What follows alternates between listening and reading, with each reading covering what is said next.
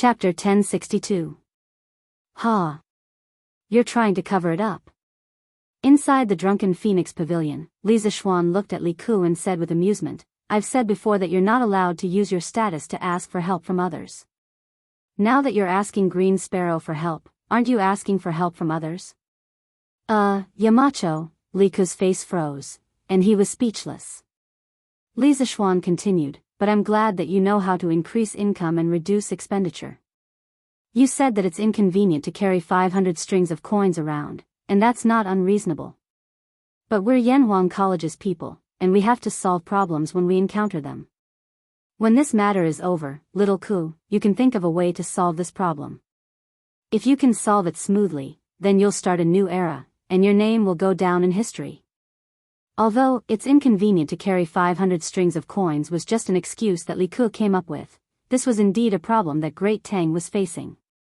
Not only would a cumbersome currency affect trade, it would also affect the economic development of a country.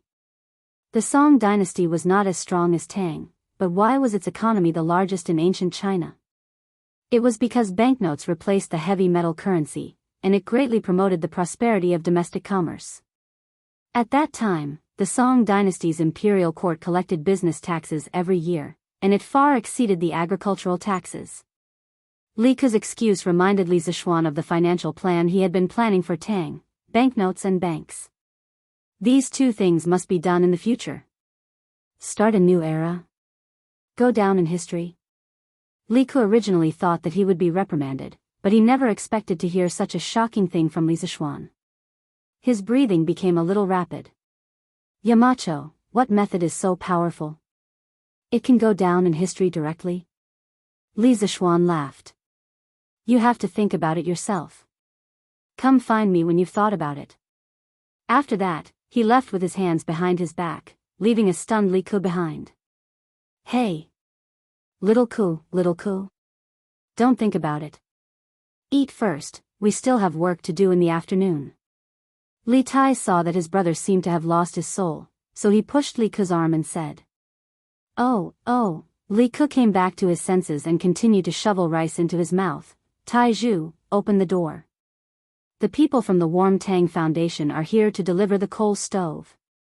In the afternoon, in the Maojia village of Xinfeng County outside Chang and City, 4 or 5 students from Yanhuang College were driving a carriage.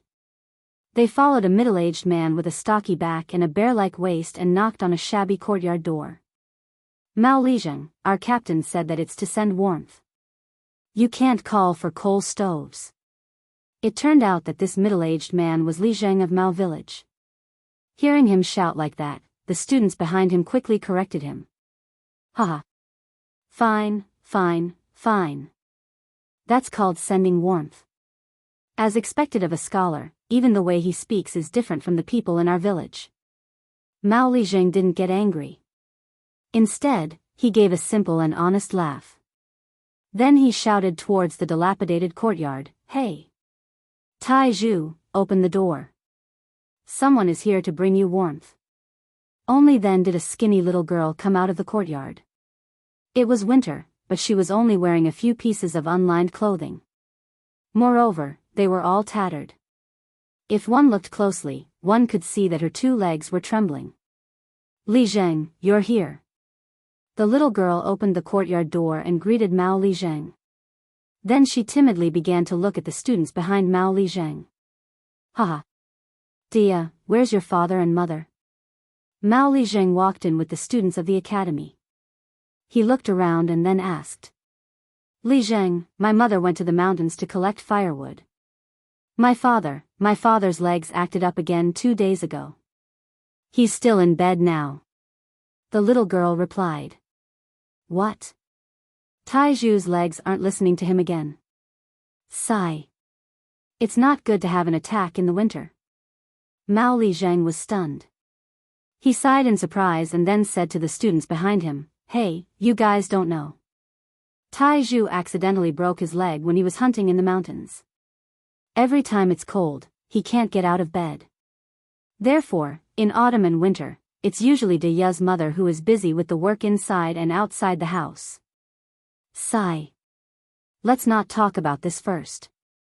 Come in. Dia, go and boil some hot water. Today, we're all literary stars. We're here to bring coal to your family, to bring warmth. After that, Mao Zhang led the group of Yanhuang College students inside. Mao Zhang, you go in first. We'll go and take down the coal stove and honeycomb briquettes from the car. A student said.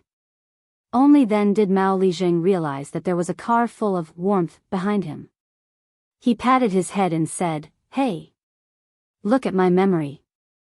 I almost forgot about this. You guys are all literary stars. How can you do this kind of rough work? You guys go in and rest. I'll do it. I'll do it. I guarantee it won't be wrong." Although Yanhuang College was in Lantian County, it was very famous. Not to mention Xinfeng County, even hundreds of miles away from Lantian County, there was no one who didn't know about it. Yanhuang College's tall and magnificent building had become the immortal palace in the human world through word of mouth. Students who could get into Yanhuang College were naturally literary stars. Moreover, Li Zishuan, the Yamacho of Yanhuang College, was full of righteousness. He had always taken care of the people in his fief. Everyone knew about his benevolence.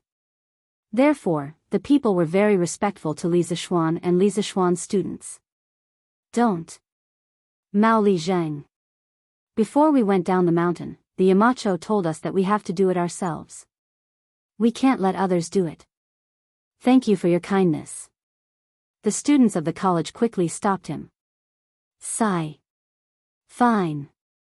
Since that's the case, I won't break the rules of your college. But you guys are so soft and tender. Oh, no, I mean you guys who study all year round. How can you move this? Haha. Mao Zhang, don't worry. We moved this up ourselves. Of course, we can move it down. Half an hour later, the students moved a coal stove and 50 honeycomb briquettes into the dilapidated house.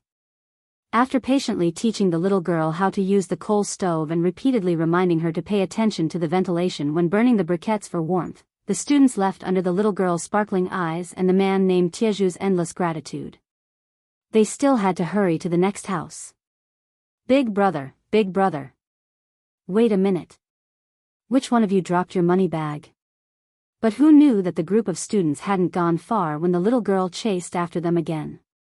She was holding an exquisite black purse in her hand.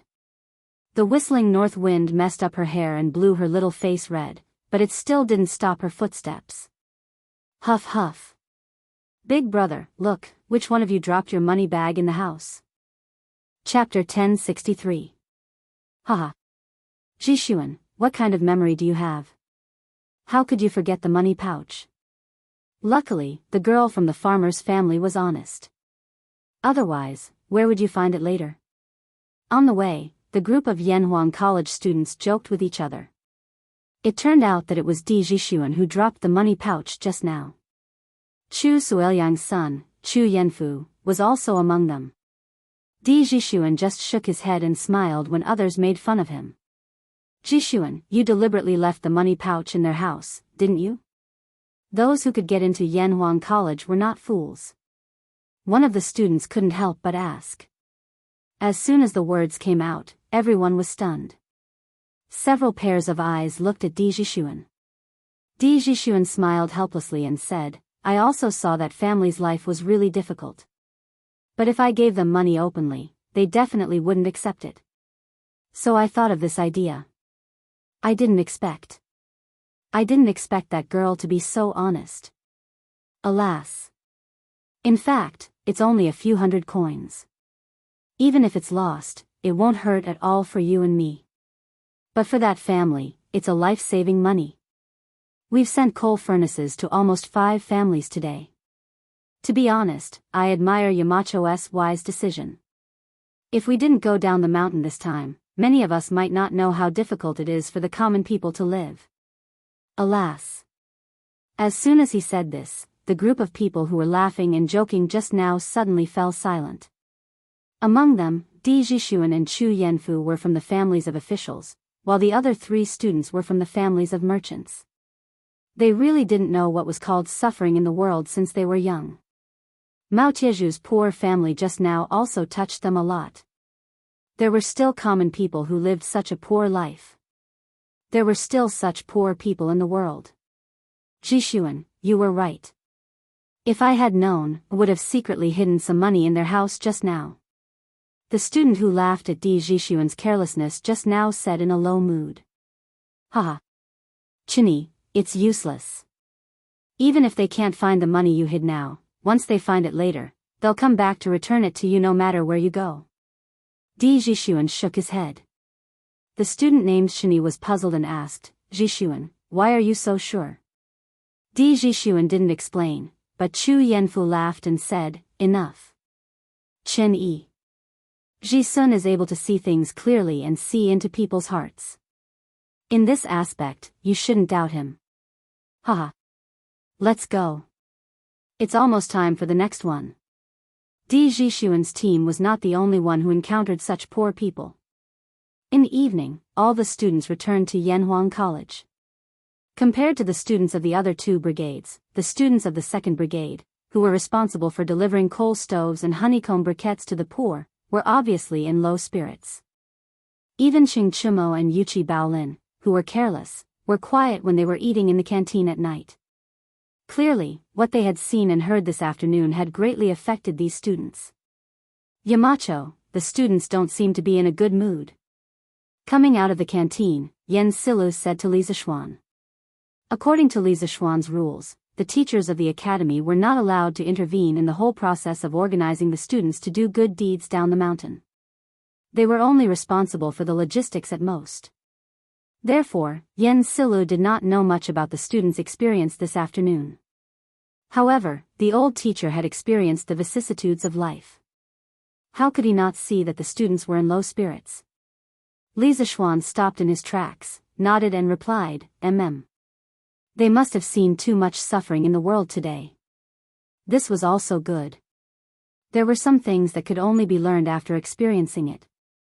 Only then would one know how to cherish what they had now. And as students of Yanhuang College, it's not good if they only know how to read and ignore the outside world. Yanhuang College exists for only one purpose, and that is to benefit the people of Tang. Yen Silu stroked his beard and sighed. Yamacho is right. These children can't always stay in the academy and study. It's good to let them see the suffering of the people. On the first day, the students of Yanhuang College visited more than 800 poor families and gave away more than 800 coal stoves and 40,000 honeycomb briquettes. Early in the morning of the second day, the students woke up at 5 in the morning, washed up, and ate.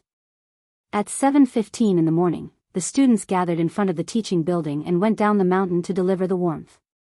At this time, there was a thin layer of frost on the withered leaves by the roadside. After arriving at the Warm Tang Foundation, the students of the three brigades immediately went into working mode. They each had their own duties. Those who needed to go to the government to coordinate, those who needed to deliver the warmth, and those who needed to stay behind to keep track of the accounts. The division of labor was clear and orderly. The news of the students of Yanhuang College going down the mountain to do charity in the name of the Warm Tang Foundation had already spread yesterday. Many people knew about it. Today's Datong Daily's headline was, without a doubt, left to this group of students who silently gave their love in the cold wind.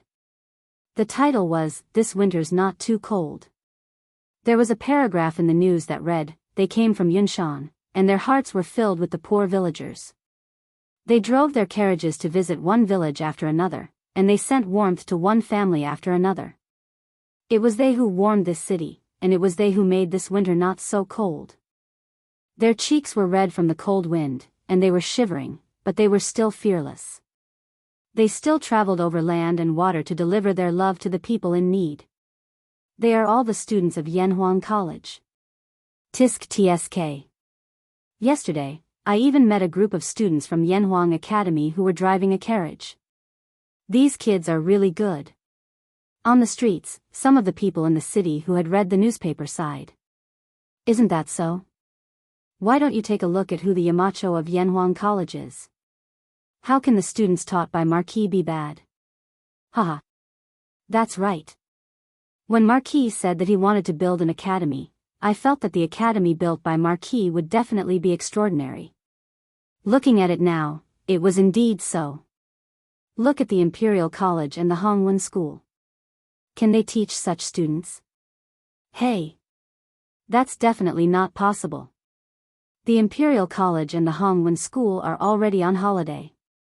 I heard that the students of Yanhuang College were also on holiday, but they volunteered to do this. Many of the children who live far away might not be able to make it back in time for the new year because of this. Whoa! There's actually such a thing? How can it be fake? Sigh. In the future, if my brat can't get into Yanhuang College, I'll beat him to death. This kind of academy is a good one. Unknowingly, Yanhuang College's reputation in the hearts of the people increased again. However, the Imperial College and the Hongwen School were inexplicably implicated. Chapter 1064. While the students were busy sending warmth to the people of Chang and City, Li Zixuan was not idle either. He brought his personal guards to send warmth to the villagers in his fief. No matter if they bought a coal stove or honeycomb briquettes, they would send 2 coal stoves and 200 pieces of honeycomb briquettes.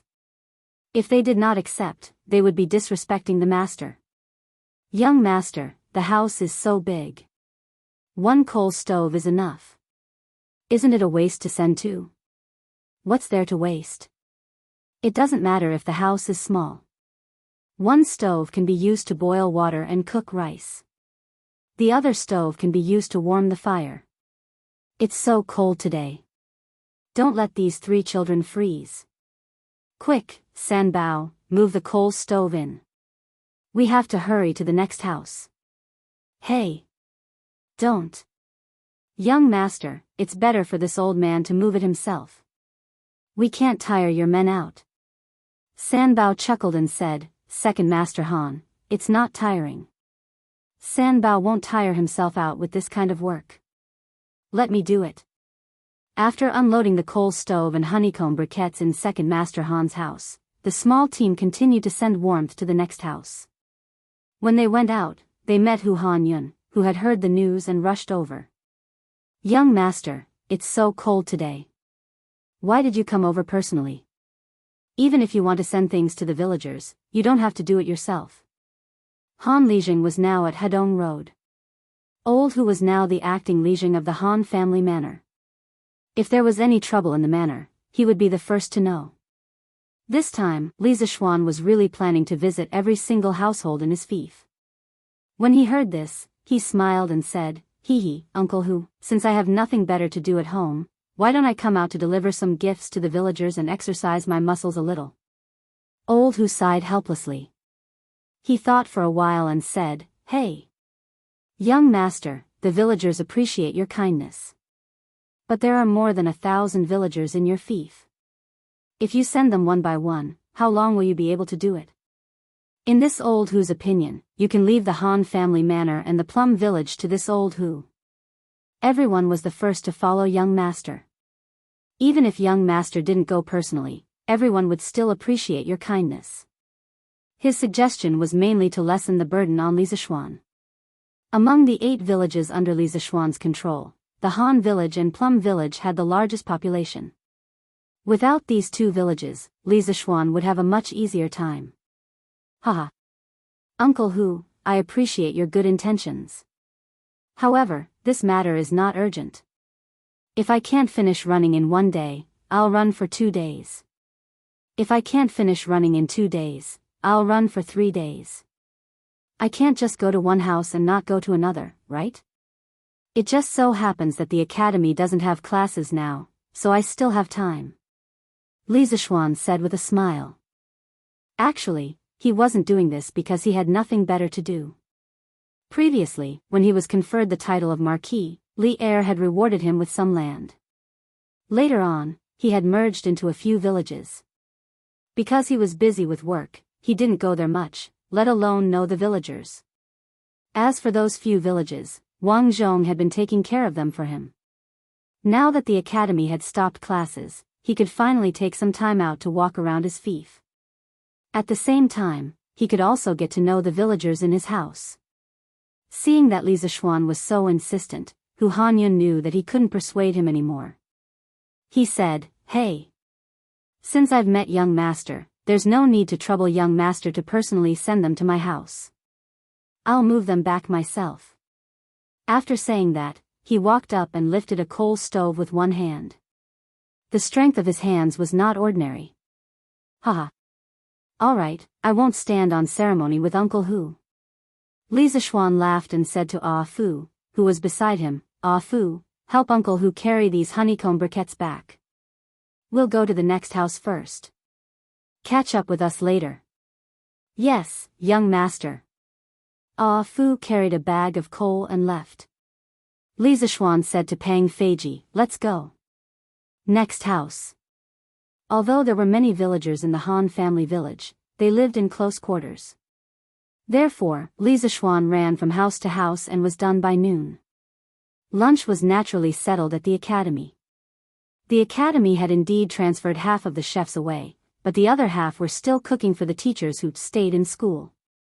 After resting at the academy for a while, Li Zishuan ordered Pang Feiji to bring some people to the workshop to get some things. Then, they went to the 9th house in Yunshan, Li Gang's house. Li Gang was one of the earliest professors in Yanhuang College. Of course, he had the right to live in this house. When Li Zishuan separated the houses, he gave the 9th house to Li Gang. The number 9 represented longevity and health. He had put in a lot of effort in this. "Grandfather, why isn't it snowing this year?" "And Ren, why are you looking forward to it snowing?" "It's fun when it snows. When it snows, and Ren can snowball." "Ha. And Ren, you think it's fun when it snows, but those poor people who can't afford to wear clothes will freeze to death when it snows. Do you still want it to snow now?" "Ah. Grandfather, why don't they have clothes to wear? Can't Ren let them wear his clothes?" "Haha. If you let them wear your clothes, what will you do?" "And Ren will hide in the blanket and not go out. Then, he won't freeze." "Ha ha ha." As they approached the 9th courtyard, due to Li Zishuan's astonishing hearing, he was able to hear the conversation between the grandfather and grandson from far away. He couldn't help but feel a trace of warmth in his heart. What an adorable and sensible child. At this moment, he felt that his decision to set up the Warm Tang Foundation and Operation Warm Winter was absolutely correct. If even a child had the ambition to protect the poor people of the world, as an adult with a high position, if he still remained indifferent despite having the ability to do so, then wouldn't he have lived 2 lives in vain? Little Ren, you don't have to hide in the blanket. Those poor people have a fire to roast them now. They won't freeze to death. Li Zishuan pushed open the courtyard door and smiled at the cute little boy in the courtyard. "Yamacho. Wow. It's brother Xiao Xian." Li Gang got up and looked at Li Zishuan in surprise, but Li Anren had already jogged over to greet him. He had met Li Zishuan many times, and his grandfather always praised Li Zishuan in front of him. This made him have a good impression of this big brother Li Zishuan. "Haha. Little Ren, long time no see." Li Zishuan smiled and patted Li Ren's head. Then, he looked at Li Gang and said, "Mr. Li, have you eaten?" Li Gang chuckled and replied, I've eaten. Why does Yamacho have time to think about an old man like me?" Li Zishuan pointed at the carriage of pipes behind him and said with a smile, "I thought that it would be a little cold recently, so I brought people over to install a heater in Mr. Li's house. This way, when it snows, Mr. Li and little Ren won't be cold." Chapter 1065. Heater? What is heater? In the 9th courtyard of Yunshan, Li Gang looked at Li Zishuan and asked curiously. "Hee, Mr. Li, this heater is something that can make the house as warm as spring. Compared to burning charcoal, the warmth provided by this thing is more comfortable and safer. You will be able to feel it after it is installed." As Li Zishuan spoke, he called for Pang Feiji to bring people to install the heater in Li Gang's house. These people were all experienced now and could do it without his command. "Thank you, Yamacho." Li Gang was touched. Regardless of whether the heater was good or not, just the fact that Li Zishuan had brought people here and put in so much effort was enough to move him. "Brother Xiao Xian, can these iron pipes make the house warm? But it's clearly cold when I touch it. Li Zishuan had said that it was magical, so he ran over to touch the heater pipe, but Li Zishuan couldn't help but laugh. Haha. Of course it's cold now. And run, wait for a while. After they install it, you can touch it again. It definitely won't be cold. Oh. Then I'll touch it later. Compared to the Li residence, which occupied a huge area, the courtyard in Yunshan was not considered big. Therefore, Pang Feiji and the others used less than 2 hours to install the heater in Li Gang's house. Li Zishuan ordered, light it. Try to see if it leaks. Yes, Marquis. Pang Feiji went to light the heater with ease. After about half an hour, the heater finally started burning. Li Zishuan's people quickly entered the house to check the pipes. After a while, after confirming that all the pipes were fine, Li Zishuan said to Li Gang, Mr. Li, it's done. In the future, you just need to instruct the servants to put honeycomb coal in the boiler after a period of time, and it will ensure that the house is always warm. Now, Yuan and Ren can go in and experience it. Although Li Gang had studied Confucianism all his life, he had been in Yanhuang College for so long. Even if he wasn't proficient in engineering, he could still understand some of the things related to engineering. When he saw Pang Feiji and the rest install the heater, Li Gang could roughly guess the operating principle of the heater. Hee. Yamacho's creativity is unprecedented. On behalf of Mai and Ren, this old man would like to thank the mountain head for his trouble. Li Gang politely cupped his hands and said, Mr. Li, don't be in a hurry, let's try it first. Li Zishuan extended his right hand and made an inviting gesture. Okay. And Ren, let's go. Let's go in. Li Gang pulled his son and walked into the house. While they were gossiping outside, the heater in the house had already heated up. Although it was not as warm as spring, they could still feel the warm air blowing against their faces when they walked in. Obviously, the inside of the house and outside of the house were two different worlds. Wow! Grandfather, this house is so warm. Li Anren exclaimed and said excitedly. This thing works too fast. Li Gang was also a little surprised. He turned to look at Li Zishuan, his face full of shock. Although he had roughly guessed the operating principle of the heater, he didn't expect it to work so quickly. Hee. It will be even warmer in a while. I have some other things to do in the afternoon, so I'll take my leave first. If there's anything wrong with the heater, just send someone to let me know, sir. After seeing that everything was fine, Li Zishuan said goodbye. He still had to go to Plum Village in the afternoon to send warmth to the villagers. Okay. Take care, Yamacho. Li Gang nodded.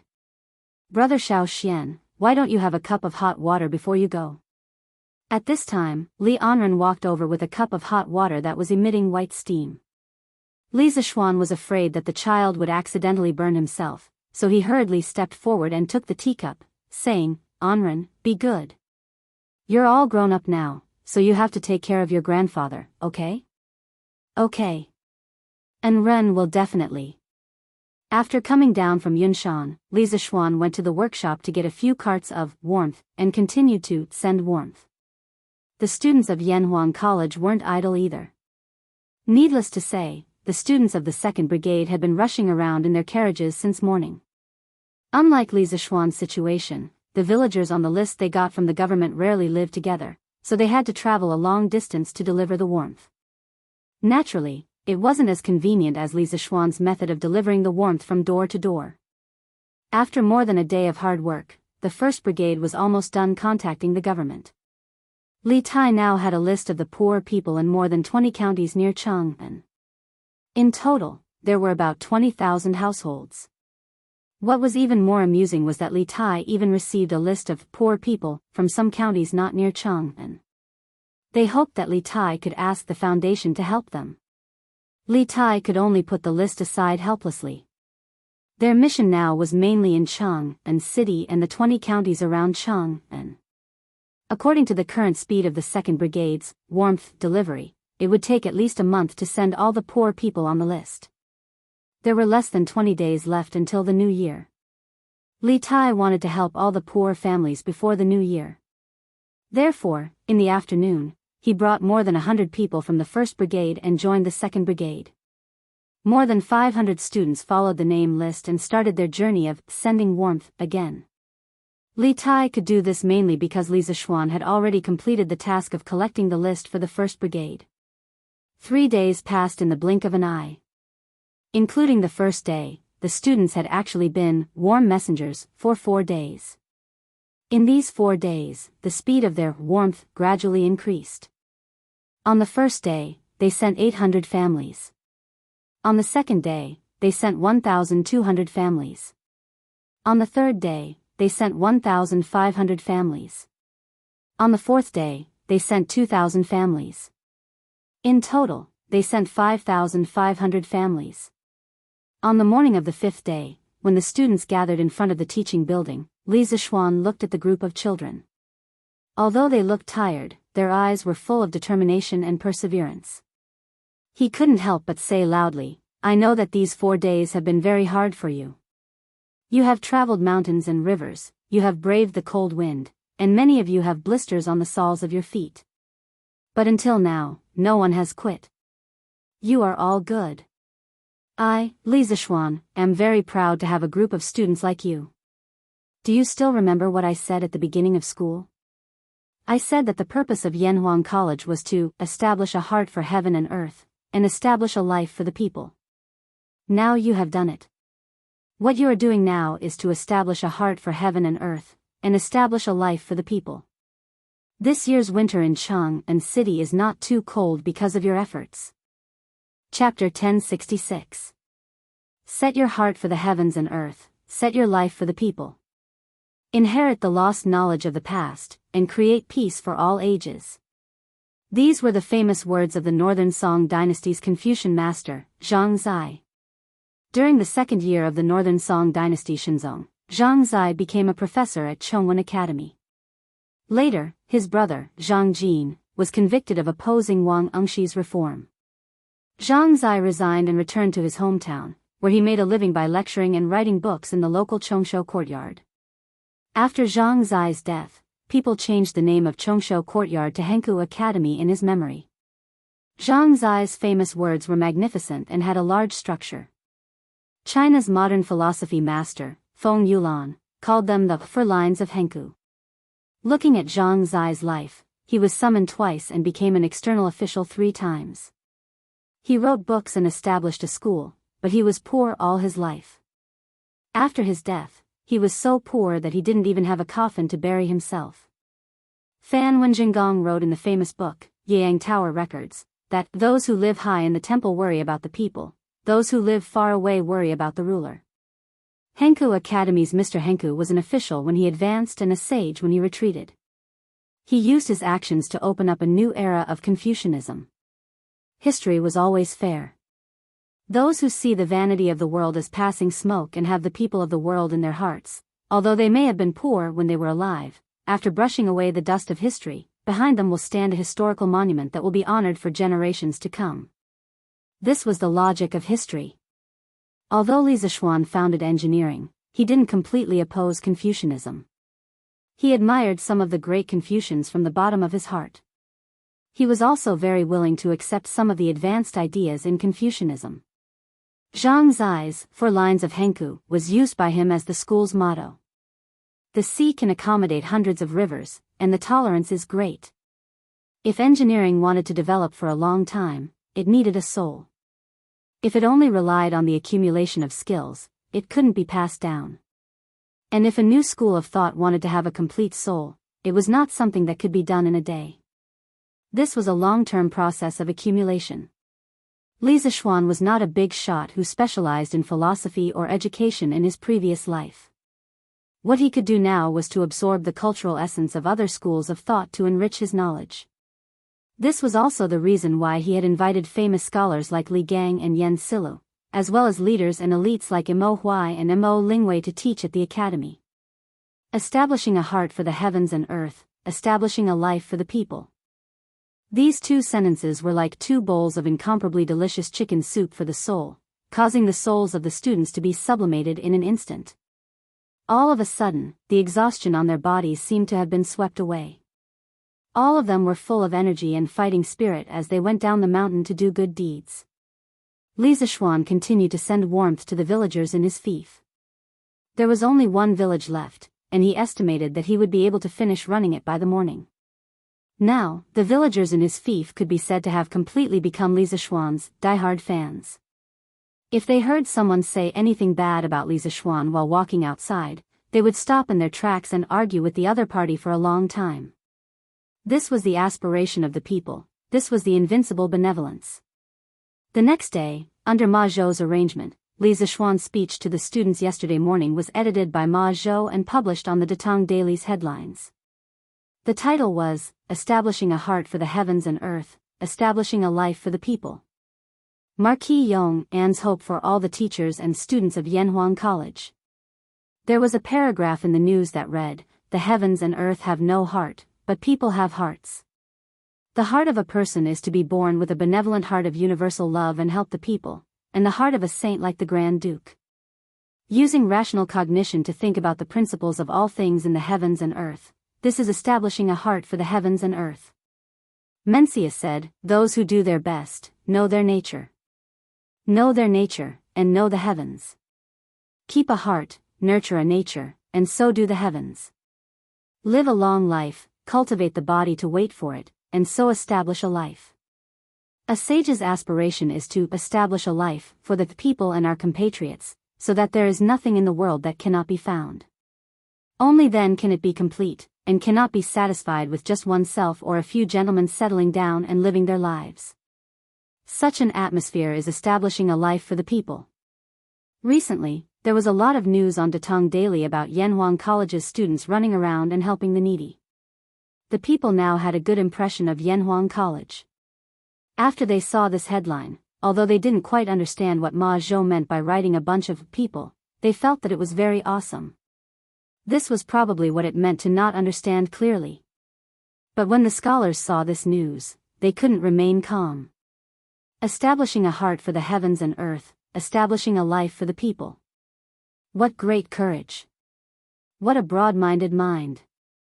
In a 3-story house near the Imperial College, Kang Yingda was holding the latest issue of Datang Daily. His hands were trembling. Other than shock, there was also a trace of regret on his face. Establishing a heart for the heavens and earth, establishing a life for the people? This person has such a big tone. Grandfather, who said this? A youth beside Kang Yingda raised his head and asked. Sigh. Kang Yingda sighed and shook his head without saying anything. At this point, there was no point in thinking too much. Li Zishuan was already walking further and further away from the Confucian school. This was a person who was gradually establishing a sect. In the past, Kang Yingda didn't particularly care about this new school of thought. This was because he felt that although it was the opposite of Confucianism, it only had a skeleton and didn't have a soul. Even if it could create a lot of advanced tools, it couldn't compare with Confucianism that had been passed down for nearly 1,000 years. But now, Kang Yingda felt an inexplicable sense of crisis in his heart. This was because Li Zishuan was injecting a soul into engineering. And in this soul, there was a shadow of Confucianism. Inclusive, learned from others' strong points, and could be used for oneself. This kind of opponent was often more terrifying than those talented and arrogant opponents. Establishing a heart for the heavens and earth, establishing a life for the people. What kind of place is Yanhuang College? After reading the headlines on Datang Daily, the scholars couldn't help but have such doubts in their hearts. Previously, they had regarded engineering as a different kind of school. But now, why did it have a hint of Confucianism in it? Imperial Palace, Suite Du Hall. Li Er's lips curled into a smile. Haha. Establishing a heart for the heavens and earth, establishing a life for the people. Guanyin maid, this kid has such a big tone. Zhang Sun tightened the fox fur coat on her body and tilted her head to look at the newspaper in Li Er's hand. After a while, she smiled and said, Your Majesty, the Marquis of Yong, and is very knowledgeable and ambitious. He's really a talent for governing the country. I congratulate your majesty on getting such a talent. Li Er couldn't help but laugh. Haha. If that kid hears Guanyin maid praising him like this, his mouth will definitely be crooked from laughing. Chapter 1067. Husband, I've been looking at the Warm Tang Foundation's accounts for the past 2 days and found some problems. When it was almost noon, Han Yushi took an account book and found Li Zishuan in West Courtyard. There were only 2 alleys between Yongla Lane and Annie Lane, where the Warm Tang Foundation's headquarters was located. Now that a group of top students from Yanhuang College had joined the foundation, the pressure on Han Yushi instantly disappeared. She didn't even need to do the accounting. This was because the people from Yanhuang College were very good at accounting. Compared to them, she was a layman. Therefore, Han Yushi didn't need to stay at the Warm Tang Foundation all day. Under normal circumstances, she only needed to go once or twice a day. Moreover, the 2 places were close to each other, so it wouldn't take long for her to go back and forth. Oh. Wife, what problem did you find? Li Zishuan, who was leaning against the couch and reading a book, raised his head and asked in surprise. Han Yushi held the account book, bent down, and said, Husband, look. The Warm Tang Foundation has received nearly 400,000 strings of cash so far, but according to the list Qin Ke got, the poor people we need to help only add up to about 20,000. If we spend 200 copper coins per household, it'll only add up to 5 or 6,000 strings of cash. Compared to the total amount of donations, this is just a drop in the bucket. Li Zishuan frowned. He really hadn't considered this problem at the time. Recently, he had let his wife and students manage the charity business under him, so he didn't know much about the 20,000 poor families. After thinking for a while, he muttered to himself in confusion, What's the matter? Could it be that what I said back then scared the county magistrates? Previously, when he assigned the task to Li Tai, he said that he had to instruct the county magistrates to draw up a list of the poor as soon as possible. They are not allowed to over-report or under-report. Otherwise, he will definitely settle accounts with them. Li Zishuan couldn't help but wonder if the county magistrates were following the principle of, the less trouble, the better, and only reported the people who were too poor to live. He couldn't be blamed for thinking too much. The main reason was that the population of Chang and City and the 20 or so counties around Chang and City added up to at least 3 to 4 million people. It was impossible to say that there were only 20,000 poor people. Thinking up to this point, Li Zishuan opened his mouth and said, Wife, let Qin Ke bring a few people and negotiate with the various county offices. Order the county magistrates to compile a more detailed list of the poor commoners. As long as they can't afford to buy coal stoves or honeycomb briquettes, they must all be on the list. Not a single one can be left out. These few days, I will personally go to each county to check. If I find any missing people, I will report it to His Majesty. The Ministry of Official Personnel Affairs will also lower the results of their examination this year. The so-called examination was the examination of the achievements of the officials in China's ancient imperial court. It was also called the examination of achievements, examination of merits, etc. The examination of achievements originated from Yaoshun. It was followed by many generations and recorded in many historical books. During the Sui and Tang dynasties, the examination system was already very perfect. Especially with the establishment of the imperial examination system to elect officials, the examination system for officials was further perfected. It had a very positive effect on the improvement of the governance of the officials at that time. From the examination system established in the beginning of the Tang dynasty, civil and military officials and exiled officials above the 9th rank had to go through a small examination every year. Every 4 years, or 3 or 5 years, a big examination would be held. The contents of the examination were 4 virtues and 27 virtues. It could be seen that the examination was very detailed. Li Zishuan's move could not be said to be not ruthless. He directly grasped the weakness of the local officials. Unless you had no ambition and only wanted to be a small county magistrate forever, you would definitely care about the examination of the imperial court every year. Husband, are you saying that the county magistrates all over the country underreported? Han Yushi blinked and asked. Li Zishuan grunted and nodded. I estimate that they underreported by at least 3 to 4 times. Of course, this is only one problem. Other than underreporting, I feel that we should slightly increase the aid given to the poor people. We can give them more clothes or food. After all, this autumn harvest has reduced the production of many places. Wife, what do you think? Yes, yes. This concubine thinks so too. Han Yushi nodded excitedly. Li Zishuan smiled and said, even so, there will definitely be a lot of money left. But that's fine. This year, we will help the poor people around Cheng and city. Next year, we will help the people even further away. Besides, if there is a natural disaster in the future, the money from the Warm Tang Foundation will become life-saving money. Speaking of natural disasters, Li Zishuan's eyes suddenly became deep. He was no longer the young boy who had just arrived in Cheng, and without any foundation. His status was higher and his ability was greater. Correspondingly, he could do more things and play a greater role. This natural disaster, I'm definitely going to take care of it. If Li Zishuan had only wanted to help his own family survive the locust plague, then he now wanted to help the entire Tang Empire survive the locust plague.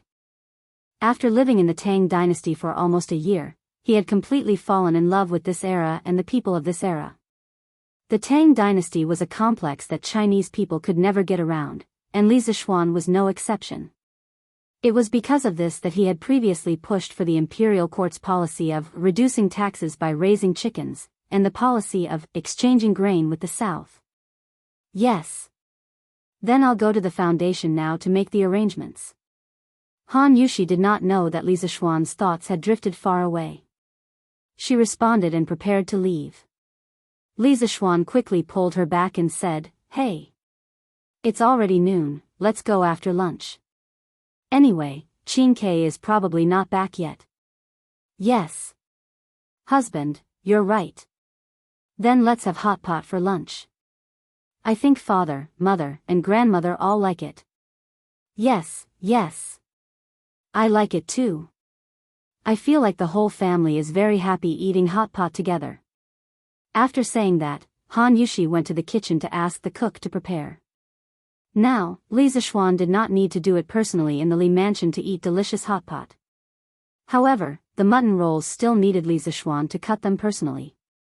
This was because there were not many people in Cheng, and who were as good at cutting as Li Zishuan. An hour later, in the main hall of the Li mansion, the whole family gathered together to eat hot pot. This time, Qing Yaojin did not join in the fun, but the two brothers came. "Gosh! What are you guys eating? It smells so good. Xiao Xian, are you there?"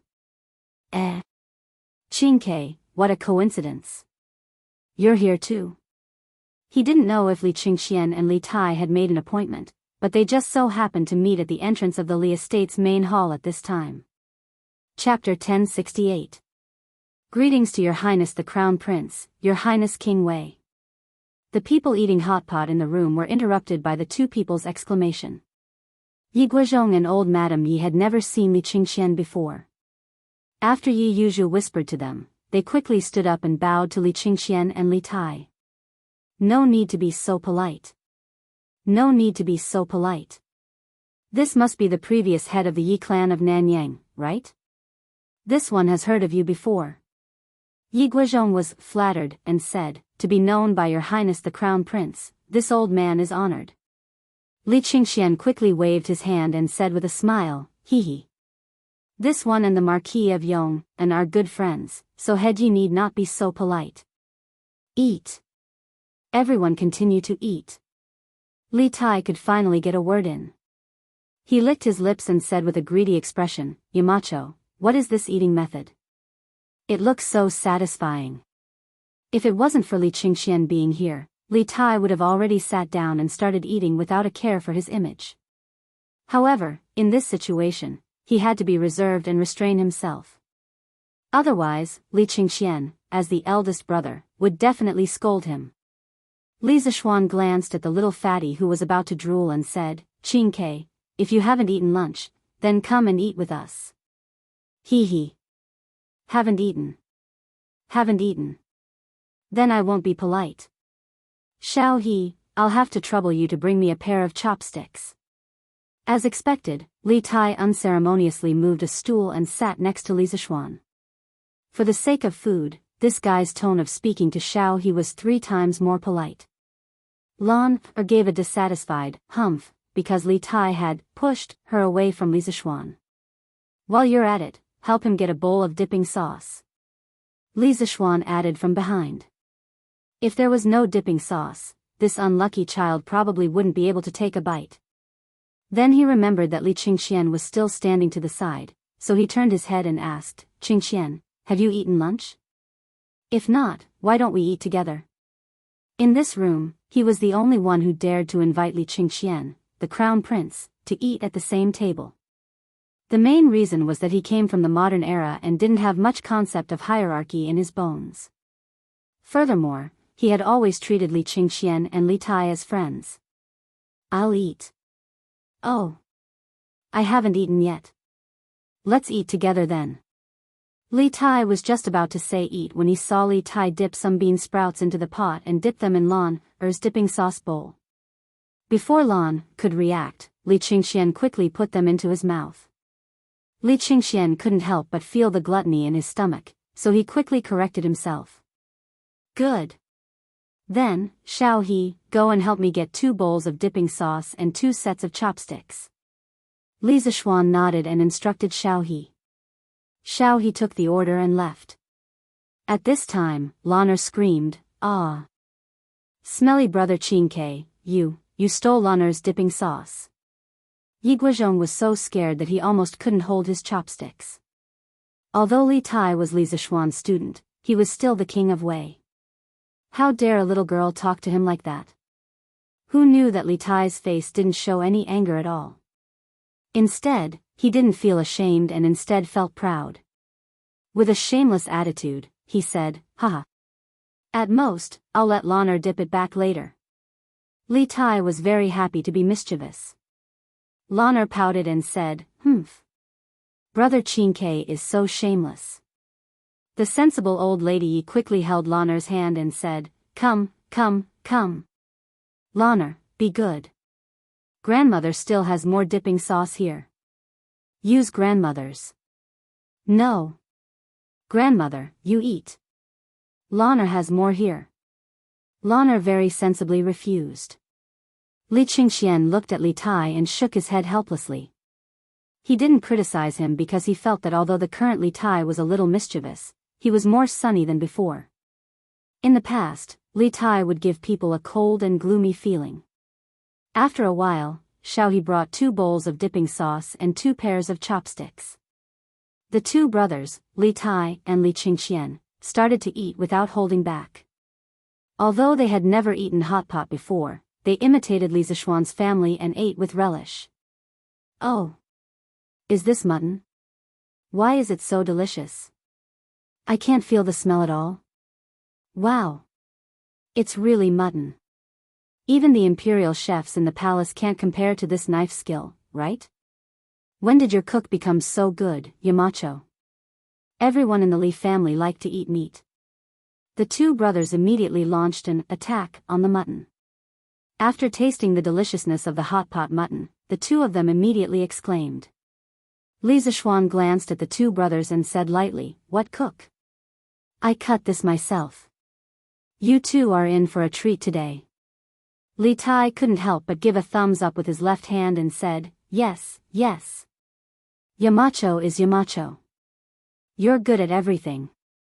Little fatty didn't stop when he was flattering. His chopsticks were constantly moving back and forth between the mutton plate and the hot pot plate, as if he was afraid that he wouldn't be able to eat it if he was too slow. After tasting it, Li Qingxian didn't crave it as much. He wasn't a person who particularly valued good food, but he still found the way the family ate around a stove very interesting. After a while, he ate a lot. This meal was undoubtedly the most special meal Li Qingxian had eaten in the past 10 years. In the past, when he was in the Eastern Palace, he ate most of the time alone. Sometimes, he would eat with Li Er and Empress Zhangsun, but at that time, the family was sitting upright and eating in a proper manner. there was a lot less flavor. In Li Zishuan's house, he truly felt the taste of home. Everything was so warm and harmonious. Little Xian, can you teach me how to make this hot pot? I want to bring it back and let Imperial Father and Imperial Mother try it. After the meal, Li Qingxian leaned comfortably on the armchair and asked directly. He had a fantasy in his heart. He imagined that his Imperial Father, Imperial Mother, Imperial Brother, Imperial Sister, and his Imperial Grandfather could also eat hot pot together like Li Zishuan's family. Li Zishuan didn't plan to use the hot pot's secret to earn money. He smiled and replied, why not? Qingxian, when you return to the palace, send a chef over. My kitchen maid will teach him. As for this mutton roll that is as thin as a cicada's wing, you have to find someone with good knife skills. In my opinion, Steward Zhao is definitely up to the task. The dignified head eunuch, a martial arts expert in the Grandmaster realm, was arranged by Li Zishuan to be a chef. If Zhao Song knew, he would probably cry but have no tears. Li Qingxian didn't know whether to laugh or cry as he touched his nose and said, we'll talk about it later. Steward Zhao is already very tired from being in charge of my Imperial Father's safety. How can I trouble him for such a small matter? That's not right. Yamacho, why is your house so warm? Li Tai, who was lying on the armchair picking his teeth, seemed to have realized something was wrong and asked in surprise. Chapter 1069. Previously, when Li Tai and Li Qingxian entered the house, Li Zishuan and his family were sitting around a coal stove and eating hot pot. Although the two brothers felt that the house was very warm, they only thought that it was because there was a stove in the house. Recently, coal stoves and honeycomb briquettes had become very popular. They had seen it before, so they weren't very surprised. However, after the coal stove was removed, the temperature in the house didn't drop at all. It was still as warm as before. This made Li Tai feel strange. That's right. Xiao Xian. Is there a heater somewhere in your house? Why is it so warm? After Li Tai's reminder, Li Qingxian also reacted. He sat up straight and asked. Hee. There isn't a heater in this house. Qingke, you've taken chemistry class before. You should know that a heater can poison people, right? Li Zishuan shook his head and laughed. Li Tai rubbed his chin and thought for a moment. He nodded and said, there is such a saying. However, if there isn't a heater in this house, why is it so warm? Yamacho, don't keep us in suspense. Li Qingxian nodded in agreement. He also looked at Li Zishuan curiously. Li Zishuan pointed at the row of heaters behind Li Tai and said, there. Go and touch that piece of metal and you'll know why. When Li Tai heard this, he couldn't help but retract his hand. You want me to touch a cold piece of metal in the middle of winter? Isn't that asking for my life? I'm very afraid of the cold. Li Qingxian saw Li Zishuan's solemn vow and felt that Li Zishuan wouldn't deliberately trick him. He stood up and took 2 steps forward. Then, he reached out to the metal heaters. The expected cold didn't come. Instead, it was a very comfortable warmth. This warmth was even a little hot. What's going on? Not only is this lump of metal not cold, but it's also hot. This is really strange. Even though Li Qingxian was mentally prepared, he was still very surprised at this moment. This clearly went against common sense. Let me try. Hearing this, Li Tai immediately perked up. The little fatty walked to Li Qingxian's side and placed his white and fleshy palm against the radiator. Sure enough, what he felt was warmth and not coldness.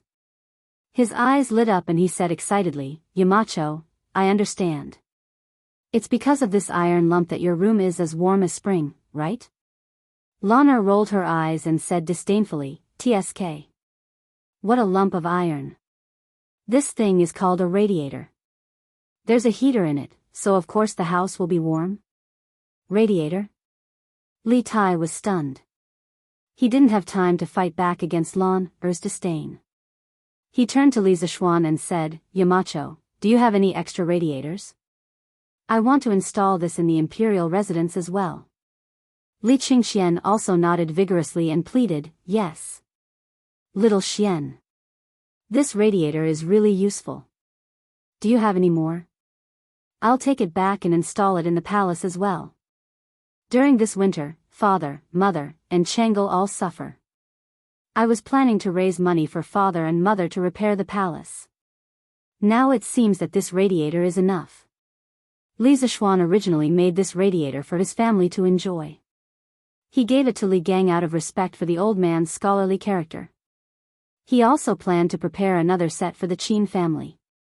He didn't expect that before he had time to prepare, the two brothers, Li Tai and Li Qingxian, came to ask for it. However, he couldn't not give it to them because he wasn't worried about whether Li Qingxian would suffer or not. He, who had transmigrated from the modern world, knew that Li Qingxian would sit on the throne for many, many years. However, it was different for Zhang Sun and Chang'e. These two extremely virtuous women also contributed a lot to the prosperity of the Tang dynasty. According to history, they couldn't escape the fate of death. According to historical records, one of them died in the 10th year of Zhengguan at the age of 36. The other died in the 17th year of Zhengguan at the age of 23. Li Zishuan admired Empress Zhangsun and Princess Chang'e very much. He didn't want these two women to die early from illness. Empress Zhangsun's influence on Li Qingxian didn't need to be mentioned. Since ancient times, when a country was about to prosper, there would be a wise ruler and a virtuous empress. Empress Zhangsun protected righteous subjects and lived up to Guanju's beauty. As for Li Lizzie, as the pearl in the emperor's palm, she didn't take advantage of her parents' doting to become arrogant. After marriage, she was filial and respectful. When the court officials couldn't persuade her father to cede land to meritorious subjects, she stood out to help at the crucial moment and put an end to the hidden danger of the Tang dynasty's provinces being divided. In Li Zishuan's view, these two women died because of their illness. They were the two biggest regrets of Zhengguan's golden age. From the modern era to the Tang dynasty, Li Zishuan saw the two women he admired. One treated him like an elder, while the other was like his own little sister. He didn't want these two women to die from the bottom of his heart. Previously, he had asked Han Yushi to teach Chang'e Tai Chi. He didn't know if this little girl persevered every day. In fact, even if she persevered every day, Li Zishuan didn't have the confidence to cure Chang'e's illness through Tai Chi. Illness was similar to asthma. It was a stubborn disease that couldn't be cured in modern society. All Li Zishuan could do was try his best to reduce the frequency of Chang'e and Zhangsun's illness. Winter was the peak season for asthma. The cold air irritated the respiratory tract mucosa and could easily cause asthma. Therefore, the imperial palace also needed heating. Qingxian, this radiator needs to be customized with the heating pipe, and the heating pipe needs to be planned according to the specific size of the building. You can install heating in the palace, but you have to provide Faubert with some size data. Otherwise, if the heating is not suitable, it will easily cause problems. Li Zishuan said. This was considered to be an agreement to Li Qingxian and Li Tai's request for heating. However, unlike modern advanced production processes and technology, the heating pipe made by the workshop was custom-made and formed in one piece. With the workshop's current technology, it was still a little troublesome to make the modern air valve that connected the pipes. Therefore, if Li Qingxian and Li Tai wanted to install heating, it had to be custom-made. This was also one of the reasons why Li Zishuan didn't plan to use heating to make money. This was because the heating technology he made was relatively backward and not suitable for mass production. It wouldn't be too late to promote the heating business when the technology matured in the future. Li Qingxian was stunned.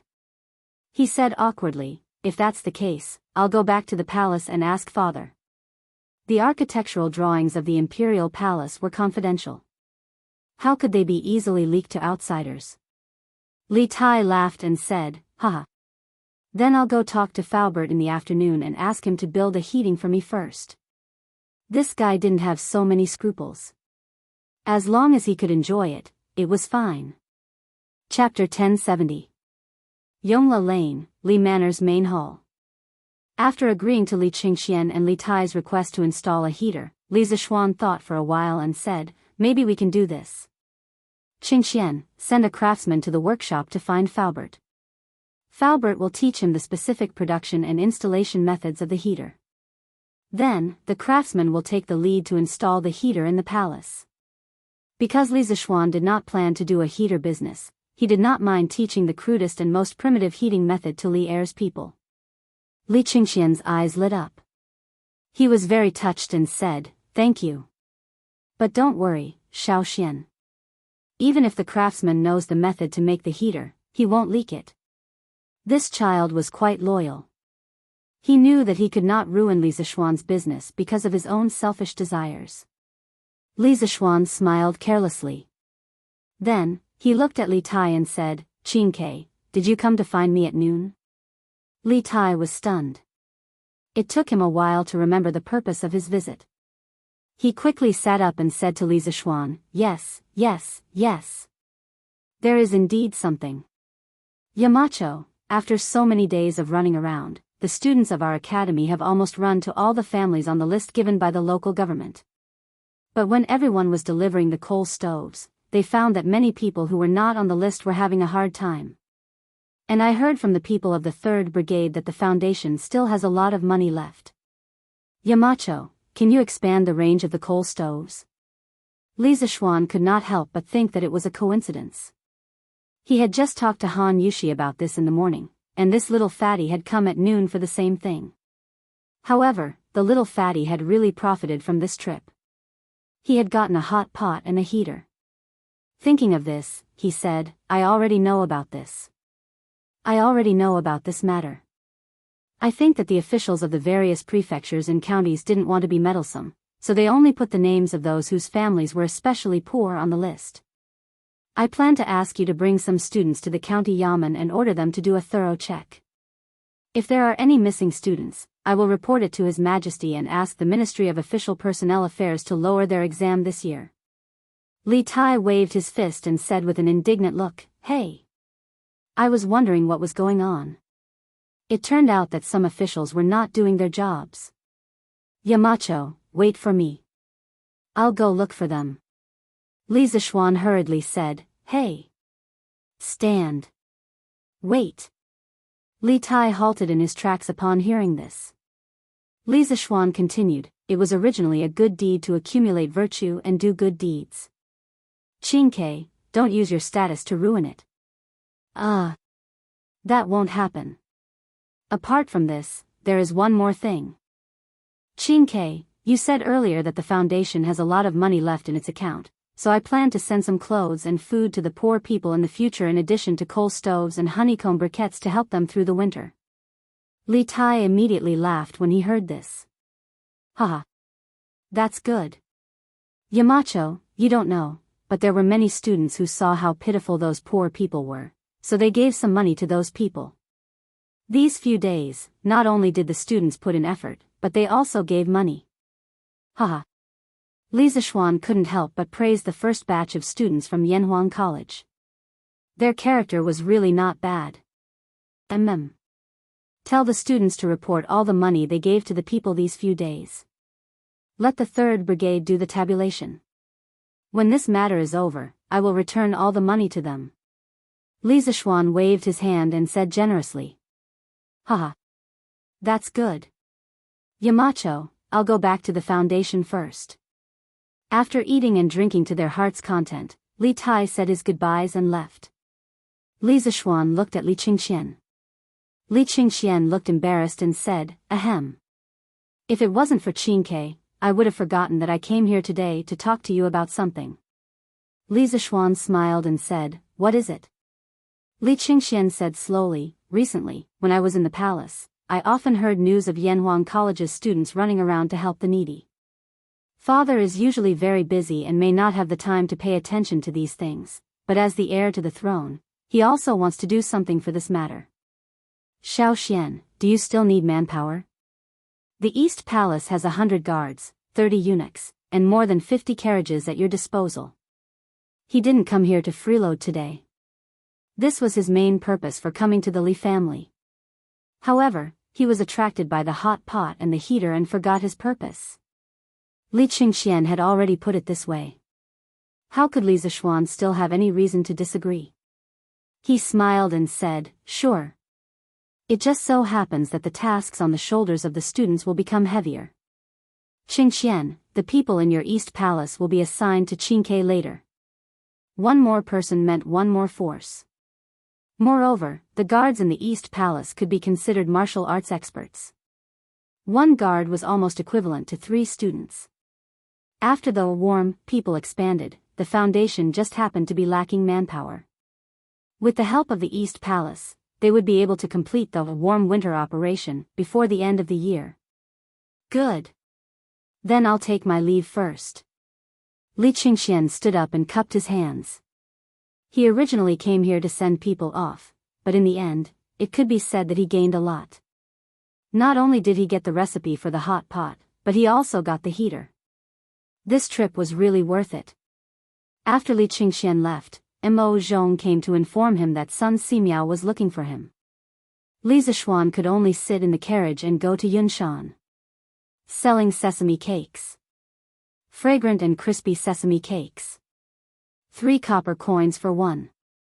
3 copper coins for 1. Just as the carriage left Yongla Lane, Li Zishuan heard the voice of an old woman hawking outside the carriage window. He couldn't help but be startled. Logically speaking, this kind of wandering peddler rarely came out in winter. Moreover, it was selling sesame cakes. That was even more impossible. Sesame cakes cooled quickly in winter. In this era, there was no cheap way to keep them warm. Who would buy them? This sesame cake was baked with sesame and flour. Among them, the Tang dynasty's Chang and Fuha Square's production was more outstanding. The poet Bai Ji once wrote, "Sesame cakes imitate the capital in every aspect, crispy and fragrant from the oven." Later on, it gradually evolved into sesame cakes. Thinking of this, Li Zishuan quickly asked San Bao to stop the carriage.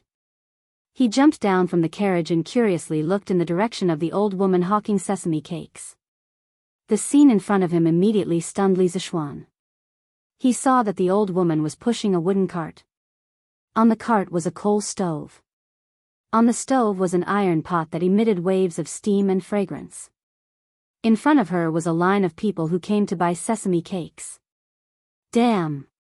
Wasn't this similar to those peddlers in the future who pushed a cart on the street and sold roasted sweet potatoes from the stove on the cart to passers-by? In the end, it was because honeycomb coal had replaced charcoal and became a more economical fuel. If it wasn't for this old woman wouldn't be pushing a cart out to sell sesame cakes. Otherwise, she would have to spend a day burning charcoal to pay for it. Hey!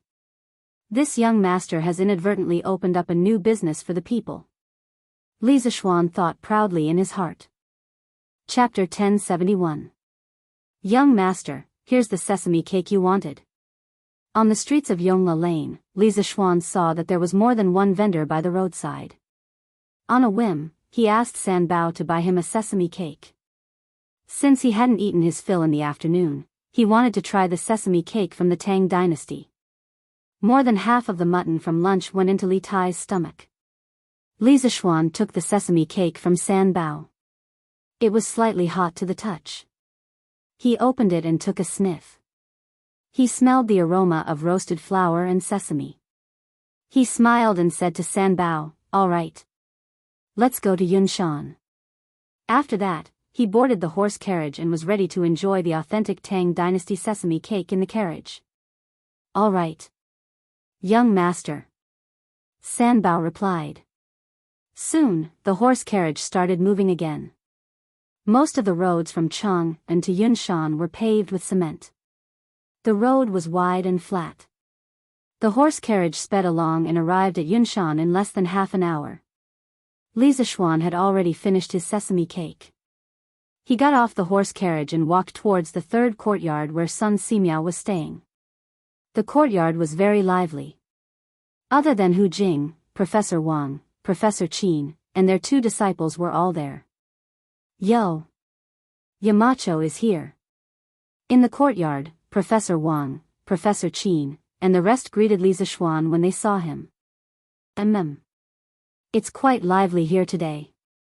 Li Zishuan smiled and greeted everyone. He then looked at Sun Simiao and asked, Taoist Master Sun, I heard that you were looking for me? Sun Simiao stroked his beard and smiled. Yes, there is. Xiao Xian, take a seat first. Li Zishuan found a stool and sat down.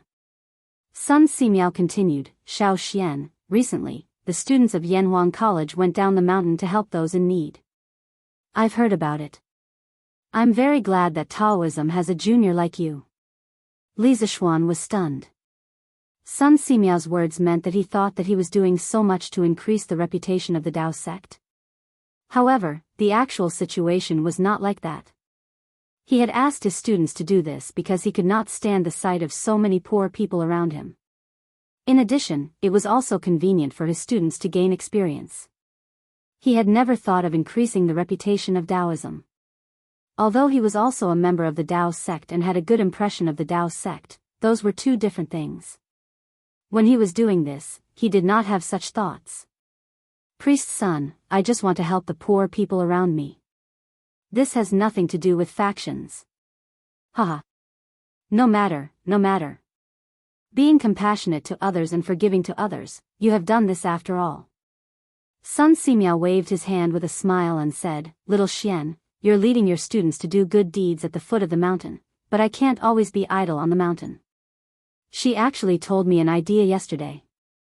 I think it's not bad, so I want to share it with you. Li Zishuan's eyes flashed. He smiled and said, Priest's son, you want to go down the mountain to provide free medical treatment for the poor people, right? Actually, free medical treatment had a long history. At the end of the Eastern Han Dynasty, there was a plague epidemic in Changsha. The governor of Changsha, Zhang Zhongjing, who was also known as the medical sage, by later generations, personally sat in the court and provided free medical treatment for the people. Since then, doctors in ancient times were known as sitting in the court when treating patients. Sun Simiao nodded with a smile and said, Haha. That's right. I have the same idea. Little Xian, what do you think? Yamacho, now that the academy is on holiday, and we have nothing important to do at the academy, we would also like to provide free medical treatment with Dr. Sun. Just treat it as giving our two students a chance to gain experience. Professor Qin interrupted at this time. Li Zishuan frowned and thought for a moment, then nodded and said, No problem. Priest's son, Professor Wang, Professor Qin, if you want to go down the mountain to provide free medical treatment for the people, I support. When the time comes, all the medical expenses will be covered by the Warm Tang Foundation. Also, the academy's guards can go down the mountain with you, so you can take care of each other when the time comes. These people were all old antiques in the academy. It was not an exaggeration to say that they were the living treasures of the Tang Empire. Li Zishuan was not at ease with them going down the mountain to provide free medical treatment. What if a few, unruly, pestered them endlessly and hurt them? Haha. Since this is little Xian's good intentions, then this poor Daoist will not decline. I plan to follow Brother Qin, Brother Wang, and the others to the 22 surrounding provinces and counties. I will also stay near the county government of each province and county for a day, so I hope that little Xian can help me spread this news in advance on Datong Daily, so that the poor people who need medical treatment will not miss it. This last sentence was Sun Simiao's main purpose.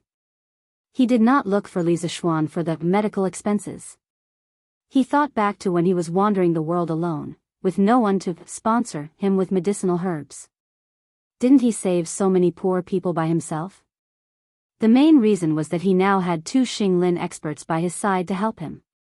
He wanted to save as many poor people as he could, so he needed Li Zishuan to help him advertise on Datong Daily. If not for this, he would have already brought Hu Jing down the mountain to provide free medical treatment. Li Zishuan smiled and said, All right. Priest's son, tell me about your free medical treatment itinerary in a while, then I will ask Mr. Ma to put it in the most prominent position on Datong Daily. As for the county yamen, I'll send someone to contact them. In my opinion, you might as well do a volunteer clinic in the county yamen. It's winter, and it's not a good idea to do a volunteer clinic on the streets. Sun Simiao waved his hands and said, No need. We can't delay the local government from handling the case. I have been living in the open all these years and I am used to it. Li Zishuan said, how can you do that? It is almost the new year, and the local government probably won't have any cases. Besides, didn't the medical sage do the same back then? It even became a story that was passed down from generation to generation. It's settled then. In Li Zishuan's opinion, if a godlike figure like Sun Simiao went to the counties to provide free medical treatment for the people, the county officials would be very happy. Because in their areas of jurisdiction, fewer people would die of illness, and for them, their political achievements would be much better. After settling this matter, Li Zishuan went down the mountain directly and went to the workshop to find Ma Zhou. Since he had promised Sun Simiao, he had to help advertise this free medical treatment in the newspaper. When he arrived at the workshop, Li Zishuan found Ma Zhou in the editorial department of Datong Daily and told him about Sun Simiao's free medical treatment plan in detail. After hearing it, Ma Zhou agreed. In the end, Ma Zhou said with a smile, Marquis, something interesting has happened at Datong Daily recently. What is it? Li Zishuan asked curiously. 2 days ago, the authors of Zhang Xiaohua's biography of a cultivator and The Long Way to Immortality came to find me. They said that they wanted to donate all the money they received this month and next month to the Nguyen Tang Foundation. From this, you can see how influential the Nguyen Tang Foundation is now. Chapter 1072. Oh. There's such a thing? Inside the Datong Daily editorial department, Li Zishuan was a little surprised after hearing Ma Zhou's words. He only knew that the Warm Tang Foundation's charity, Storm, had spread to the palace, to the homes of the civil and military officials, to the private merchants, and to the common people, but he didn't expect it to spread to the novel circle. This indeed showed that the Warm Tang Foundation's charity effect was very impressive. However, the authors of Zhang Xiaohua's biography of a cultivator and The Long Journey to Immortality, Chen Tianhua and Liao Feichen, were both students of Yanhuang College. It was very likely that they had been influenced by helping the poor in various provinces and counties, so they donated money to charity. This didn't really explain the problem. Outsiders might not know that Chen Tianhua and Liao Feichen were the authors of these two novels, but how could Li Zishuan and Ma Zhou, the two most powerful people in the Datong Daily editorial department, not know? Li Zishuan wouldn't criticize his students for writing novels while attending school to earn money, as long as it didn't affect their studies. Moreover, he had also written novels when he was in university in his previous life, but it was a flop. Otherwise, he wouldn't have had to worry about finding a job when he graduated. Tomorrow, put a paragraph at the top of the Datong Daily, Dahua Jianghu, to publicize Chen Tianhua and Liao Feichen's charity work. Tell all the authors that if anyone is willing to donate their rewards like them, Datong Daily will not take any commission and will donate the full amount. According to the rules, the editorial department will take a 50% commission for the rewards received by the authors. Li Zishuan thought for a while and said. Ma Zhou smiled and replied, yes. Marquis. Li Zishuan chatted with Ma Zhou for a while. Just as he was about to leave, he suddenly remembered something and said, by the way, Brother Ma, the headline on Datong Daily today is very good. Brother Ma, you have a deep chest and a poetic mind. No wonder Mr. Li Gang has been praising you. Ma Zhou was stunned, then he waved his hand and said modestly, Marquis is overpraising. It's not that Ma Zhou wrote it well, but that Marquis said it well. Ma Zhou was enlightened and benefited a lot from those two sentences, establish your heart for the heavens and earth, establish your life for the people. Haha. Brother Ma, you're too modest. I can't write that splendid essay of yours. Li Zishuan smiled and walked 2 steps with his hands behind his back. Suddenly, he stopped and said, actually, there are 2 more sentences after these 2 sentences. Oh. Please enlighten me, Marquis. Ma Zhou's eyes lit up, like a hungry man seeing a peerless beauty. He stared at Li Zishuan with burning eyes. Li Zishuan sighed and said softly, the complete 4 sentences should be, establish your heart for the heavens and earth, establish your life for the people, inherit the lost knowledge for the past saints, and establish peace for all ages. After that, he shook his head and walked out of the door, leaving Ma Zhou in a daze. Mr. Wang? Why are you here? After leaving the Datong Daily Editorial Department building, Li Zixuan inadvertently caught a glimpse of a familiar figure coming out of the ironworks yard in the west. He couldn't help but be curious. He chased after him and found that it was Wang Ji. He couldn't help but ask. Oh. So it's Yamacho. Wang Ji's hair was disheveled and his beard was unshaven. He looked like a prisoner who had just been released from prison. His appearance was completely different from the glorious image that a teacher of the academy should have. When he saw that the person who called him was Li Zixuan, he hurriedly tidied up his messy hair and said, Yamacho, I heard that a big blast furnace was built in the workshop, but I was too busy with the academy's affairs to take a look.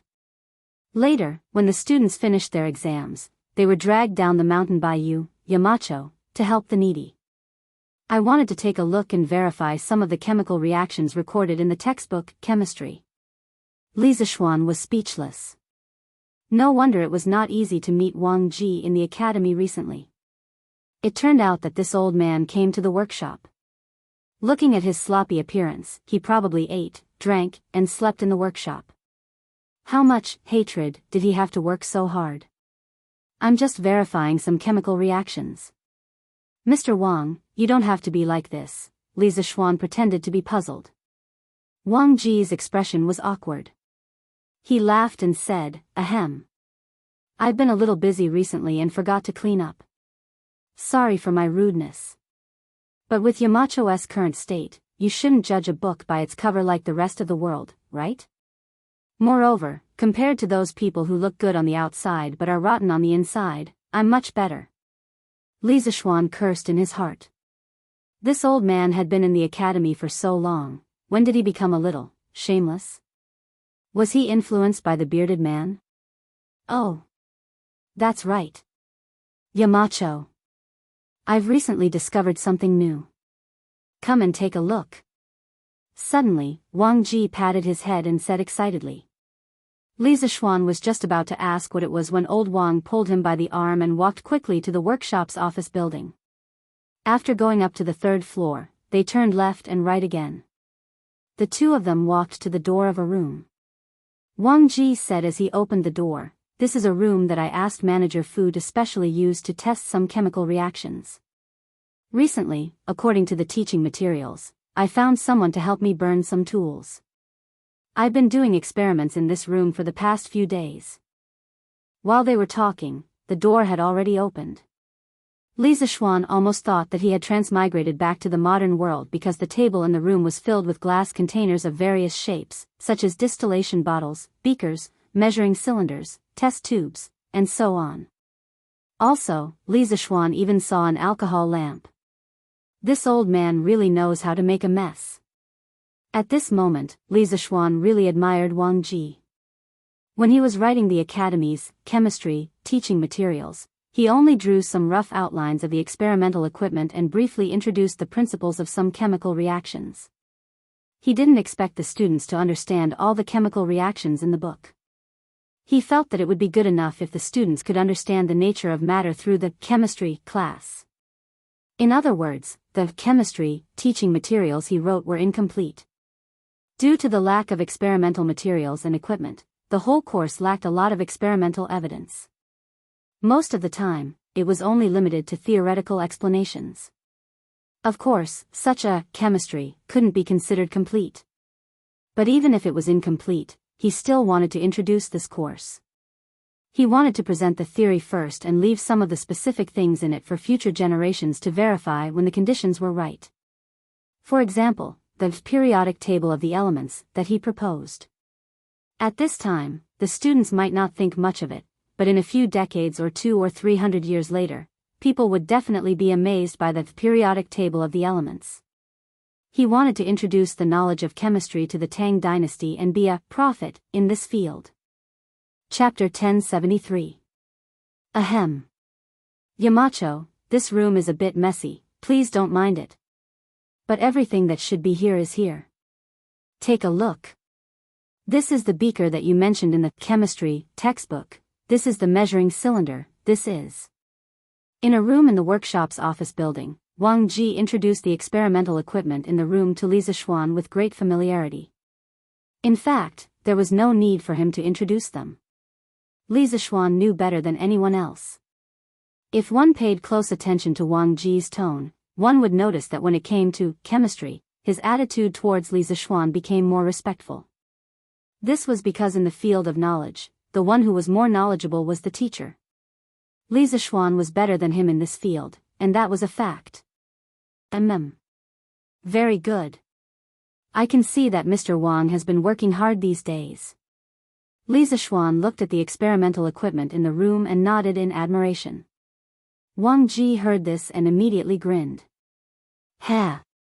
In the end, it's all thanks to your workshop, Yamacho. Without the help of those craftsmen, no matter how capable I am, I wouldn't be able to create so many things in such a short period of time. He was right. Li Zixuan was definitely the one who contributed the most. If he hadn't invented the method of burning colored glaze, Wang Ji wouldn't have been able to make any of the experimental instruments in front of him. Hee. Mr. Wang is too humble. Li Zixuan laughed and then asked, Mr. Wang, have you been living in this room for the past few days? This was because he saw a very simple wooden bed in the corner of the room. When he thought about how this old man in front of him was doing experiments day and night in this cold weather, Li Zixuan felt a little sad. A scientific worker shouldn't be treated like this. But this was Wang Ji's usual style.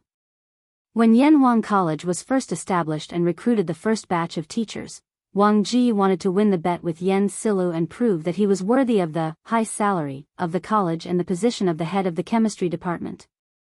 He crazily studied the chemistry textbook day and night for nearly a month and finally won the bet with full marks and proved his ability. After the exam, the old man fell into a coma for a day and a night. This showed that this was a stubborn old man, but at the same time, a very capable old man. This old man was sometimes very cruel to himself. Ugh. This is fine, as long as there's a place to lie down, it doesn't matter where I sleep. Yamacho, you don't have to worry about me. Wang Ji only wanted to show Li Zixuan his research results. He didn't have time to care about his living situation. Li Zixuan said decisively, no.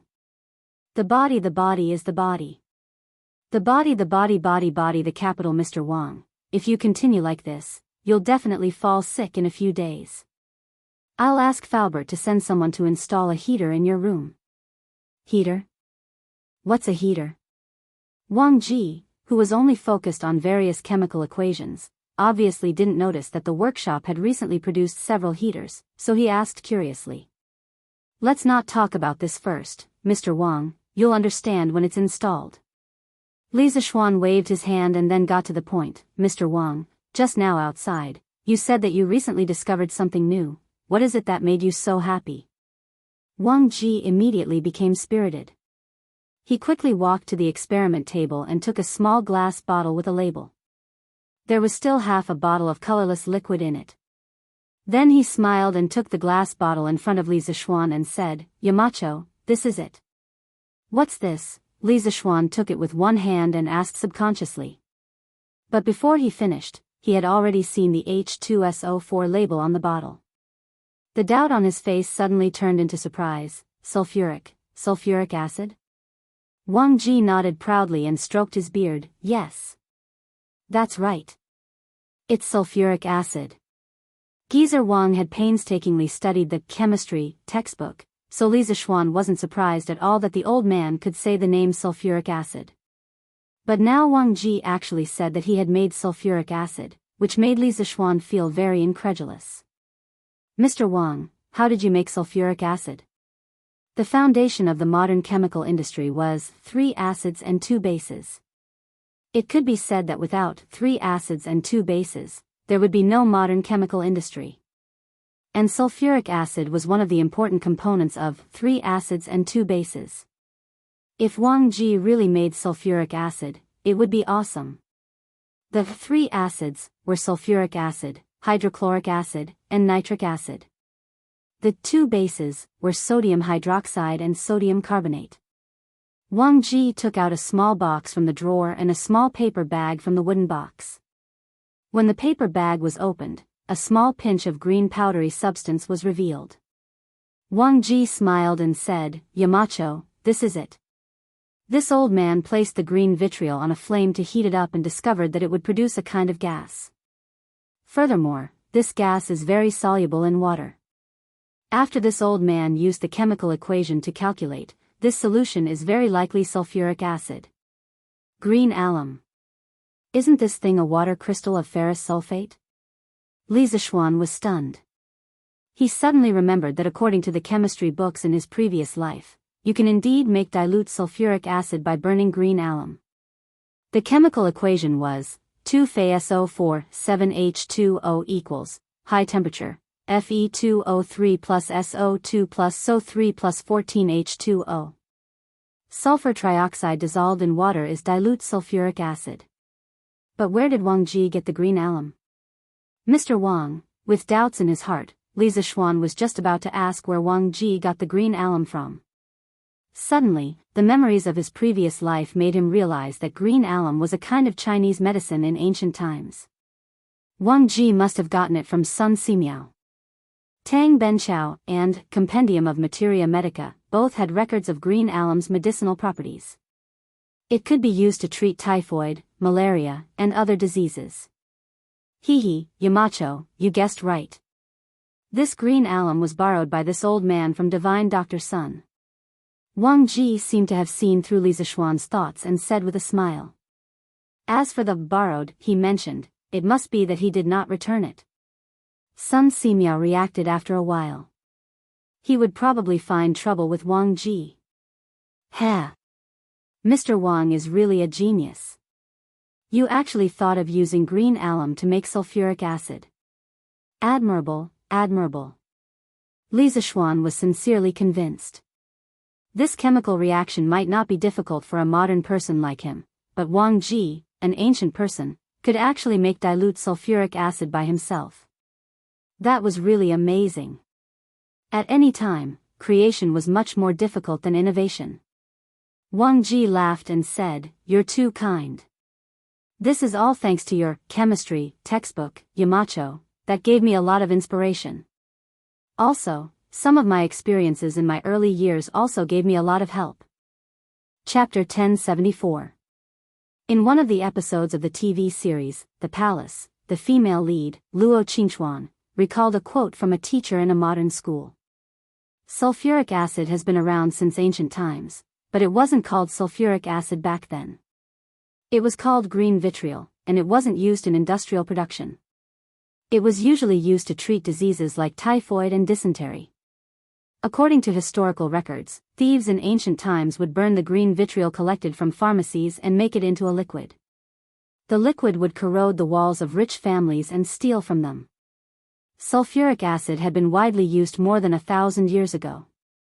Although green vitriol could be used to make sulfuric acid, there was something wrong with the description in the TV series. According to the Compendium of Materia Medica, green vitriol was a traditional Chinese medicine that could treat diseases like typhoid and malaria. However, green vitriol couldn't be burned, so it was definitely wrong to use it to make sulfuric acid. In the first chemistry laboratory, in Tang Dynasty, the latter half of Wang Ji's sentence made Li Zishuan curious. He asked, "What happened in your early years?" "What did you do in your early years, Mr. Wang?" Wang Ji blushed and said, "I used to be a Taoist priest in my early years, and I used to make elixirs." Li Zishuan widened his eyes and looked at Wang Ji as if he was looking at an alien. He asked, "Mr. Wang, you used to make elixirs?" He only knew that Wang Ji was good at writing and used to be a Taoist priest, but he didn't expect this old man to be an alchemist. The academy had really picked up a treasure, a ghost. A ghost. Wang Ji was embarrassed. He coughed and said, "Ahem. That's all in the past, Yamacho, don't mention it again. Don't mention it again." Now that Wang Ji had studied chemistry, he finally understood how ridiculous his alchemy was. The elixirs he made were just poisonous pills. If it weren't for Li Zishuan asking about it today, he would definitely not have mentioned the matter of refining pills all those years ago. In his opinion, this matter should be considered a stain in his life. Li Zishuan pursed his lips into a smile and said, haha. Then I won't mention it. Mr. Wang, please continue. Wang Ji glanced at Li Zishuan with hidden bitterness before he continued. Back then, when this old man was refining pills, I once threw green vitriol into the furnace. As a result, a small piece of the furnace was corroded. A few days ago, this old man suddenly thought of this matter. Combined with the chemistry textbook that Yamacho wrote, I felt that the reason why the furnace was corroded was probably because the green vitriol was decomposed under high temperature, producing sulfuric acid. Li Zishuan had a complicated expression on his face. In his previous life, he had read a post on Tieba saying, why did Western alchemy develop into chemistry, while Eastern alchemy only left behind some illusory elixirs? In fact, this conclusion was a little too one-sided. The alchemists of ancient China were not completely useless. They invented gunpowder, sulfuric acid, and discovered oxidation reduction, metal displacement, and acid-base neutralization reactions. For example, the Eastern Jin dynasty's alchemist Guhong successfully summed up the saying, cinnabar is burned into mercury, and when it accumulates, it becomes cinnabar. This was the first time that humans had used chemical methods to obtain a substance that was exactly the same as a natural product. It could be said to be a great creation. From the Han dynasty to the Tang dynasty, many alchemists recorded that copper could be replaced by iron in a sulfuric acid solution. This method was called the copper immersion method. It did not require high-temperature smelting to obtain copper powder. It was easy to operate, and the cost was lower. It was the world's earliest metal displacement reaction. In the Tang dynasty, during the Kaiyuan era, the alchemist Gu Gongzi recorded in his Yellow Emperor's 9 Cauldrons Divine Pill Scripture, the 9th volume of the Refining Stone Gallbladder Essence Extraction Method. It was the dry distillation of stone gallbladder, CuSO4. 5H2O, to obtain sulfuric acid. This was the world's earliest documented sulfuric acid production case. Western alchemists, on the other hand, originally refined copper, iron, lead and other base metals into precious gold and silver to increase their wealth. In the Middle Ages of the West, alchemists believed that all metals were composed of mercury and sulfur. Mercury was the origin of all metals, sulfur was the common component of all combustible substances, and gold and silver contained the purest mercury and sulfur. Therefore, in their view, the difference between ordinary metals and precious gold and silver was mainly in the ratio and purity of mercury and sulfur. Using a kind of philosopher's stone, the nature of the metal could be changed, and the base metals could be transformed into precious metals. This kind of philosopher's stone was revered as the wise man's stone. It was sacred and had magical properties. Countless alchemists went through thousands of mountains and rivers, and tried their best to find the legendary wise man's stone. In this way, alchemists had been engaged in this kind of useless labor in the mineral, plant, and animal world for a long time. From the ancient Greek era to the Middle Ages, people spent more than 1,000 years on alchemy experiments. In the end, the dream of refining stone into gold did not come true. However, 1,000 years of pursuit did not make them give up their dream. Therefore, from this point of view, the alchemy of the Western Middle Ages represented the spirit of scientific inquiry.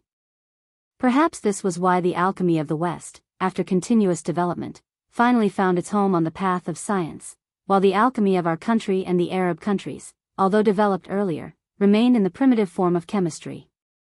Looking at Western alchemy dialectically, it could be seen that Western alchemy, from the early days of blindly chasing stone into gold, developed to the later days of exploration and knowledge of natural substances, had ups and downs, and finally died out.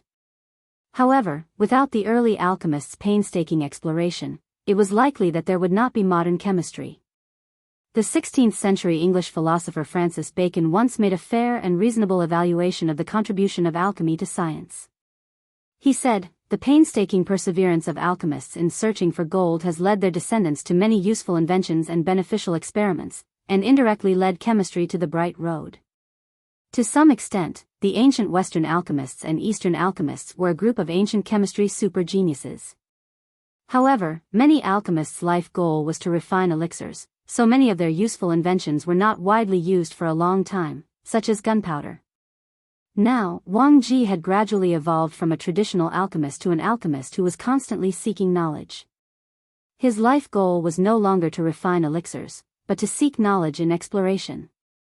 Many people may not believe it, but the titan of physics, Newton, in addition to the dazzling titles of physicist, mathematician, and dynamicist, he also had a little-known title, which was alchemist. Yamacho, this old man has a question. When sulfur is directly burned, why can't sulfur dioxide continue to react with oxygen in the air to form sulfur trioxide? Chapter 1075. Sulfur burned in the air to produce sulfur dioxide. Wang Ji was wondering why he couldn't use the reaction between sulfur dioxide and oxygen to produce sulfur trioxide and sulfuric acid. Not only had he thought about it, but he had also done a lot of experiments recently, all of which ended in failure. Li Zishuan heard this and couldn't help but secretly praise Wang Ji. This old man was very talented in the field of chemistry. He could even comprehend by analogy. Mr. Wang, it's not that sulfur dioxide can't continue to react, but if they want to react further, they need a catalyst. This is mentioned in the second volume of Chemistry. Using sulfur dioxide to produce sulfuric acid was the most commonly used method in modern industry. The raw material was pyrite, the main component was ferrous sulfide, which was calcined at high temperature to produce sulfur dioxide. Under the action of the catalyst and high temperature, sulfur dioxide formed sulfur trioxide, which was absorbed by 98.3% sulfuric acid to produce pyrosulfuric acid. Finally, water was added to produce sulfuric acid. Catalyst? What kind of catalyst can catalyze the reaction between the two? In the first volume of Chemistry, there was an introduction to catalysts, but Wang Ji didn't know what catalysts could catalyze the oxidation of sulfur dioxide. Platinum or vanadium pentoxide. Li Zishuan thought for a while and said lightly. Platinum? Vanadium pentoxide? Yamacho, where can I buy these two things? Wang Ji frowned and asked. Li Zishuan smiled helplessly and said, Ah. These two things aren't sold anywhere. Especially the first one, as far as I know, it's very rare in the whole world. As for vanadium pentoxide, it can be extracted from the ammonium metavanadate in the vanadium ore, but as of now, no one in Tang Dynasty knows the use of the vanadium ore, let alone where the vanadium ore is. Wang Ji immediately said anxiously, Yamacho, it doesn't matter if no one knows. We can send people to look for it. With this catalyst, we can produce sulfuric acid in large quantities. The current method of producing sulfuric acid from green alumina isn't suitable for mass production. He had heard Li Zishuan mention the importance of sulfuric acid several times before.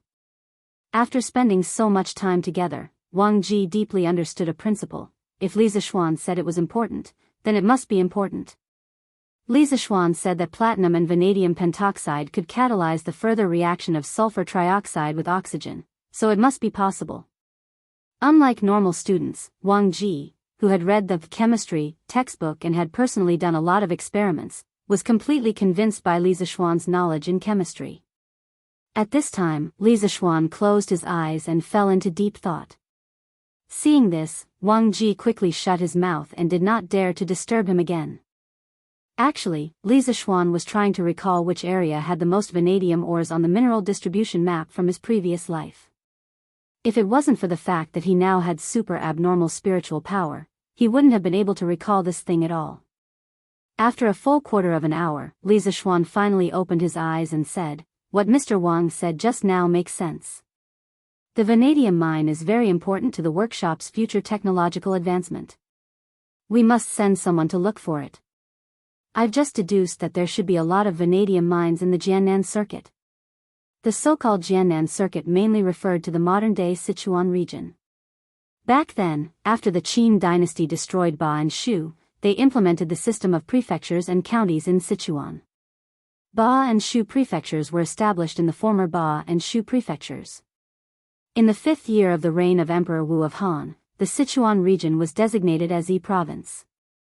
In the 1st year of Zhongguan, Li Er abolished the system of prefectures and changed Yi province to Jiannan circuit. In modern-day China, vanadium mines were distributed in 19 provinces, cities, and autonomous regions. Among them, Sichuan had the most, with nearly 13 million tons of vanadium ore reserves. Searching for vanadium ores was a time-consuming and laborious task. However, it wasn't only Wang Ji who wanted to send people to look for them. Li Zishuan also wanted to send people to look for vanadium ores as soon as possible. As a modern person, no one understood the importance of sulfuric acid more than him. Putting aside the daily necessities derived from sulfuric acid like pigments, detergents, and cosmetics, for now, Li Zishuan felt that if the Tang dynasty could produce sulfuric acid in large quantities, it should first be used in fertilizers, metallurgy, and petroleum industries. These three industries were all inseparable from sulfuric acid. When the conditions were ripe, they could also use sulfuric acid to introduce batteries. With sulfuric acid, it would be much easier to manufacture electric scooters.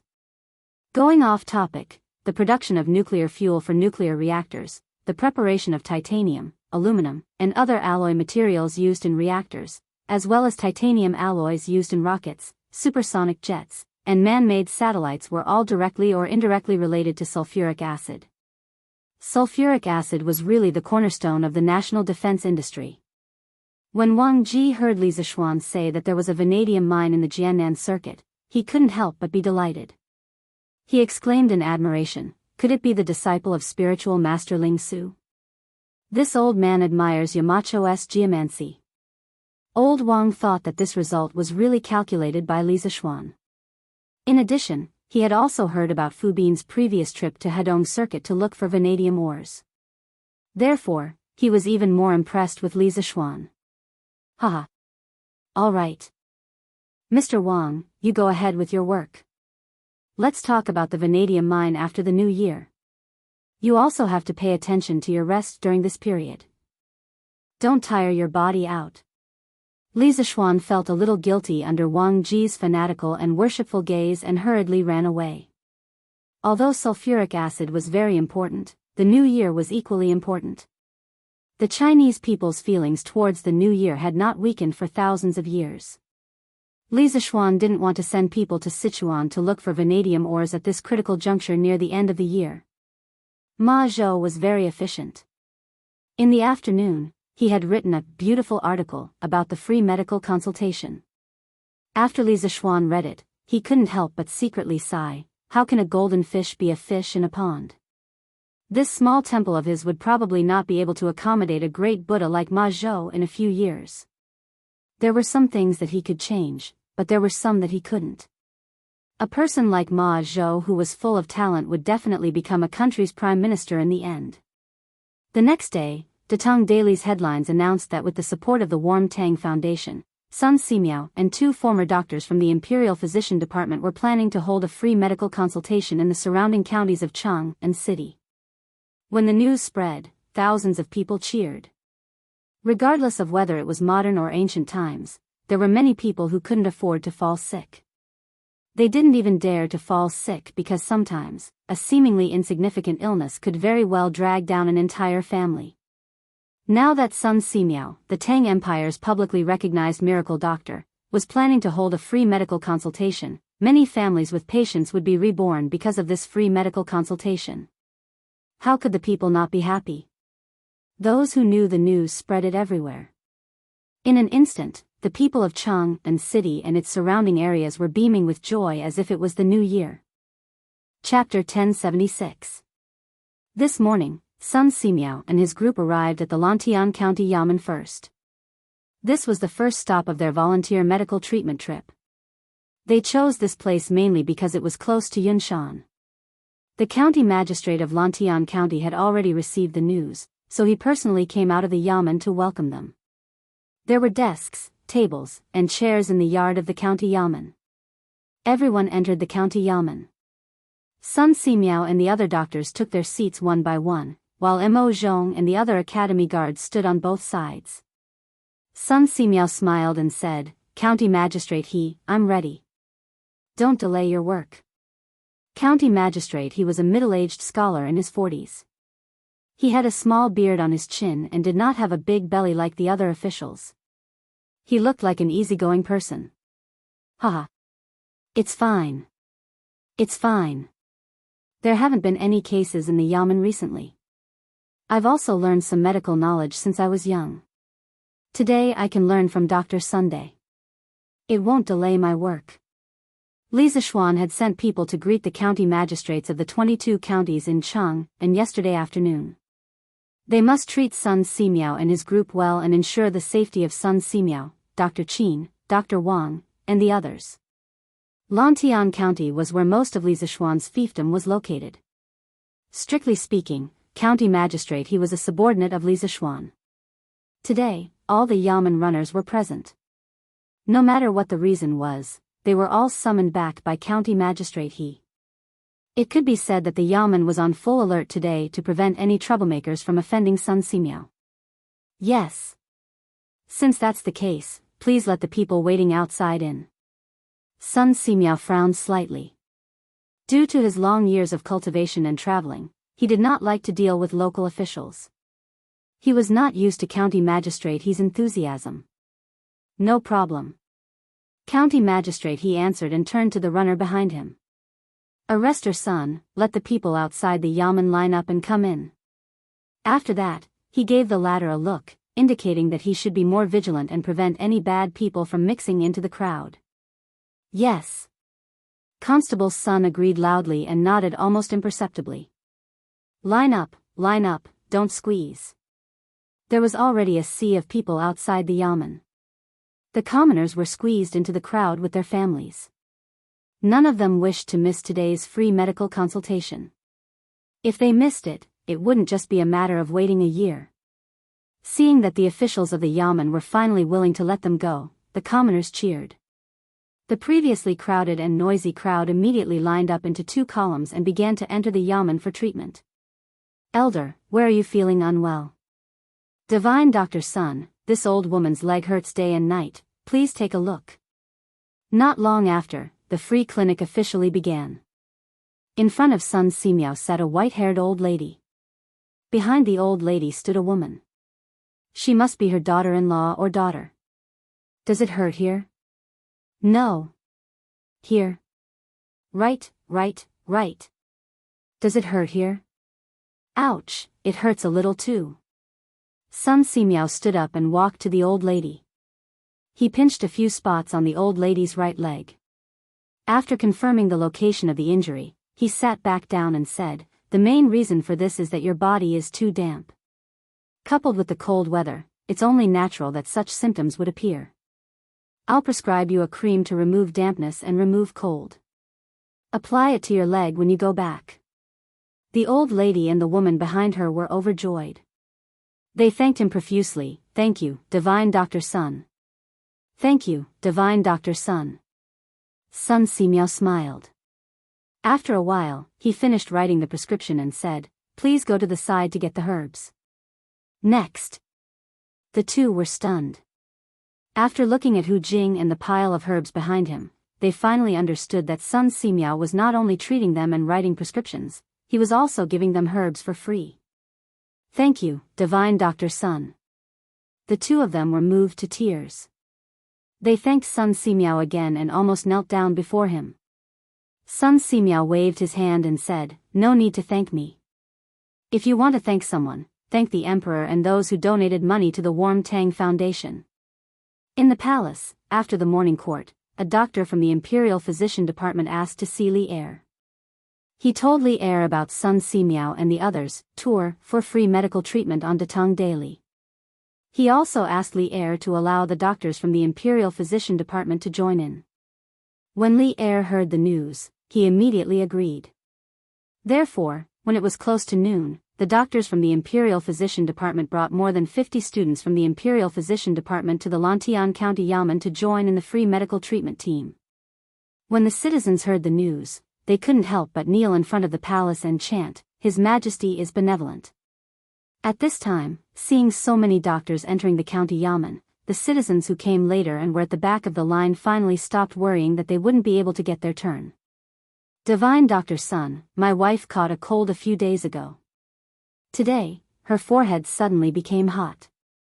Please give her some medicine to save her. In the afternoon, a middle-aged man carried a woman whose eyes were closed and whose face was red. He staggered to Sun Simiao and cried bitterly. Sun Simiao's eyes narrowed. He said, "Then quickly help her sit up. This poor Taoist will take her pulse." However, the man's expression changed. He said, "Taoist son, my wife has a fever without a doubt. Why do I need to take her pulse? You can just give her some medicine to reduce her fever. Besides, men and women shouldn't touch each other. What if the so-called fever is what people in modern times call a fever? How dare you?" Seeing that the man was becoming more and more outrageous, County Magistrate he finally couldn't help but scold him. At this time, County Magistrate he really wanted to take the man down and interrogate him. However, he also knew that there were many citizens here. If he were to take the man down rashly, it would likely cause panic. After thinking about it, he suppressed the anger in his heart and said, "Where did you come from? How dare you speak so rudely in front of this official and divine Dr. Sun? Doctors don't differentiate between men and women. If you're afraid of treatment, why did you bring your wife here to see a doctor?" The man lay on the ground and complained with snot and tears, "Lord, it's not that I'm being nosy. It's just that my wife doesn't like to be touched by other men. Now, my wife's cold has worsened. Her fever hasn't subsided and she's unconscious. I beg Lord and Divine Dr. Sun to be kind and give my wife some medicine. I beg the two of you." Hearing him cry so miserably, many people in the yard began to whisper. Obviously, some of them had begun to sympathize with the man. County Magistrate his face froze. At this time, he also believed that the man was evil. However, the other side was Sun Simiao. If he stood on the man's side, wouldn't he be disrespecting Sun Simiao? However, if he didn't do so, once the people's hearts changed, he would lose his official position. Chapter 1077. Haha. What's so difficult about that? You, come and take the pulse of this madam. In the front yard of the Lantian County Yamen, when County Magistrate he was caught in a dilemma and didn't know how to choose, Sun Simiao glanced at the unconscious woman in the man's arms and said coldly, "Hey. That's right. As the saying goes, a famous teacher produces a brilliant student. Dr. Sun's medical skills are outstanding. Since this young lady is under Dr. Sun's tutelage, her medical skills will definitely not be bad." County Magistrate his eyes lit up as he said with a smile. The most important thing was that this way, he didn't have to be caught in the middle. "Yes, Master." Hu Wei responded and handed the work in her hands to a student from the Imperial Physician Department. Then, she walked towards the sick woman. Who knew that the middle-aged man would quickly hug the woman in his arms tightly at this time, guarding against Hu Wei as if she was a bad person. He said, You're not allowed to come over. You're not allowed to take my wife's pulse."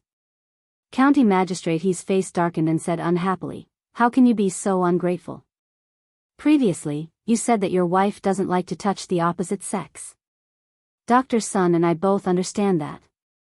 But now, this young lady is taking your wife's pulse. What are you objecting to?"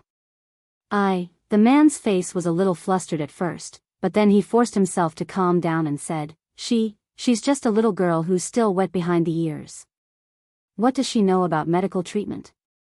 I can't let her take care of my wife. Otherwise, when she's not good enough, she might diagnose my wife with other diseases. She's a righteous person. Letting her take care of my wife is like disregarding human life. You. Presumptuous. County Magistrate he was so angry that smoke was almost coming out of his 7 orifices. He pointed at the man and secretly looked at Sun Simiao and Hu Wei's faces. Seeing that the two of them weren't angry, he couldn't help but feel relieved. Then, he said sternly, "As far as I know, Miss Hu is Dr. Sun's last disciple.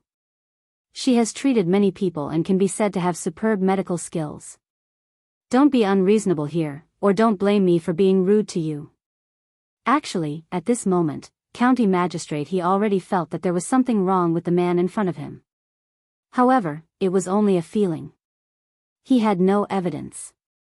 Otherwise, he would have ordered the bailiffs to arrest him. Seeing that county magistrate his tone was not good, the man's voice suddenly weakened a little, but he still didn't want Hu Gong to check his wife's pulse. He argued, even if she is Dr. Sun's disciple, she is only in her teens. How can her medical skills be so good? I don't want her to come see me. Divine Dr. Sun, if you really have the heart of a bodhisattva, then please give me some antipyretic medicine. If you don't want to give me the medicine, I'll take my wife to the doctor in Chang'an City. Sun Simiao narrowed his eyes and remained unmoved. At this moment, Hu Gong smiled and said, "Brother, it's not that my master doesn't want to prescribe medicine for you, but as a doctor, he can't prescribe medicine without personally diagnosing the patient. If my master prescribes medicine only based on your one-sided statement, then he is disregarding human life. Moreover, not all fevers are caused by a cold. As far as I know, heavy humidity, night sweats, internal injuries, blood and qi not flowing smoothly, and visceral dysfunction can all cause fevers. So brother, if you really want the best for your wife, then let me check your wife's pulse." As soon as she said this, Dr. Wang, Dr. Qin, and the other doctors of the Imperial Physician Department couldn't help but nod their heads. They secretly praised Sun Simiao's ability to teach his disciple, which was as good as his medical skills. However, the man wasn't in such a good mood at this moment. He still stubbornly said, "I don't care. What do you know about medical treatment as a little girl? What do you know about checking the pulse?" County magistrate he flew into a rage and was about to order the arrest when Hu Gong beat him to it and said, "Brother, you keep saying that I'm young and don't know how to treat illnesses, then I have to introduce myself." Then, she looked at the bustling commoners in the courtyard and said loudly, "Fellow villagers, my name is Hu Gong. Before April this year, I was just a blind girl who couldn't see anything. Fortunately, my master saved me and I became his disciple. Although I don't dare to say that I've saved all the people in the world, I've actually cured at least a few hundred people. In August this year, my master and I traveled to Liang province and there was a plague there. It was my master and I who helped the local medical officials and suppressed the plague. So, brother, tell me, do I have the qualifications to treat your wife?" Hu Jing's beautiful face, coupled with her extremely clean voice, made the people present feel as if they had experienced a spring rain. Those who were in a bad mood also felt their moods lighten up at this moment. Wow! This girl is amazing. She's been studying medicine for less than a year and she can actually cure a plague. Tisk! Aren't you spouting nonsense? How can Dr. Sun's disciple be bad? I remember now. Isn't this the fairy doctor who was rumored in Liang province? Fairy doctor? Yes. That's her. Some of the commoners recognized Hu Gong and the crowd immediately exclaimed. When the middle-aged man heard the discussions and cheers, his face was as black as ink. He could no longer speak. "Brother, if you don't believe me, then I'll treat you first." Hu Gong laughed. "Treat me? I'm not sick. I'm going to bring my wife to Chang'an City to seek treatment. Get out of the way." The man picked up the woman in his arms and was about to leave. "Brother, your lips are purplish red, which means that your liver has been burning and your temper has been irritable recently. Are the 3 inches below your side often swollen and painful? And you don't have an appetite?" Hu Gong blurted out. When the man heard that, his body trembled and he could not help but stop in his tracks. Hu Gong continued, "Other than that, your mouth and tongue have been dry recently. You've been eating less and your chest feels stuffy. This is very likely a symptom of depression." Ridiculous. What stingy atmosphere, I've never heard of it. This little girl is spouting nonsense again. The middle-aged man angrily rebuked. The few doctors present shook their heads. Hu Gong chuckled and explained, as the saying goes, the 5 viscera and 6 bowels, the major meridians and small meridians circulate endlessly day and night. It must rely on the qi in the chest to mediate. In the human body, there is a stream of qi in the chest that governs the breathing of the lungs. It supports the whole body and boosts the spirit. This is the qi, also known as the qi. Spirit, qi, and spirit. All three are indispensable. Clap, clap, clap. Good. Good. Good. Priest's son, you've taken in a good disciple. Dr. Chin, who was sitting at the back and watching the development of the situation, could not help but clap his hands and exclaim, "You've been studying medicine for less than a year and you're so familiar with medicine. You have such talent in medicine. Even I am ashamed of my inferiority." Haha. Chapter 1078. Wow. The fairy doctor is indeed amazing. Why do I feel that this person is here to cause trouble? This person looks familiar. I think I've seen him somewhere before. The middle-aged man's ignorance was publicly slapped in the face by who? The commoners discussed animatedly while the middle-aged man's face turned green and white. He was about to fly into a rage out of humiliation. Constable's son, who was guarding the door, seemed to have thought of something. His expression changed as he instructed his subordinates. Then, he quickly walked to County Magistrate and whispered a few words into his ear. County Magistrate, he was startled. Then, his eyes spat fire as he scolded in a low voice, "Bastard! Why didn't you say so earlier?" Just as Constable's son was about to open his mouth to explain, he heard who say something earth-shattering, shocking everyone in the courtyard. "Also, this big brother, your wife is only asleep. Why did you say that she's sick?" Asleep? These three words were no different from a deep-water bomb that blew up the tranquil courtyard of the yamen. What does the fairy doctor mean? What does she mean by asleep? Could it be that this woman isn't sick at all? Is this man here to cheat the medicine? But this woman's face is red and there are beads of sweat on her forehead. It's obvious that she has a fever. The commoners were dumbfounded as they discussed animatedly. Nonsense. You bunch of quacks. I'm going to Chang and to get medicine for my wife. A bunch of quacks. The man's expression changed greatly as he roared angrily. Then, he carried the woman in his arms and turned to rush out of the yamen. Humph. Men. Capture this person for this official. County Magistrate, his face was covered with frost as he ordered hatefully. Yes. There were already many people in the courtyard and there were 4 or 5 yamen runners at the door. In such a short time, the man was still carrying the woman in his arms and could not rush out no matter what. Under the watchful eyes of the yamen runners, the middle-aged man was caught before he could escape. Let me go. My lord, don't believe this girl. She's slandering me. My wife really has a fever. Let me go quickly. I still have to save my wife. The man was still unwilling to give up and tried to gain the sympathy of the public by pretending to be pitiful. But at this time, the wife he was talking about had been pulled away. Who actually supported the woman to lean against the chair. Taking this opportunity, she took the woman's pulse. Seeing this, the middle-aged man's face turned pale with a whoosh. Let go. You damned girl, quickly let go of my wife. Murder. You're treating human lives like grass. The middle-aged man tried his best to break free from the yamen runner's hold, but how could his small body fight against these burly yamen runners? Thus, he could only act shamelessly like a woman. All right. This big brother, I'm not treating human life like grass. Earlier, I saw that your wife's chest was rising and falling very regularly, which proved that her breathing was very even. She didn't seem to be suffering from a fever at all, so I guessed that your wife wasn't sick at all. Just now, I took your wife's pulse and found that her pulse is stable and her body is very good.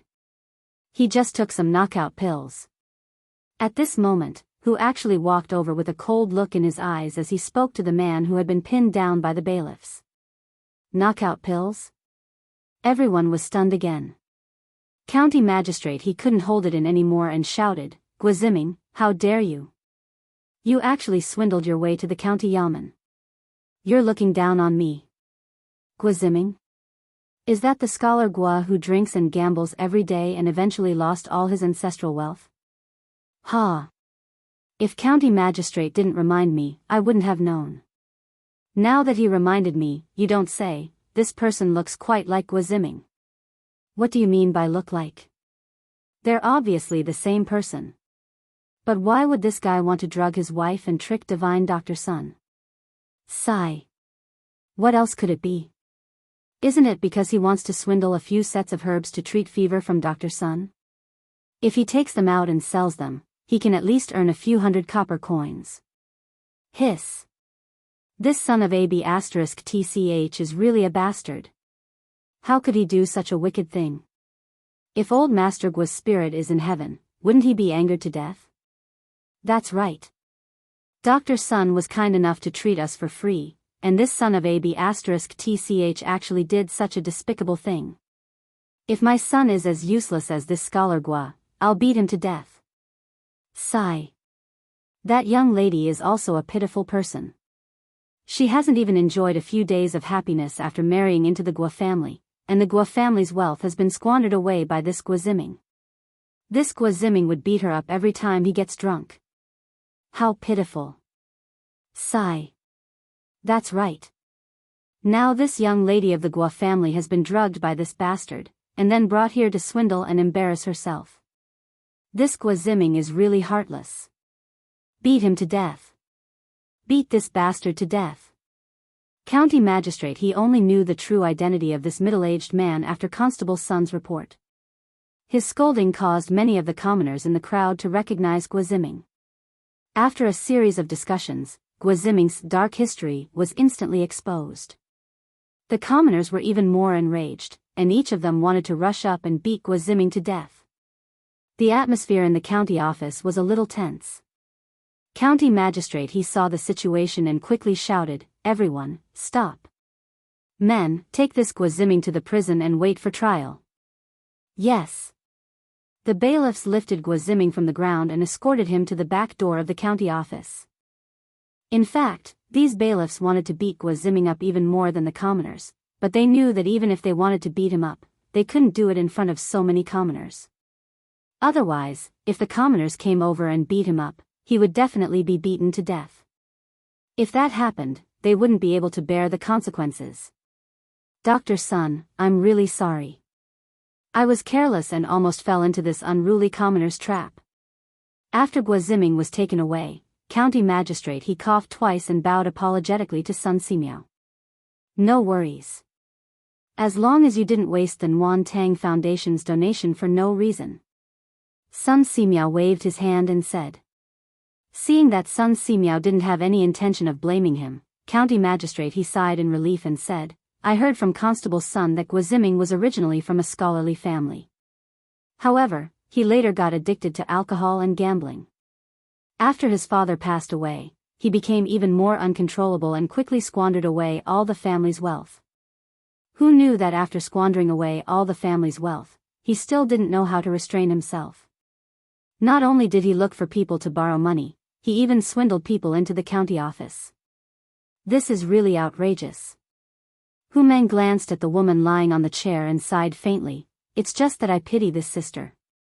She was ruined by a man like Gua Ziming. County magistrate, please help her more in the future. County magistrate, he smiled and said, haha. Of course, of course. However, there's one thing that I don't understand. Please enlighten me. Hu Meng raised her head and said, County magistrate, you want to ask why this madam's face is so red, right? County magistrate, he gave her a thumbs up and said, Miss Hu is really smart. You got it so quickly. Actually, county magistrate, he wasn't the only one who wanted to know. Everyone else wanted to know too. As expected, everyone in the courtyard pricked up their ears. They wanted to know the truth of the matter. Hu Meng pursed her lips and said, actually, it's not as complicated as you think, county magistrate. This madam's face is just a little more rouge. Rouge? Pfft, county magistrate, he choked and almost vomited blood. When the doctors and students from the Imperial Physician Department heard this, they were even more embarrassed. They had studied medicine for so many years, but they were almost fooled by Gua Ziming's little trick. Chapter 1079. The farce finally ended with Gua Ziming's arrest. The people continued to line up for medical treatment, but while they were lining up, many people didn't forget to condemn Gua Ziming. The news reached the Li residence. During dinner, Yi Guizhong sighed and shook his head. It's hard to predict people's hearts. This is what it means to predict people's hearts. Sometimes, you want to be a good person, but you will always meet people with ulterior motives. Li Zishuan was silent for a moment, then said, but in this world, there are always many good people. We can't give up the persistence in our hearts because of a few rats. Old Madame Yi laughed and clapped her hands, haha. Xiao Xian said it well. I always believe that the heavens are watching everything that people do. Some evil is not unpunished, but it's not time yet. Some kindness is the same. Good and evil will eventually be repaid. This is the truth. Yi Fashion nodded and said, I agree with grandmother and cousin. No matter how evil others are, we just need to stay true to our hearts.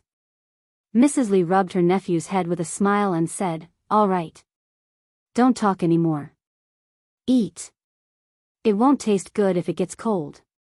Everyone put down the topic and began to eat. After dinner, Li Zishuan and Han Yushi returned to the west courtyard, but they didn't go to bed immediately. Han Yushi took out an account book and began to flip through it. Li Zishuan stood at the side and watched.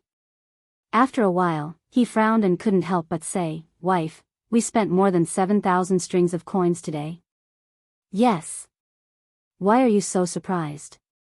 Dr. Sun brought a group of doctors from the Imperial Medical Department for a day and used so many herbs. Don't they need money? Han Yushi felt that her husband was making a fuss about nothing, so she said. Li Zishuan smacked his lips and sighed, tisk tsk. I know that herbs cost money, but I didn't expect it to be so expensive. This is more expensive than sending coal stoves and clothes. He couldn't help but sigh in his heart. It seems that whether it's in ancient times or modern times, seeing a doctor is quite expensive. At the very least, it's much more than the usual expenses of food, clothing, housing, and transportation. Han Yushi rolled her eyes at her man and said, this is still because Daoist Sun and a group of imperial physicians tried their best to replace some of the expensive medicinal herbs when prescribing medicine. Otherwise, it wouldn't have been 7,000 strings of coins. Speaking of which, who had actually helped the Nguyen Tang Foundation reduce their losses? Husband, this child is becoming more and more promising. Uncle Hu and Aunt Lu don't have to worry about them anymore. While Han Yushi was rejoicing over the recent emergence of talents in the Han village, Li Zishuan's focus was different. When he heard that Hu had actually helped the foundation save 2 or 3 strings of money, he was immediately surprised. 2 or 3 consecutive hits. Wasn't it just a few decoctions for febrile diseases? Is it that expensive? Speaking of which, in modern times, a cold medicine costs only $1, right? Now that he had finished 2 or 3 rounds of medicinal soup, what he was eating wasn't medicinal soup, but immortal herbs.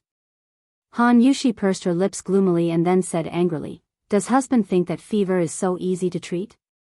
It's very difficult for a normal doctor to treat it. In our Tang Empire, who knows how many people die from fever every year? Daoist Sun's medical skills are top-notch. The decoctions that he prescribes, not to mention the medicinal herbs, are worth more than 2 or 3 strings of coins. Oh. Li Zishuan instantly understood. In the past, he had heard that febrile diseases were considered serious illnesses for ancient people. If they were not treated well, they might even die. He didn't expect it to be true. After thinking about it, he thought to himself, looks like there's a problem with the medical skills of this era. A small prescription for a cold decoction hasn't been popularized yet. It's not good to keep it to oneself. Medical skills must be constantly exchanged to improve. Old Sun probably hasn't started writing his 1,000 gold prescriptions yet, right? I have to hurry him up and give him some advice while I'm at it. When the time comes, once he settles down to write his book, he won't have time to wander around. He can also leave behind a medical canon for all the doctors in Tang Empire. Hee, it's killing 2 birds with 1 stone. Hey! Hubby. While he was lost in thought, Li Zishuan felt his arm being shaken twice. He took a closer look and realized that it was Han Yushi calling him. He came back to his senses. "Oh, my wife, what's the matter?" Han Yushi rolled her eyes and had no choice but to repeat herself. She said, "I'm asking hubby, you used Leather Knight to write a record of a mortal's journey to immortality in the newspaper. Now, do you want to donate some money?" "Hubby, what were you thinking about just now? Why were you so lost in thought? Donate money? Oh. My wife, did you read today's Datang Daily?" When Li Zixuan heard this, he knew that Han Yushi had read the notice on a Datang Daily, Dehua Jianghu, about the author donating money to the editorial department. He didn't know whether to laugh or cry. Was his wife addicted to doing charity? She was asking him for money instead. But when he thought about it, it was quite interesting. He had two identities now. Han Yushi was asking Leather Knight for money. Logically speaking, there was nothing wrong with that. "Wife, those authors are donating the rewards they receive this month or next month. Your hubby has finished writing the novel, but I haven't received any rewards. How should I donate?" The main reason was that he felt that the foundation wasn't short of money now. Otherwise, he would definitely donate all the rewards he received. When Han Yushi heard this, she snorted. "Who said there's no more? I heard from Steward Ma that although hubby's novel was finished last month, there were still many people who gave hubby rewards this month. Up until now, there were already a few thousand strings of coins." Li Zixuan was slightly surprised. Then, he looked at Han Yushi's cute wrinkled nose and couldn't help but scratch her nose. He said dotingly, okay. I'll do as you say. My wife, you can tell Steward Ma yourself." Sigh. "My wife, you're really a little money grubber. The Nguyen Tang Foundation hired you as the vice president. They really picked up a treasure." Haha. Didn't they pick up a treasure?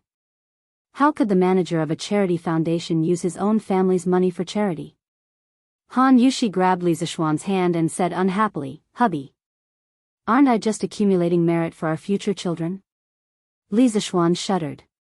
His head moved closer to Han Yushi's face and he said nervously, "My wife, you're pregnant." He remembered that the safety measures had been done quite well recently. That shouldn't be. Han Yushi was stunned. When she came to her senses, she was instantly embarrassed and said, "Hubby. I'm talking about the future." "You? What are you talking about? What's there and not there?" Li Zixuan let out a big sigh of relief and said, "Phew. That's good." When Han Yushi heard this, she glanced at Li Zixuan faintly and sighed softly in her heart. Chapter 1080. In the west garden of the Imperial Palace, Li Er had just finished reviewing memorials from the Sweet Nectar Hall. He saw that Zhang Sun was wrapped in thick clothes and that there were two stoves burning in the room. He guessed that Li Qingxian or Li Tai had told her about the need to open the windows for ventilation. The west window was half open. When Li Er pushed open the door and entered, the air on both sides formed convection. The cold wind blew past Empress Jiangxuan's ears with a whoosh, causing her to shiver uncontrollably. Seeing this, Li Er couldn't help but laugh. "Haha. After tomorrow, the heating in this bedroom will be finished. At that time, Maid Guanyin won't feel cold anymore. Your Majesty, the heating that Qingxian and Qingke mentioned 2 days ago, is it really that amazing?" Empress Zhangsun resisted the cold and stood up to help Li Er take off his cloak as she asked. Li Er helped Zhangsun sit down on the couch and said with a smile, "Qingxian and Qingke both personally experienced it at Li Zixuan's home. How could it be fake? If I hadn't been so busy recently, I would definitely have gone to that kid's home to experience it." Empress Zhangsun covered her mouth and laughed, "Your Majesty is joking again. However, I have discovered that Your Majesty seems to be especially close to the Marquis of Yong'an." Li Er was startled and speechless for a moment. He retorted, "Is that so? Maid Guanyin, you said it the other way around, right? Who in the imperial court doesn't know that I often reprimand that brat?" Empress Zhangsun laughed softly and didn't refute. She thought in her heart, "Only when you close the door deeply will you reprimand him." Just based on your attitude toward the Marquis of Yong, and only Qingjijia, Qin Xiong, and the other founding generals can compare to you. Li Er saw that although Empress Zhongsun didn't refute, it was clear that she didn't believe him. He smiled helplessly and didn't make any more excuses. Instead, he skipped the topic and continued, haha. Let's not talk about anything else. The hot pot we ate tonight was truly delicious. Haha. Li Qingxian and Li Tai not only did they introduce heating into the imperial palace, they also introduced hot pot. Compared to heating, which required time to produce, hot pot was something that could be made easily. Ever since Li Qingxian returned to the palace with the secret recipe for the hot pot yesterday afternoon, Li Er had actually eaten 3 hot pot meals. In other words, old Li's 3 meals a day were all hot pot. This was simply insane. This hot pot is indeed extraordinary. Moreover, this method of cooking the vegetables before dipping them in the sauce not only retains the freshness of the ingredients, but also allows the ingredients to be infused with flavor. Changle had never eaten mutton before. She didn't expect that because of the hot pot. She had eaten a lot in the past 2 days. In this concubine's view, the Marquis of Yong and skill in gourmet cuisine is truly unmatched in the entire Great Tang. Speaking of hot pot, Empress Zhongsun couldn't help but sigh with emotion. The taste was only one aspect. The liveliness of eating hot pot with the whole family was what she missed the most. When Li Er heard that, his mood was great. It was only to hear him laugh loudly and say, haha. Then tell the imperial chef to prepare the ingredients every day. In the future, I will accompany Maid Guanyin to eat hot pot every day. When Empress Zhongsun heard that, she was secretly delighted. Suddenly, she opened her mouth and said, but in this way, won't Steward Zhao be burdened? Hearing her say that, it seemed that the great Grandmaster Zhao Song was actually doing as Li Zishuan had predicted. He was actually doing the work of cutting mutton. Li Er thought for a moment and said, aren't there still 2 imperial concubines? When the time comes, they will take turns with Zhao Song. When Zhongsun heard that, she was speechless. In the entire world, only Li Er could be so extravagant to have a Grandmaster Master as a chef. Sun Simiao's tour of free medical treatment had improved the people's impression of the Warm Tang Foundation. The next day, even more people went to the Warm Tang Foundation. Especially the people who had been treated at the Lantian County Yamen yesterday. They had received free medicine from Sun Simiao and the other imperial physicians. Today, they all came to express their sincerity. In the past, when the people in the family fell ill, they would usually go to the temple to pray to the gods. If the family recovered, they would go to the temple to fulfill their vows. What they were doing now was similar to praying for blessings and fulfilling vows. The only difference was that they were not doing it at the temple, but at the Warm Tang Foundation. The people could not afford to donate large amounts of money, but they were a group of people who knew how to be grateful. Sun Simiao and the others were treating them for free. Even if they could not afford to donate tens or hundreds of strings of coins, they would still donate tens or hundreds of coins to ease their hearts. Moreover, they felt that donating here was more meaningful and genuine than going to the temple to fulfill their vows. In terms of treating illnesses, Sun Simiao seemed to be more powerful and effective than the gods and Buddhas. As a result, the temples in and around Chang and city received less money from incense offerings. The monks guarded the gates all day long, hoping for a few big customers. Did you guys notice? On the Merit Monument, all the famous families in Chang and city have come to donate money, but why didn't I see the Chui family donating? In front of the Warm Tang Foundation, someone pointed at the huge monument and asked in confusion. Back then, not long after the Warm Tang Foundation was established, Li Zishuan ordered the craftsmen to build a huge monument in front of the gate. It was called the Merit Monument, and it was used to record the names of those who had donated more than 1,000 strings of coins to the Warm Tang Foundation. The person had only said it casually, but as soon as he said it, many people subconsciously searched for the Chui family's name on the monument. After a few minutes, the people were not surprised to find that there was no one related to the Chui family on the monument. Therefore, they were instantly enraged. Even poor people like them were willing to donate money to the Warm Tang Foundation, But why was a top family like the Chui family doing nothing? There really is no Chui family. The Chui family is one of the 5 families, the role model of all scholars in the world, but they are so heartless and cold-blooded. This is so disappointing. A down-and-out scholar could not help but beat his chest and stomp his feet after looking at the monument. Originally, the 5 surnames and 7 hopes had a very high reputation in the minds of scholars. However, the scene today made many people recognize the reality of the situation.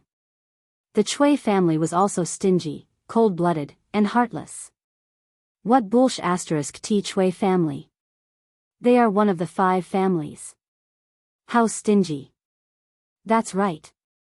The Chui family's young masters and young mistresses have hundreds of servants. They live a luxurious life, and they can't even bear to donate 1,000 strings of coins. His Majesty and Her Majesty have already donated a few thousand strings of coins. Bah! After donating, I will go to the Chui family's gate and spit on them. I want to go too. The Chui family is rich but heartless. They will suffer retribution. Originally, it was just a curious question, but in the end, it quickly turned into a public rage. Moreover, this rage would soon burn the Chui clan's headquarters in the capital. Chapter 1081. Most of the people who came to donate money today came from Lantian County. They should have gone back from Yenqing Gate in the east of Chang and City, but they did not do so. After they donated money, they did not go to the East Gate. Instead, they went south. A group of people went straight to Dunhua Square. Dunhua Square was where the Chui family's stronghold in the capital was located. Bah! The Chui family is rich but heartless. Bah! The Chui family is cold-blooded and heartless. Bah! The Chui family is heartless. Bah! The Chui family is shameless. Usually, people would often hear jokes about how one spit from each person could drown you. The Chui family now had a real experience of being baptized by the people's spit. Although the Chui family's threshold was high, and even if all the people in Chang and City spit at them, the Chui family had been standing for thousands of years. When had they ever suffered such humiliation? A 1,000-year-old family was also very concerned about their reputation. Unruly people. A bunch of unruly people. Men. Chase all those unruly people away. If they don't want to leave, beat them up. In the backyard of the Chui family, Chui Shanfu's wife, Wang Shi, roared angrily. Her husband, Chui Shanfu, had been sent to Lingnan by Li Er. She was not in a good mood this month. Now, those unruly people in her eyes were causing trouble in front of the Chui family. How could she not be angry? Madam, do you want to wait for grandfather to come back? The butler of the Chui family asked carefully. His surname was Wang, and he had married with Wang Shi. He was considered Madame Wang's direct descendant. The Chui family's grandfather, Chui Junshuo, had gone to a manor in the south of Chang and City to recuperate because of the cold weather in Chang and City. Although it was cold there was a natural hot spring there. No need. Even if grandfather is at home, he will not allow these unruly people to cause trouble in front of the Chui family. Wang Shi's eyes flashed with a trace of ruthlessness. Yes, madam. The butler took the order and left. A moment later, a group of servants holding a stick suddenly rushed out of the Chui family's main gate. They ran like wolves and tigers to the people who came to spit and shouted, "Where did these unruly people come from? Why don't you open your eyes and see where you are? Is this something you can come and make trouble for? If you don't scram, don't blame me for being rude. Yes. Get lost.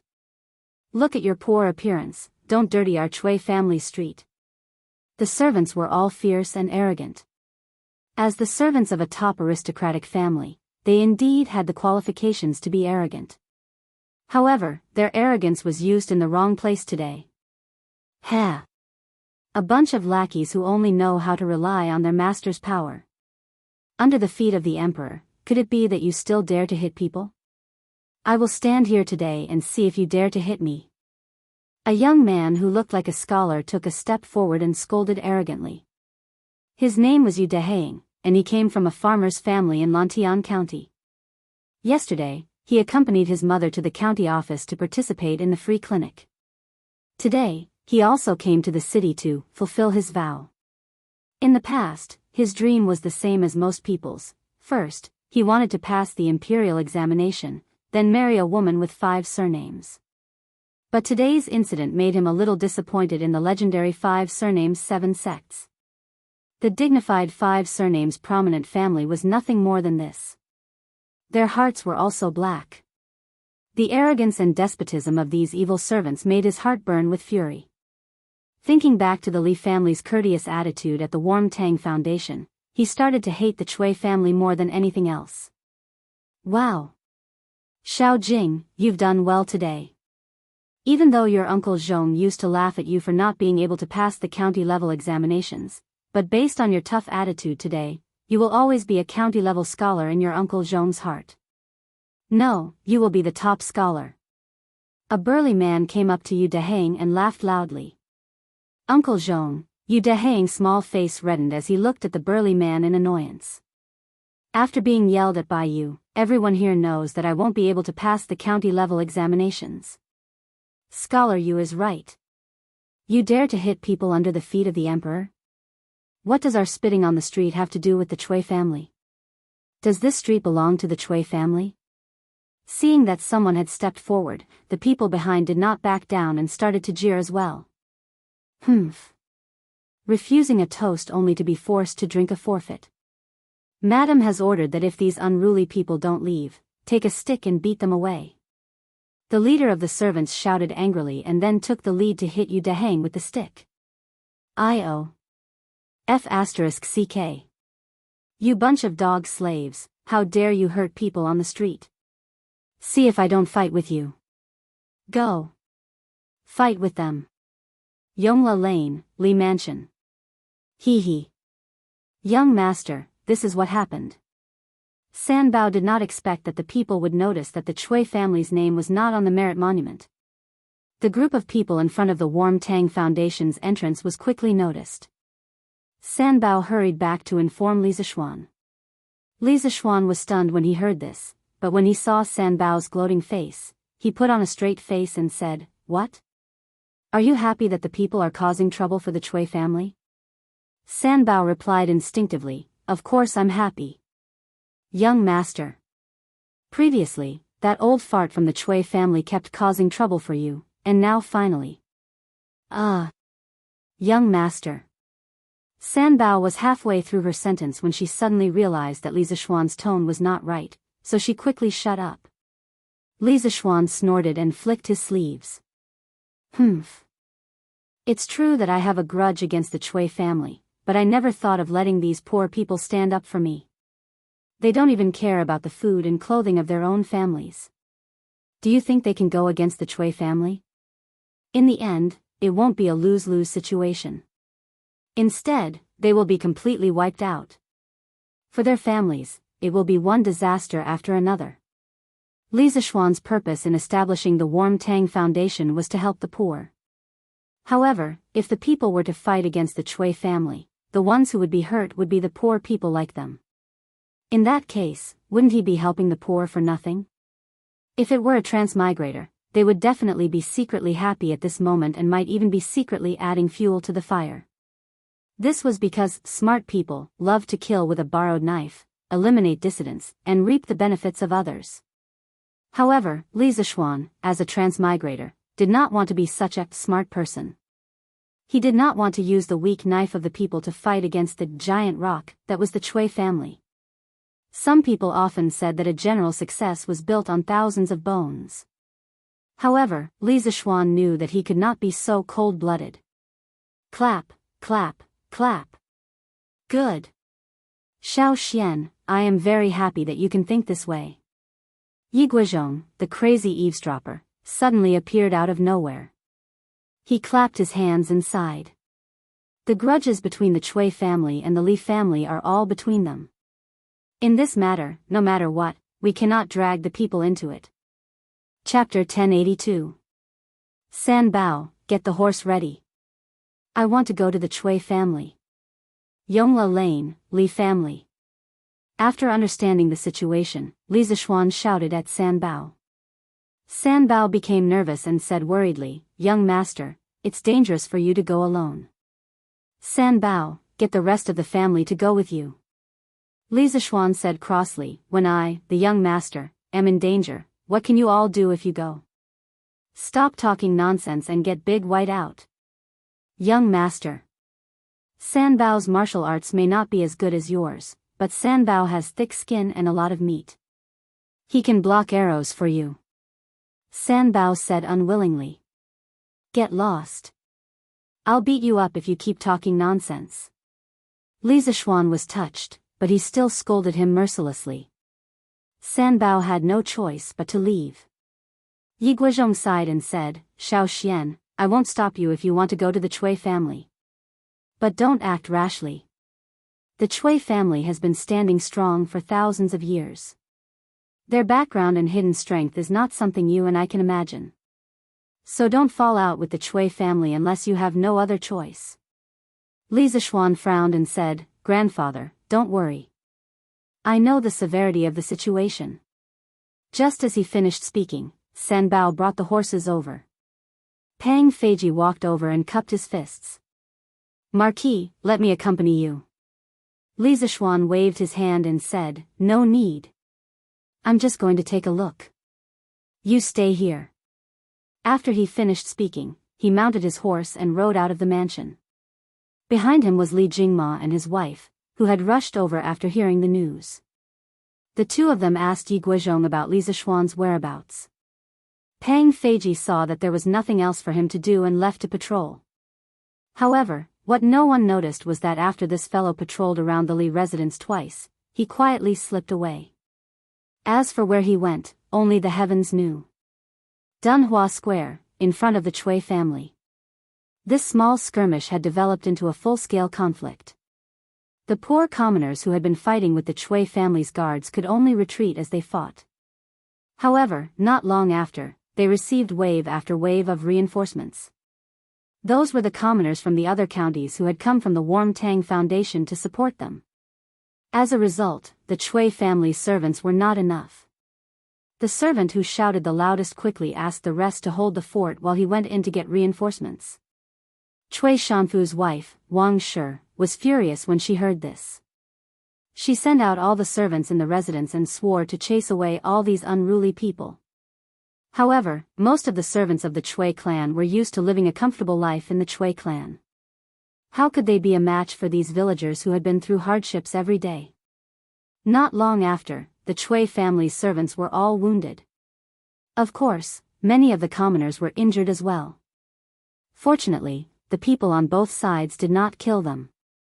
Thus, although they were injured, they were far from being seriously injured to the point of dying. Humph. What a bunch of trash.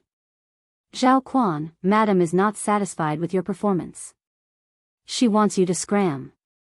Just as the Chui Manor's servant was about to lose, a big man wearing a blood-red cloak suddenly walked out from the Chui Manor.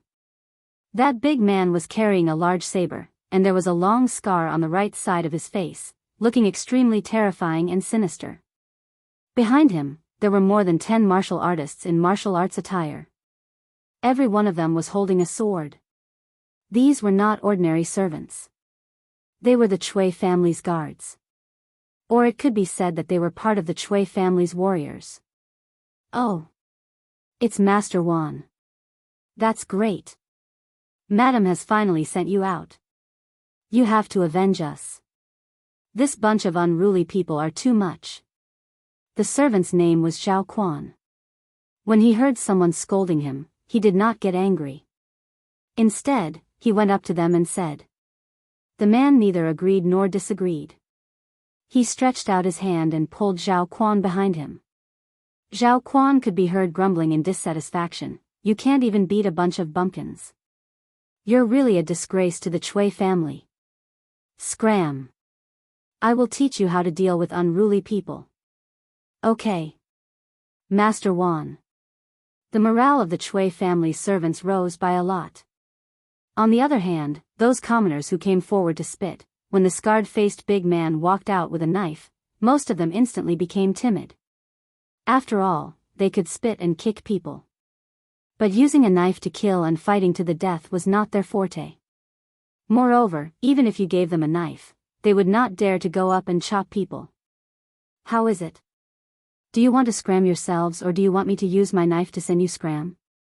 That martial artist surnamed one walked over with a big knife and said with a light smile. When the commoners saw his arrogant look, their faces were filled with anger. But now that things had come to this, they were obviously not the Chui family's guards' match. So even if they were pointed at and scolded, most of the commoners did not dare to say anything. But it was easy to meet with accidents in life. There were still some people who were not afraid of power. Humph. Stop trying to scare people here. I don't believe that in broad daylight, you bunch of dog slaves dare to use a knife to commit murder. The little scholar Yu Dijin stood out at the crucial moment. At this time, he seemed to have a backbone. After Yu Dehang said that, the commoners all felt that it was reasonable. This was the foot of the emperor. If the Chui family's martial artists really dared to go to the extreme, then the Chui family's future in Cheng and would definitely not be good. That's right. Isn't it just holding a knife? You bunch of slaves dare to kill people? Many commoners followed behind Yu Dehang and started to jeer. That martial artist surnamed one was despised by the commoners and his face instantly turned green and white. After a moment, this fellow's mouth flashed a trace of a sinister smile. Fortunately, it was a life and death struggle. Humph. Refusing a toast only to be forced to drink a forfeit. This is what you asked for. Surnamed you, I will let you go to heaven today. In your next life, don't think of fighting with the Chui family. After saying that, the big man held the big knife with both hands and actually chopped towards Yu Dehang's body. If this knife hit the porcelain, then it would really be a cut in half. Yu Dehang's entire body would be split in half. Dehang, quickly dodge. The crowd immediately let out cries of surprise. Some of the commoners even closed their eyes, waiting for the screams of the big knife piercing into the flesh. As the person involved, Yu Dehang's eyes were wide open. At this moment, he wanted to run, but he knew that he could not run away. His speed could not catch up with the big man's speed. Do I regret? Yu Dehang asked himself in the last few breaths of the statement. I don't regret. I, Yu Dehang, am worthy of the heavens and earth, worthy of my conscience. Thinking of this, Yu Dehang also closed his eyes and quietly waited for the arrival of death. Chapter 1083. Kung. Just as Yu Dehang was waiting for death with his eyes closed, he suddenly felt a gust of wind by his ear, followed by the sound of metal clashing. Following that, he heard a man's voice beside him, Humph. In broad daylight, who gave you the guts to hurt people on the streets? No matter how stupid Yu Dehang was, he knew that he was saved. He opened his eyes in joy and saw a man younger than him, holding a cold gleaming long sword, blocking the heavy blade of the warrior surnamed Wan. Following that, the man lightly waved the long sword and the warrior surnamed Wan was sent flying far away. With a peng sound, like a sandbag, he slammed heavily into the Chui family's dark red iron gate. Master Wan. Master Wan. Are you all right?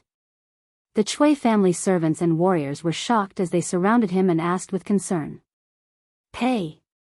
I'm fine. The warrior surnamed Wan pushed away the surrounding people who were trying to help him and walked in front of Li Zishuan. With a ferocious face, he said, Where did this little kid come from? How dare you meddle in the Chui family's business? Are you tired of living? If you know what's good for you, kneel down and kowtow to me. Maybe I'll let you die with dignity. Noisy. The young man frowned. No one saw how he made his move and the warrior surnamed Wan was sent flying again. Pung. No one knew if the young man did it intentionally or not, but the warrior surnamed Wan crashed into the same spot again. The Chui family's main gates suffered 2 consecutive heavy blows and finally could not take it anymore. With a loud boom, the Chui family, which had been glorious for close to 1,000 years, was smashed down for the first time.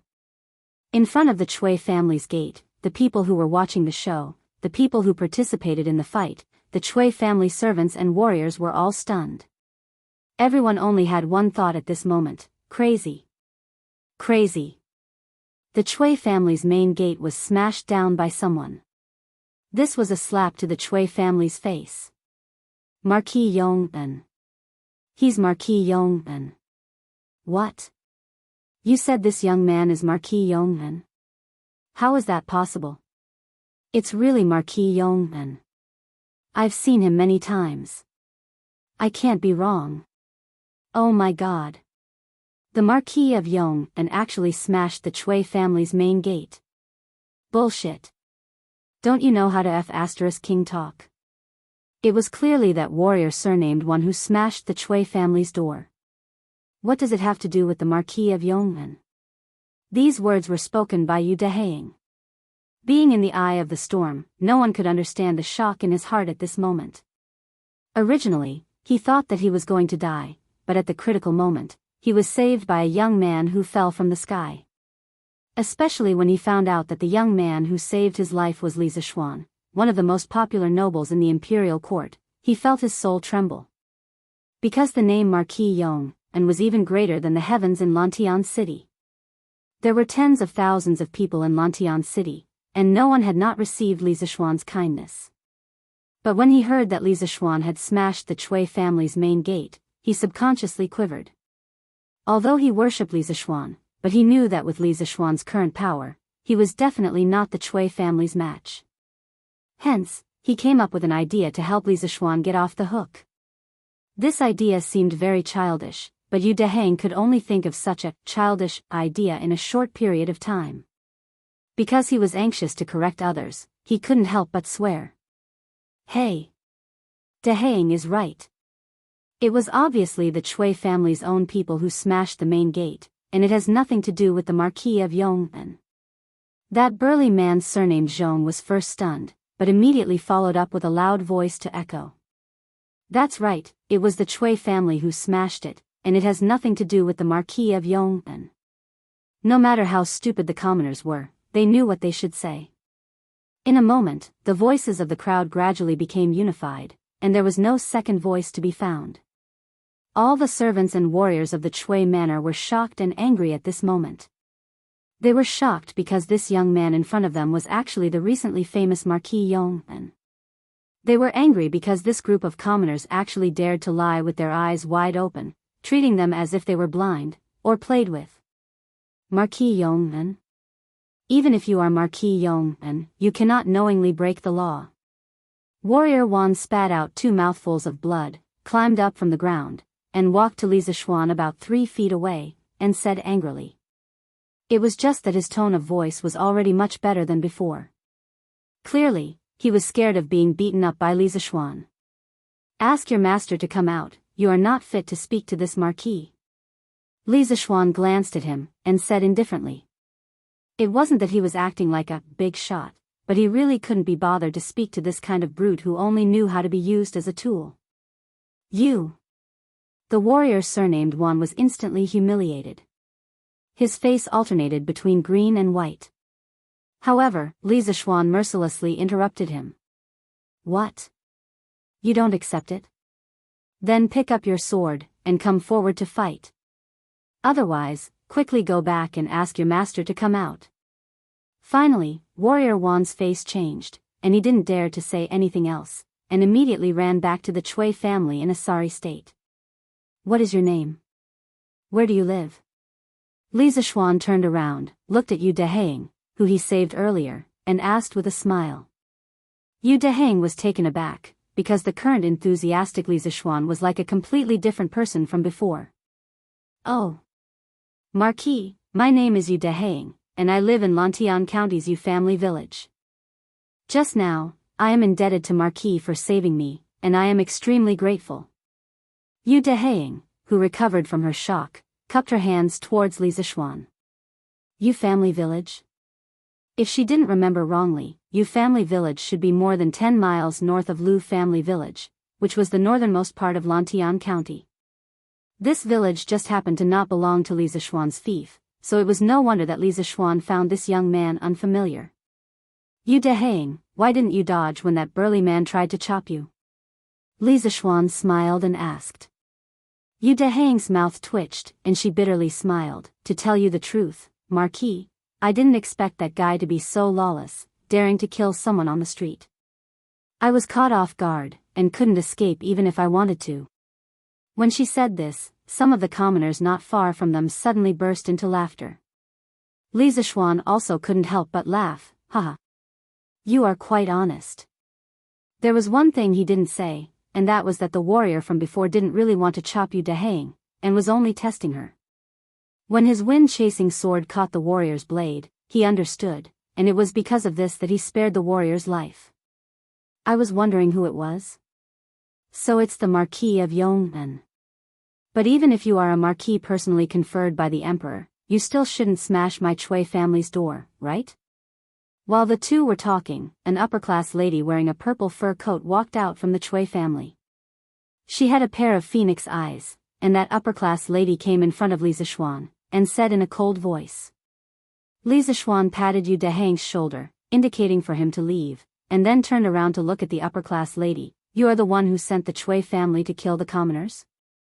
Chapter 1084. In front of the Chui residence. Two people who should not have interacted with each other in their lives were now facing each other, as though they were at each other's throats. Wang Shi hatefully said, "So what if it's me? This bunch of unruly people gathered in front of the Chui residence to cause trouble, can't we chase them away?" If it was someone else, Wang Shi would have already ordered people to chase them away. But the person in front of her was Lisa Schwann. This name had appeared more than once in the Chui family. He made the two young masters of the Chui family. One was exiled to Cheongzhou, the other was chased back to Zhengzhou, but the Chui family's old grandfather still could not do anything to him. As such, Wang Shi had no choice but to deal with him carefully. Gathering people to cause trouble? What trouble did they cause? Lisa Schwann crossed his arms in front of his chest, and asked while knowing the answer. Wang Shi snappily said, "What good things did they do, Marquis Yong, and can just ask them." "Why ask me?" Lisa Schwann laughed, and casually said, "It's just spitting on the street. How big of a deal can it be? This street doesn't belong to the Chui family, right?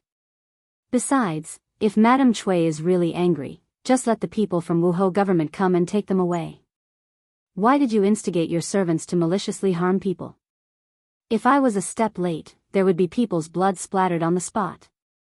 The current emperor is ruling the country with benevolence, but your Chui family is so blatantly harming people's lives.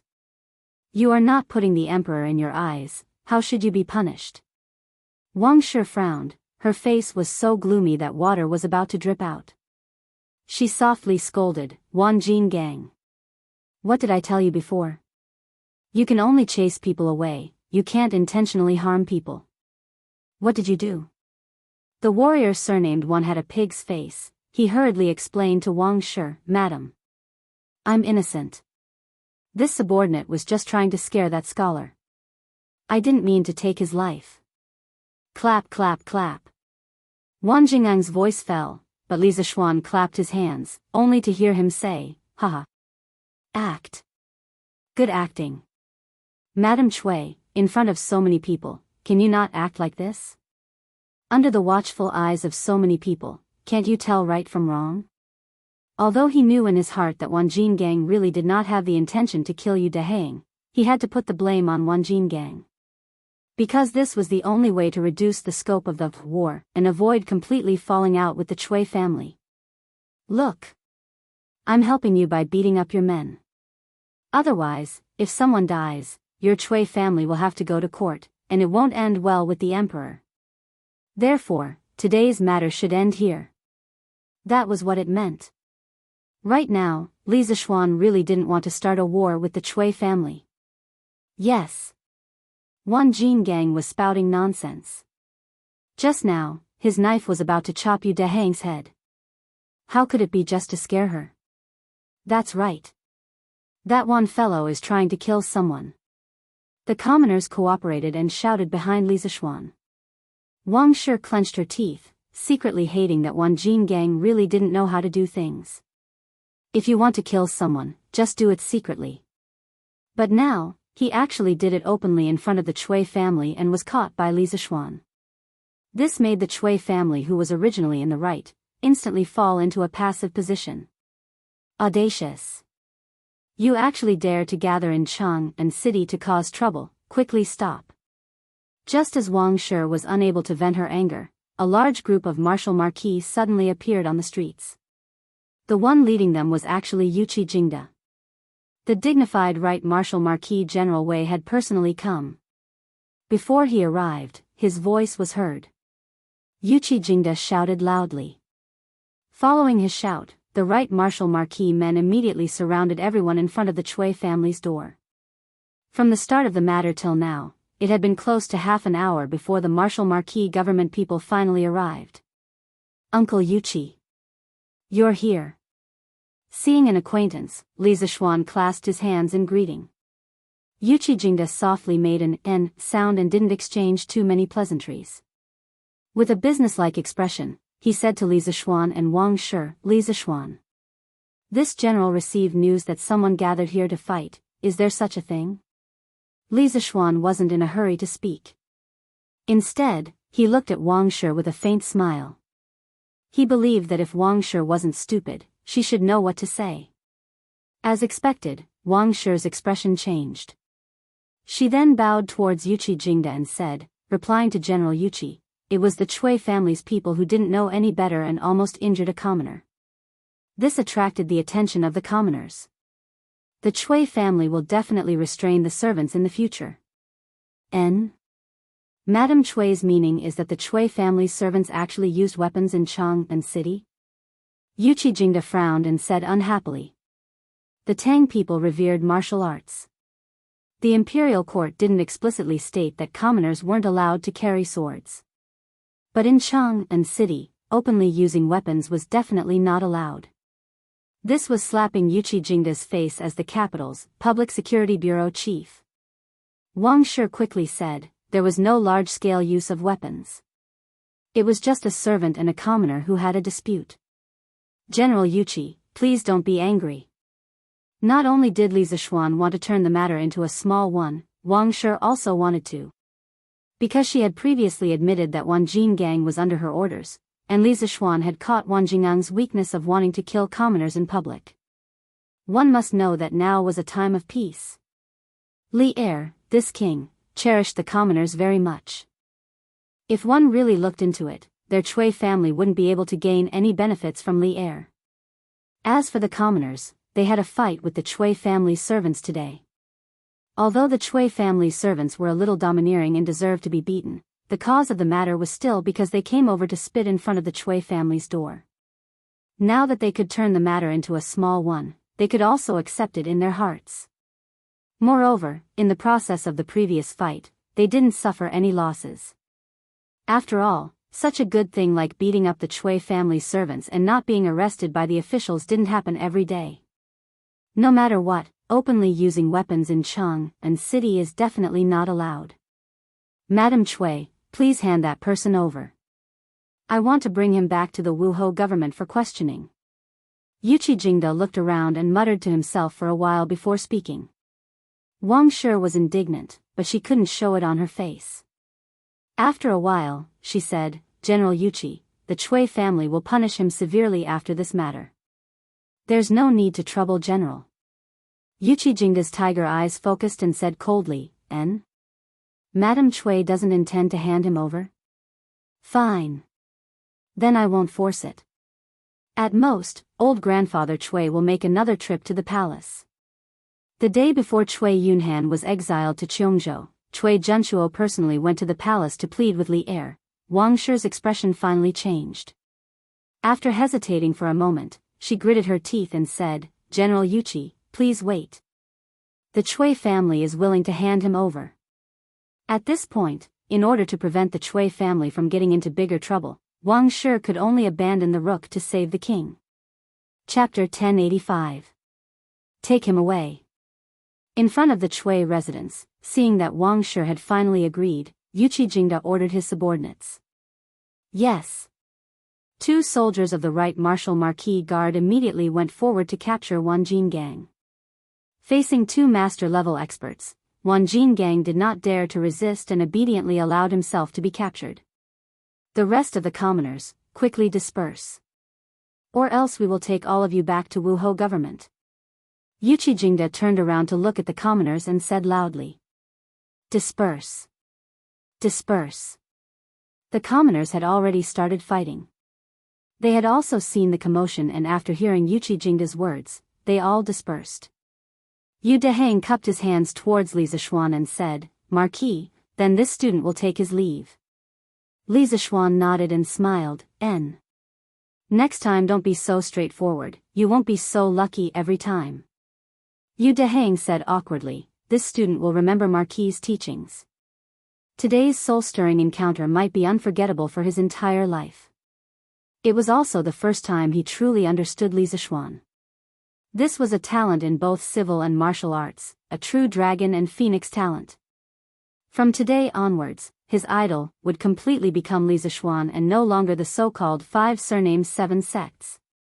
After saying that, Yu Dehang turned around and left with the villagers of Yu family manor.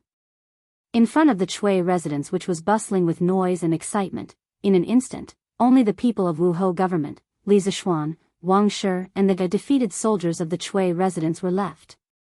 Wang Shi glared at Li Zishuan with a sinister expression.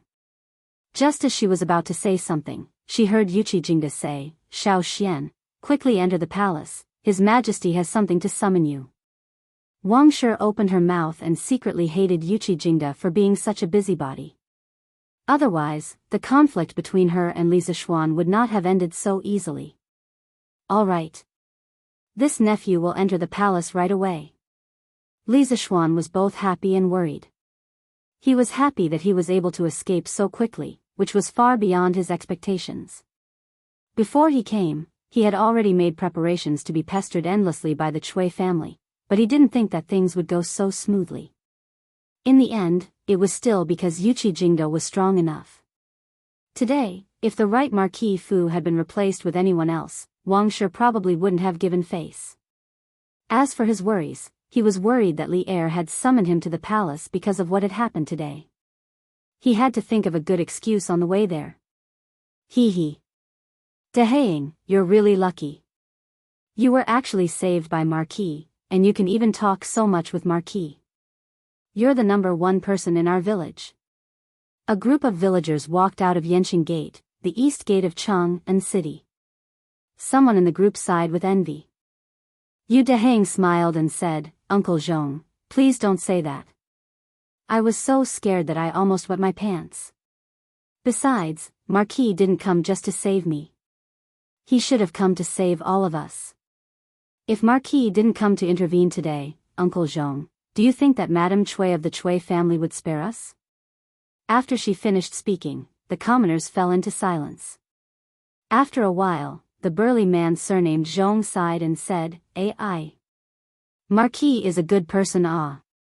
I, old Zhong, have lived for decades and have seen many officials, but no matter if it's the previous dynasty or now, there is no official who loves the people as much as Marquis. The only pity is that our Yu family manor is too far north. Otherwise, it would have become Marquis fief long ago. As soon as he said that, many people agreed with him regretfully. Old Zhong is right. If our village could also be annexed to Marquis fief, that would be great. To meet such a master, don't talk about being an ox or a horse, even if he wants me to go through water and tread on fire, I will do it. Hey! Why would Marquis want you to be an ox or a horse? Marquis is very good to the commoners in his fief. Yu Dehang shook her head and said, it's useless to say more. Marquis fief is now considered to be one of the top nobles in the Great Tang. If he wants to expand his fief, Marquis will have to make more contributions. Let's quickly go back. Imperial Palace, Li Zhenghao. Li Er came here after the morning court to enjoy the newly installed heating in the Imperial Palace with Zhang Sun. In the end, someone came to report that a large group of commoners had started fighting with the Chui family servants in front of the Chui residence. He frowned slightly and didn't say anything because he believed that Yuchi Jingda would be able to handle it himself. But not long after, the Imperial Guards came with another piece of news, saying that Li Zixuan had gone to the Chui residence and injured the Chui residence's guards. Only then did Li Er order Yuchi Jingda to think of a way to resolve the conflict and summon Li Zixuan to the palace. Your Majesty, this concubine is thinking that the commoners suddenly went to the Chui residence to cause trouble. Was it because someone was secretly instigating them? Empress Zhongsun frowned and asked.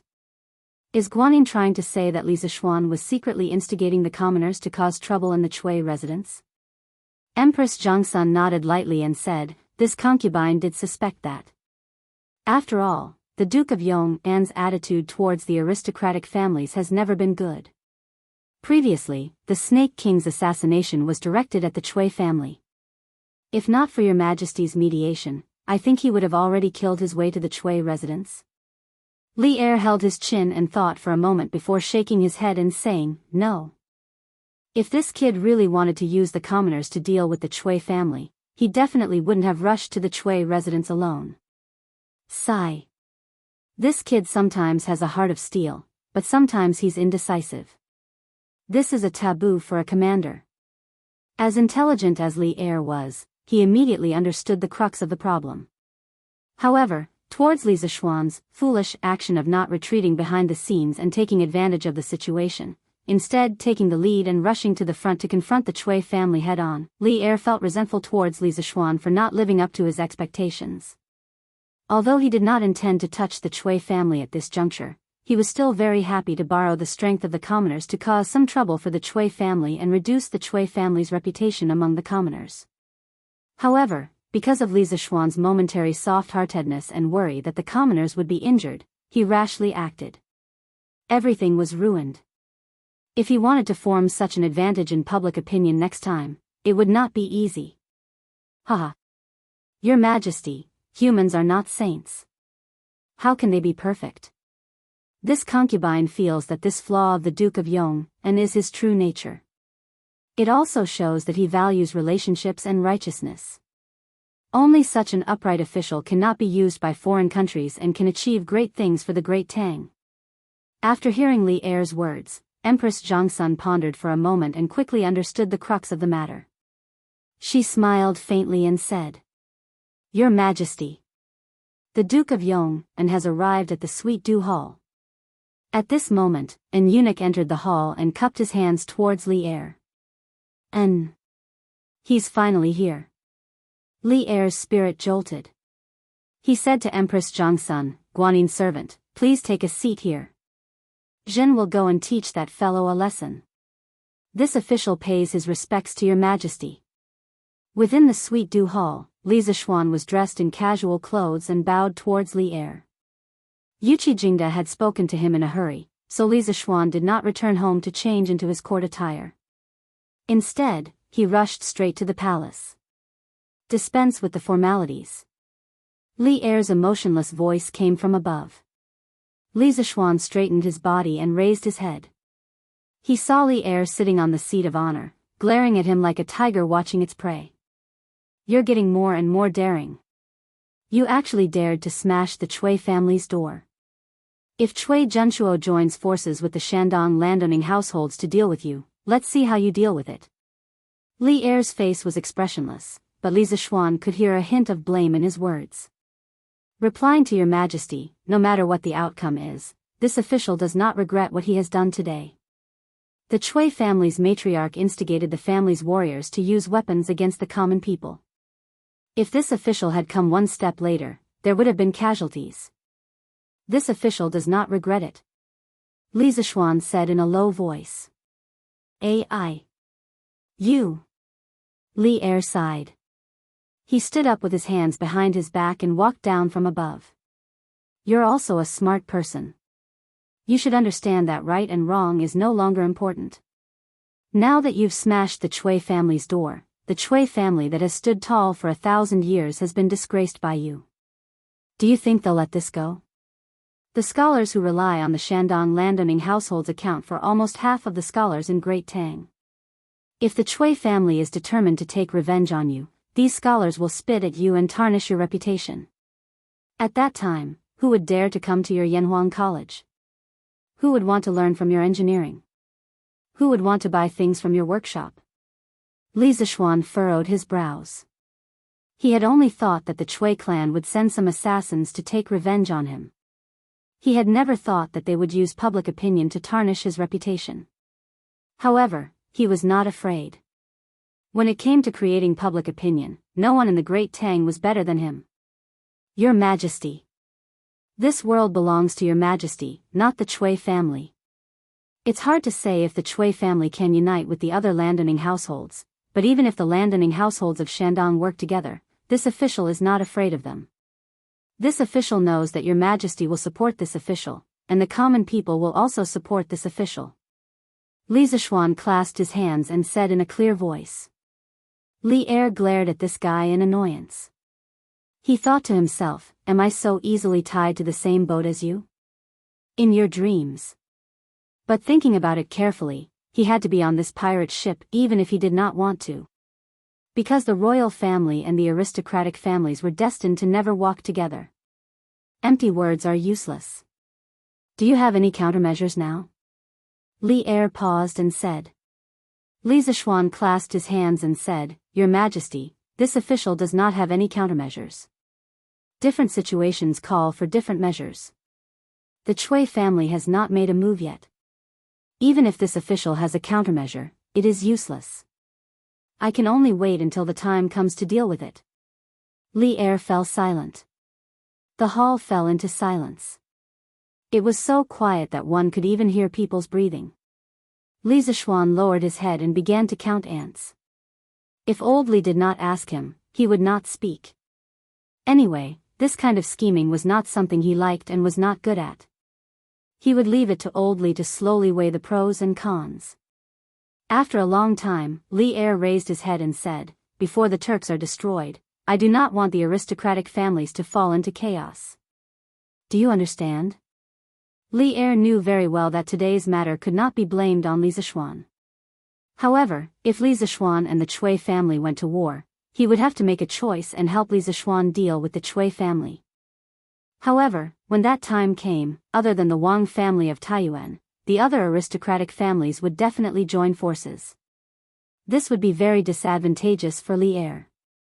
For the Tang Empire, it would also be an extremely serious internal friction. Li Zishuan's heart moved. He replied, This official obeys the decree. Good. Li Er nodded his head in satisfaction. Then, he smiled casually and said, The heating that you taught the general is very good. You should be rewarded, but now that you've made such a big mess for me, forget it. You can go back first. Remember what I said to you. It was not that he did not want to reward Li Zishuan, but it was mainly because Li Zishuan had just destroyed the Chui family. If he gave him a reward, wouldn't it be a blatant mockery? If the Chui family were to get angry at this time and fight to the death, the imperial court would be in trouble. Li Zishuan curled his lips and thought that Li Er was stingy. However, after thinking carefully, he could understand Li Er's difficulties. Thus, he did not say anything and left. Pa. I'm so angry. I'm so angry. Li Zishuan is too much. In the backyard of the Chui residence, Wang Shi smashed a vase in exasperation and roared angrily. The maids and servants in the house all lowered their heads and did not dare to breathe loudly. After a while, seeing that everything that could be smashed on the table and cabinet had been smashed, the old butler of the Chui residence came forward and cupped his hands. Madam, please calm down. Anger is harmful to the body. Bang. Calm down. This Li Zishuan first forced Xian Ji back to Zhengzhou, then caused Yunhan to be sent to Cheongzhou. Now, he actually came to destroy the Chui residence. In all these years, when has the Chui family suffered such humiliation? If the old master was still in Chang'an, would he allow him to be so impudent? Wang Shi slammed the table and said angrily. Butler Wang lowered his head and said carefully, Madam, the most important thing now is not to be angry with the Marquis of Yong'an, but to reduce the impact of this matter on the Chui family as soon as possible. In this old servant's opinion, we should donate a sum of money to the Warm Tang Foundation as soon as possible. Otherwise, the Marquis of Yong and might use this as an excuse to make a fuss. When the time comes and Datong Daily spreads the news, I'm afraid our Chui family's reputation will be ruined. It had to be said that the old butler's foresight was very accurate. Today's matter, other than hurting the Chui family's face, more importantly, it dealt a considerable blow to the Chui family's reputation. The reason why the 5 families and 7 noble families could have their current status was mainly because of the reputation they had accumulated over many years among the common people, especially among the scholars. If the Chui family were to have a bad reputation, then in the future, the Chui family would lose the support of many scholars. This was a huge matter that would hurt the foundation of the Chui family. Donate money? In your dreams.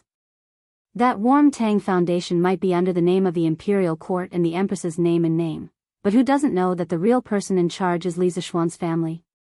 This brat wants to use such underhanded means to force the Chui family to donate money. No way. Wang Shi, who was in a fit of anger, refused without hesitation. Madam, butler, you don't have to say any more. I've already made up my mind. Not only will the Chui family not donate money, today's matter will not be settled so easily. The old butler still wanted to say something, but Wang Shi did not want to hear any more. She threw down this sentence and left immediately. The old butler opened his mouth and was filled with helplessness. He could only secretly pray that the old master of the Chui family, Chui Junchuo, would receive the news as soon as possible and rush back to preside over the situation. Chapter 1086. The old butler of the Chui residence was right. In the afternoon, Li Zishuan directly went to the workshop to discuss with Ma Zhou whether they should publish the conflict between the commoners and the Chui family in the Great Tang Daily. Marquis, forgive me for being blunt, but today's incident has already caused a huge uproar. There are definitely many people who know about it. Moreover, Marquis, you have already smashed the door of the Chui family. Even if we don't publish this news, the Chui family won't owe us a favor. Moreover, the people who know about it will misunderstand that we are jackals of the same tribe as the Chui family and deliberately hide the truth. In this way, it will be a big blow to the credibility of Datong Daily. After Ma Zhou listened to Li Zishuan's explanation seriously, he pondered for a moment and said, "That's right." Li Zishuan nodded and said, "Brother Ma's words make sense. If that's the case, then tomorrow's Datong Daily will publish the news of the Chui family's donation and being attacked by the people." Ma Zhou's eyes flashed with excitement. He was born in a poor family and didn't have a good impression of the aristocratic families. If Li Zishuan wanted to fall out with the aristocratic families, he would definitely support it from the bottom of his heart. Hearing this, he hurriedly said, "Yes, Marquis." Li Zishuan thought for a while and added, "But there's one thing you have to pay attention to. The news has to be realistic. We only need to report the facts and not exaggerate." Li Zishuan had listened to Li Er's previous words. He also felt that the current Tang Empire should be united against the outside world and not have too much internal friction. If they were to exaggerate and smear the Chui family in the newspaper, it might expand the conflict and damage the credibility of Datong Daily. Ma Zhou replied, "I understand. If the Chui family wants to take revenge on us, what do you think we should do?" The conversation between Li Zishuan and Ma Zhou lasted until the sky turned dark. As the future Prime Minister of the Tang Empire, Ma Zhou had a lot of unique ideas in terms of strategy. After this conversation, Li Zishuan had some ideas about the future path of the battle with the Chui family. At night, Li Zishuan stayed in the Yunshan residence. At 9:45 p.m., the study in the residence was still lit by candlelight. Suddenly, a big hand appeared outside the pitch-black door of the study. The big hand knocked on the door and then a voice, "Marquis, I have something to report." Judging from the voice, it was Pang Feiji. Silence. After a while, Li Zishuan's voice came from inside the room, "Come in and talk." Pang Feiji pushed the door open and entered. He saw Li Zishuan half leaning on the armchair with an unknown book in his hand. He took out a small booklet from his sleeve and handed it to Li Zishuan. "Marquis, You asked me to investigate whether the Chui family had done anything illegal. After a few months of investigation, I found some things. Marquis, please take a look. At that time, Cui Yunhan brought a group of students to the Li family to cause trouble. Coincidentally, Li Zishuan had just destroyed the 7 cultivators sect. Under the combination of the two, Li Zishuan felt that the Cui family might be behind the 7 cultivators sect. Cui Yunhan innocently took the blame and was exiled to Cheongzhou. The eldest son of the Cui family in Qinghe, Cui Xuanji, was also sent back to his hometown in Zhengzhou by Cui Zhenshuo. Li Zishuan originally wanted to kill Cui Yunhan. However, Li Er didn't allow him to kill Cui Yunhan for the sake of the overall situation. He could only send Pang Feiji to secretly investigate the Cui family's illegal activities. After such a long time, Li Zishuan had almost forgotten about it. He didn't expect Pang Feiji to suddenly bring it up today. His gaze hardened as he looked deeply at Pang Feiji. Then, he took the booklet from Pang Feiji's hand and flipped through it. In the first year of Wuda, when the world was just settled, the Cui family cooperated with the local government in Zhengzhou and took over 30,000 mu of land from the local people. This caused thousands of people to have no land to farm and become homeless. In the 7th month of the 3rd year of Wuda, the current emperor killed Wang Shichong in Luoyang. Due to the war, Luoyang city was severely damaged and lacked order. The Cui family took the opportunity to take over 40% of the shops in Luoyang city and forcibly expropriated 70,000 mu of land from some of the people at a low price. Countless people in Luoyang city sold their sons and daughters. The Cui family took advantage of the situation and robbed them. They didn't spend a single copper coin and took away nearly 100 beautiful women from the people. From the 4th year of Wuda to the 9th year of Wuda, the Cui family's direct descendants and branch descendants had been taking over the land in Hunan province. Sometimes, there were even cases of people bullying people. There was evidence that a total of 16 poor peasant girls were raped. Most of these girls couldn't bear the humiliation and committed suicide. Due to the Cui family's power and the fact that the victims' families didn't report it, the local government turned a blind eye and allowed the Cui family's descendants to continue their evil deeds. Reading up to this point, Li Zishuan's face was filled with unconcealable anger. Pang Feiji, who was standing beside him, could even feel that the air in the study room had become colder. Murderous intent. Pang Feiji, who used to be a servant in Wuhou government, knew that this was the murderous aura of an expert. He had felt it before when he was beside Yuqi Jingda. He didn't dare to look directly at Li Zishuan's face and quickly lowered his head. In the 9th year of Wuda, after Cui Shanfu got drunk, he took over a servant named Nianyu. After that, Nianyu became pregnant with his child. When Cui Shanfu found out, he wanted to take her as his concubine. When Wang Shi heard the news, she was furious and ordered people to tie up the servant, Nianyu, and torture her to death. According to some rumors from the servants of the Cui family, every night that year, the cries of women and the cries of babies could be heard. After that, the Cui family even specially invited an eminent monk to perform 2 rituals. At this point, Li Zishuan had finished reading the contents of the small booklet. His face was filled with frost. After a long silence, he opened his mouth and asked bitterly, "What is torture?" Pang Feiji was shocked because Li Zishuan's voice had become hoarse. It sounded like a demon from the abyss. In this cold and quiet night, it was so horrifying. Inexplicably shivering, Pang Feiji hurriedly cupped his fist and said, Marquis, this torture is to turn a person into a human swine. First, they chop off the limbs, dig out the eyes, inject copper into the ears to make them deaf. Then, they pour poison down the throat and cut off the tongue to make them unable to speak. After that, they still have to cut off the nose, shave their hair, and finally throw them into the latrine to let them die slowly. Bang. Just as Pang Feiji finished speaking, Li Zishuan couldn't take it anymore. He angrily slammed the table and stood up, saying coldly, "What a Cui family! What a vicious and venomous woman!" Pang Feiji instantly felt a bone-piercing chill. Then, he saw the table beside Li Zishuan turn into a pile of powder. Chapter 1087. Swine, or swine, was a pig. Human swine was a form of torture that turned people into pigs. Different from death by dismemberment, human swine was a form of punishment used in court battles. The ancients often said that no poison was a great man, and the most poisonous was a woman's heart. In the imperial palace, there had always been a lot of fights between concubines. Once a woman with no sense of security gained power, her revenge would be more ruthless than a man's.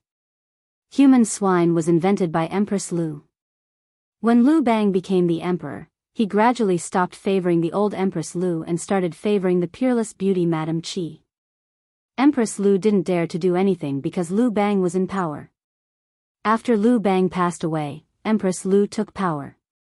Her jealousy couldn't be erased, so she sent people to catch Madame Qi, beat her severely, dug out her eyes, cut off her limbs, shaved her hair, and finally threw her into the toilet. Even so, Empress Lu was still not satisfied.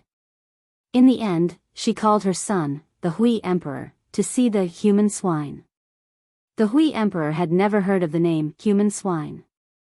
He was very curious, so he followed the eunuch out of the palace and went to see it. The eunuch took him to a toilet, opened the door, and said to the Hui Emperor, "The human swine is in the toilet." The Hui Emperor looked into the toilet and saw a human body. It had no hands, no feet, and no eyeballs. There were only 2 bloody holes. The body could still move a little. It opened its mouth wide, but no sound could be heard. After looking at it, he was shocked and scared. He couldn't help but shrink his body and ask the eunuch, "What is it?" The eunuch didn't dare to say. When the Hui Emperor returned to the palace and forced the eunuch to say it, the eunuch said, "Madame Qi." Before the eunuch could say anything, the Hui Emperor was so scared that he almost fainted. Not long after, he passed away. Marquis, calm down. In the study room of the Yunshan residence, Pang Feiji looked at the wooden table that had turned into sawdust. His pupils could not help but shrink. Ever since he had followed Li Zishuan, he had never seen Li Zishuan so angry. Pang Feiji, who was trembling with fear, hurriedly cupped his fists and comforted him. "Humph. Calm down, calm down. Ask the mother and son who were tortured to death whether they could calm down or not. People say that the big families are the most ruthless, but I didn't expect the Chui family to be so ruthless and dirty. They were born as human beings, yet they are human beings in vain." Li Zishuan's face was full of anger. At this moment, he really regretted not killing Wang Shi earlier in the day. That servant girl named Nianyu was originally a victim, but in the end, she still had to suffer a second persecution from Wang Shi. Moreover, this kind of persecution was really not something a human could do. It was too light to describe Wang Shi as a venomous woman. Earlier in the day, Li Er had told him to bear with it and wait for the Great Tang to resolve its external threat before dealing with the aristocratic clans. But at this time, Li Zishuan really couldn't take it anymore. He felt that the longer he endured, the more the maidservant who was cruelly killed by Madame Wang in the netherworld would be able to rest in peace. Hell was empty, and the devils were in the human realm. Li Zishuan couldn't tolerate a demon like the Wang Consortium, nor did he want to. Marquis, the Chui family has a deep foundation and has many connections with other families. You have to think twice. A complicated look flashed across Pang Feiji's eyes. He cupped his fists towards Li Zishuan and said, Li Zishuan suddenly realized that something was wrong. He turned around abruptly and stared at Pang Feiji with a burning gaze. He stared at Pang Feiji for a long time until Pang Feiji was at a loss for what to do. Only then did he open his mouth and say, "Feiji, this information, with just the people in your hands, could you have found it?"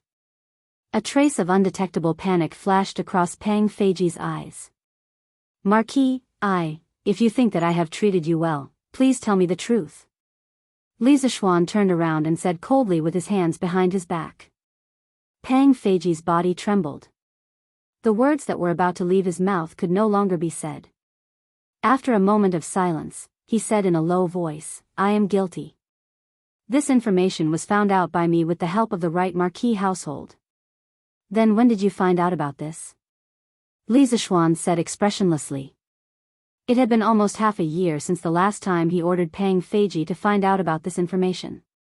He did not believe that Pang Feiji just happened to find out about this information in these few days. Marquis, I found out about this 3 months ago. Pang Feiji's expression changed.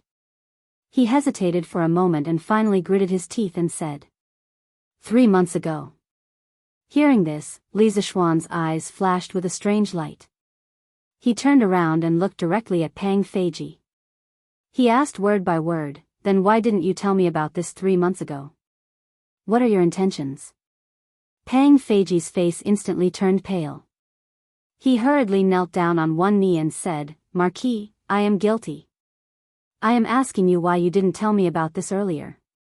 Don't King kowtow and beg for forgiveness and pretend to be pitiful. Li Zixuan was in a fit of anger. Seeing Pang Feiji like this, he was burning with rage. He could not help but violently smash the book in his hand towards Pang Feiji's head. Pang Feiji could have dodged, but he did not.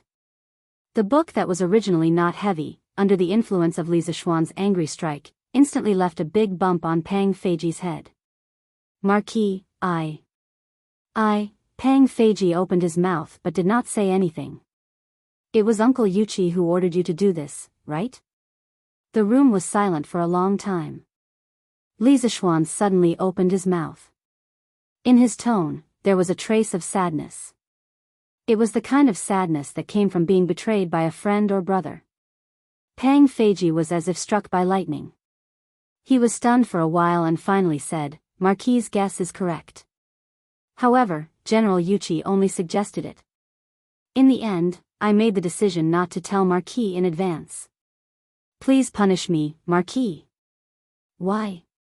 Li Zixuan's voice gradually turned cold. It was so cold that Pang Feiji felt like crying. Yes, he felt like crying. Replying to Marquis, when I received this news, General Yuchi told me in person that if you, Marquis, were to know the contents of the book, based on your usual kind heart, you would definitely be furious and kill the Chui family regardless of the consequences. At that time, Marquis, your wings were not fully grown. Moreover, you had just established Yanhuang College. I'm afraid that your position in the Emperor's heart was not stable. If the Chui family were to fight back with all their strength, it would very likely cause you, Marquis, to suffer a great loss.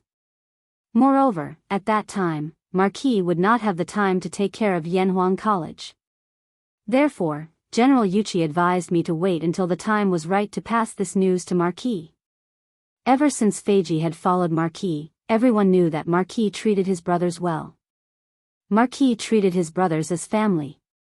This kindness, even if Feiji were to die 1,000 times, he would not be able to repay it. From the beginning to the end, Feiji only hoped that Marquis and his family would be safe and prosperous for generations to come. He had never been disloyal to Marquis. Feiji also knew that Yanhuang College was a foundation that Marquis valued greatly. In order to prevent Marquis from recklessly attacking the Chui family, and also to allow Marquis to focus on developing the college, Feiji acted on his own initiative and suppressed this information until today. Feiji, please punish me for not reporting it. Chapter 1088. You mean to say that now is the right time to make a move on the Chui family? Pang Feiji's words of loyalty touched Li Zixuan, but at the same time, he was also a little angry. Superiors didn't like their subordinates to make decisions on their own. Although Li Zixuan came from the modern world and received the education of everyone is equal, he still didn't like others making decisions for him.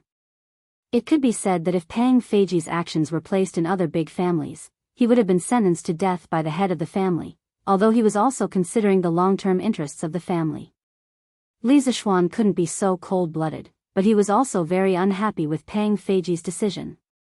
The main thing was that when he thought of the servant girl who was turned into a human swine by Wang Shi, his heart was filled with anger.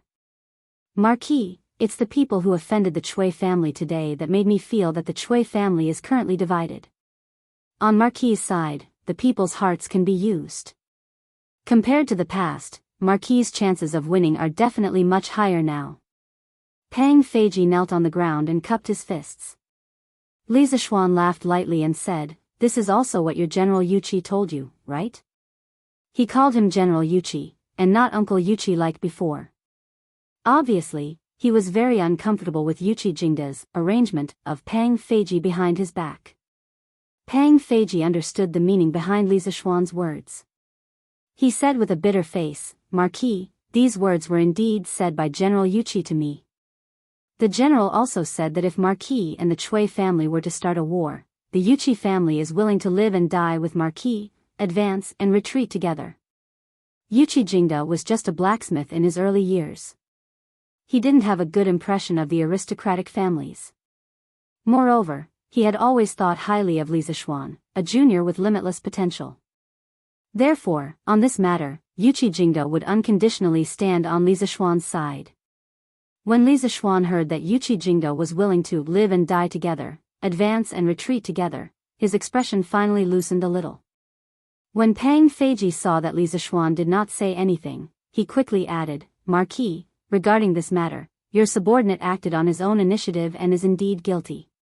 However, this has nothing to do with General Yuchi. When I learned of the Chui family's actions over the years, your subordinate also hesitated whether or not to inform Marquis. Enough. I know everything." Li Zishuan waved his hand and interrupted Pang Feiji. He paused and said expressionlessly, "You have participated in the military training of the academy. You should know that it is the duty of a soldier to obey orders. Regardless of whether your intentions were good or bad, your actions make you unfit to be a good soldier. From today onwards, you are no longer this Marquis personal guard. Captain. The position of captain is temporarily vacant. If you make the same mistake again in the future, this Marquis will not tolerate it. Do you understand?" Li Zishuan's words took a huge turn. Pang Feiji thought that Li Zishuan was going to expel him from the personal guard. He was so scared that a layer of cold sweat appeared on his back. His face turned pale in an instant. When he heard the second half of the sentence, he could not help but sigh in relief. He could accept any form of punishment, but he did not want to leave the Li family. "Thank you, Marquis, for your mercy. Your subordinate will definitely not make the same mistake again." Pang Feiji cupped his fists and said loudly. His tone was filled with the joy of surviving a disaster. "Enough. You may leave." "Yes, sir." After Pang Feiji left, Li Zishuan sat alone in the study room. He closed his eyes and pondered. After a long time, he heard a long sigh from the room. "The tree wants to be quiet, but the wind will not stop. I did not want to make a big deal out of this, but the spirits of hell did not agree, nor did the people of the world. This time, I really have to defy the decree." The next day, the headlines on Datong Daily became a hot topic among the people of Chang'an. The Chui family of Qinghe County did not donate. Angry citizens blocked their door and almost lost their lives. Hiss. The Chui family was blocked? When did this happen? Why didn't I know about it? TSK. Wang Huaihua, didn't you know about the huge commotion yesterday? What commotion? I went out of the city yesterday. Hey. What commotion? Don't you know how to read the newspapers? It's written clearly on there. Yo. So the Chui family never donated money to the Nguyen Tang Foundation. Isn't that too stingy? Although I'm not rich, I still donated 500 copper coins. No wonder the Chui family was blocked. If I was in the city yesterday, I would have spat in front of the Chui family's door. Don't brag. Didn't you see that a scholar was almost hacked to death by the Chui family's guards yesterday? This Chui family is too much. Not only did they not donate money, they even dared to hack people in public.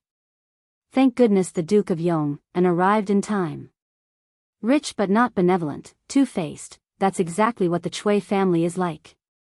What kind of family is this? They're even worse than us commoners who have never read the books of the saints. That brat of mine is always thinking about how he can rely on the Chui family and marry a girl of the 5 surnames to bring glory to his ancestors. What the hell? I'm going to beat him up when I get back. Rely on the Chui family? Marry a girl of the 5 surnames? How can it compare to the glory of getting into Yanhuang College and becoming a student of the Duke of Yong'an? Old Wang, you're right. I heard that Mu Lao San from Stone Village used to be so poor that he didn't even have a good meal. But after his son got into Yanhuang College, the landlord in his village even wanted to marry his daughter to his son. Unknowingly, the commoners' values had changed slightly. The status of the 5 surnames and 7 great clans in the past was now plummeting in their hearts. Silent nourishment. Not only did it refer to the spring rain, but it also referred to human kindness. Li Zishuan's good deeds for the commoners this year were engraved in everyone's hearts. Compared to the Chui family, Li Zishuan represented justice and the people's will more. Now that the negative news about the Chui family was out, the commoners directly voted with their feet and stood on Li Zishuan's side without thinking. You bunch of foolish commoners only know how to listen to slander. The Chui family has been glorious for 1,000 years, who knows how many good deeds they've done and how many poor people they've helped. How can a small Duke of Yong'an compare? A group of commoners were loudly discussing the Chui family when a middle-aged scholar suddenly passed by. After hearing their conversation, the middle-aged scholar couldn't help but speak out in dissatisfaction. TSK. You say that the Chui family has done good deeds, then how many can you list? I've heard people say that the Chui family's disciples bullied people in Hunan. That's right. The Chui family is rich but not benevolent, everyone knows that.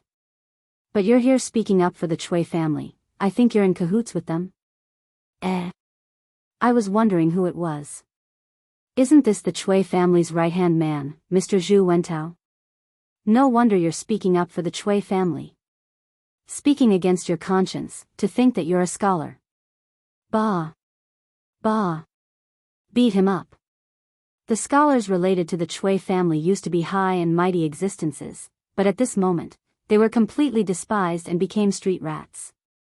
The storm of public opinion quickly spread from the commoners to the circle of scholars.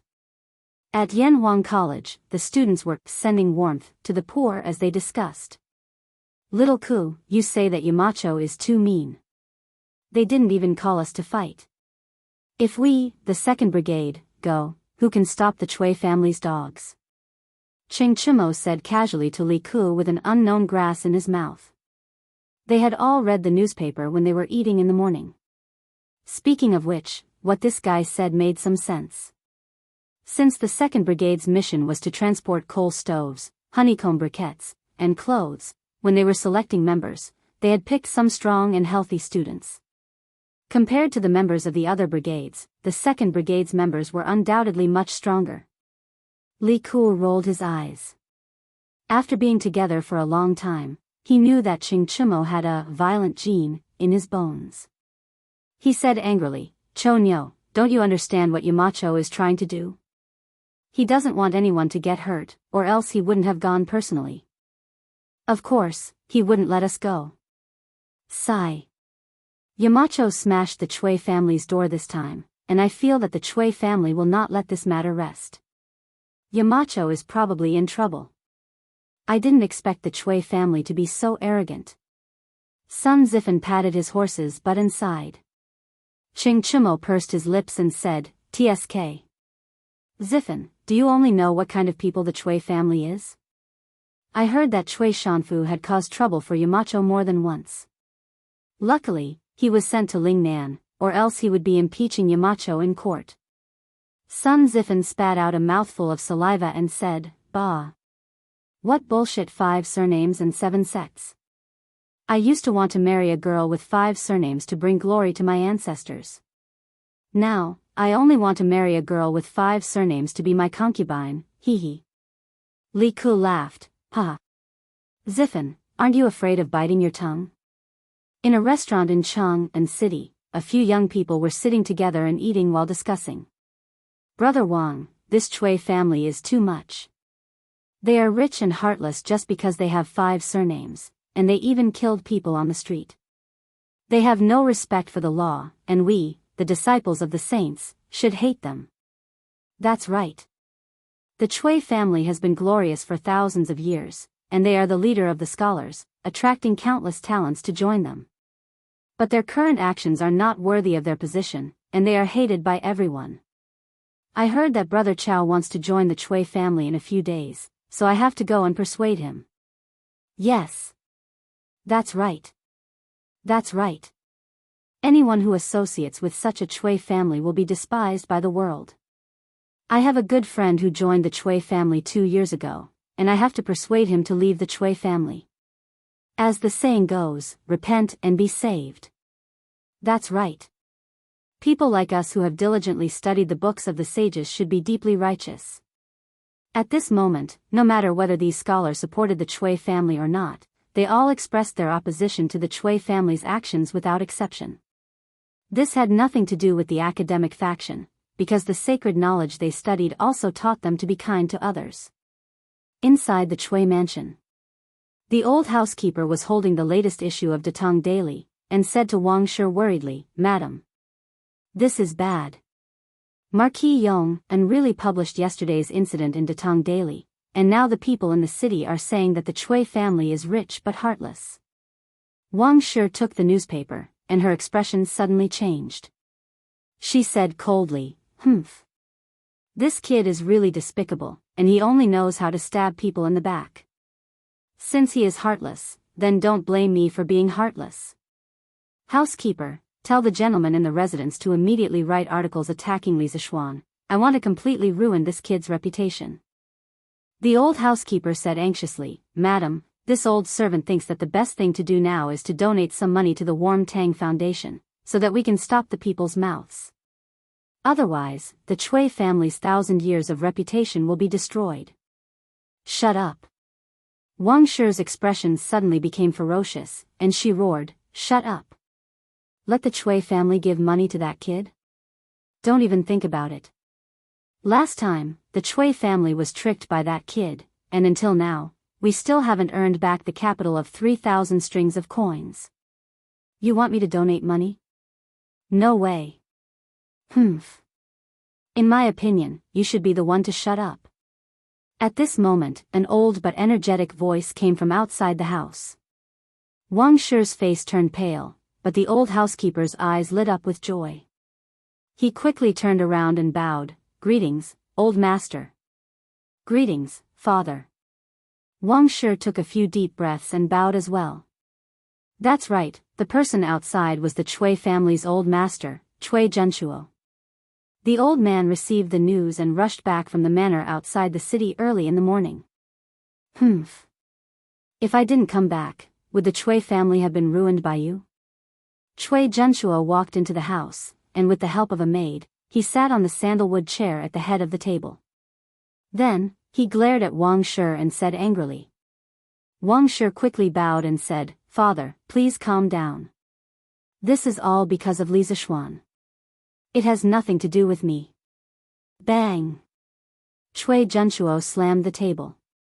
Although he was old, he slammed it hard.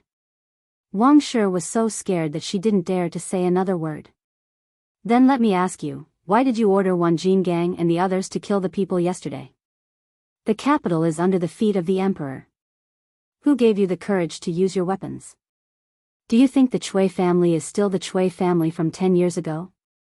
Also, why didn't you send someone to donate money to the Nuan Tang Foundation after the people left yesterday? Is that money more important? Or is the Chui family's reputation more important? Why don't you ask around and see if the other families are secretly laughing at us? You short-sighted thing. Shanfu marrying you is really a misfortune for the Chui family."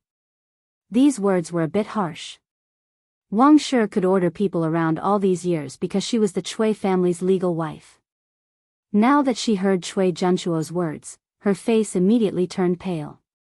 "Father, I know my mistake. I know my mistake. Please calm down." "Humph."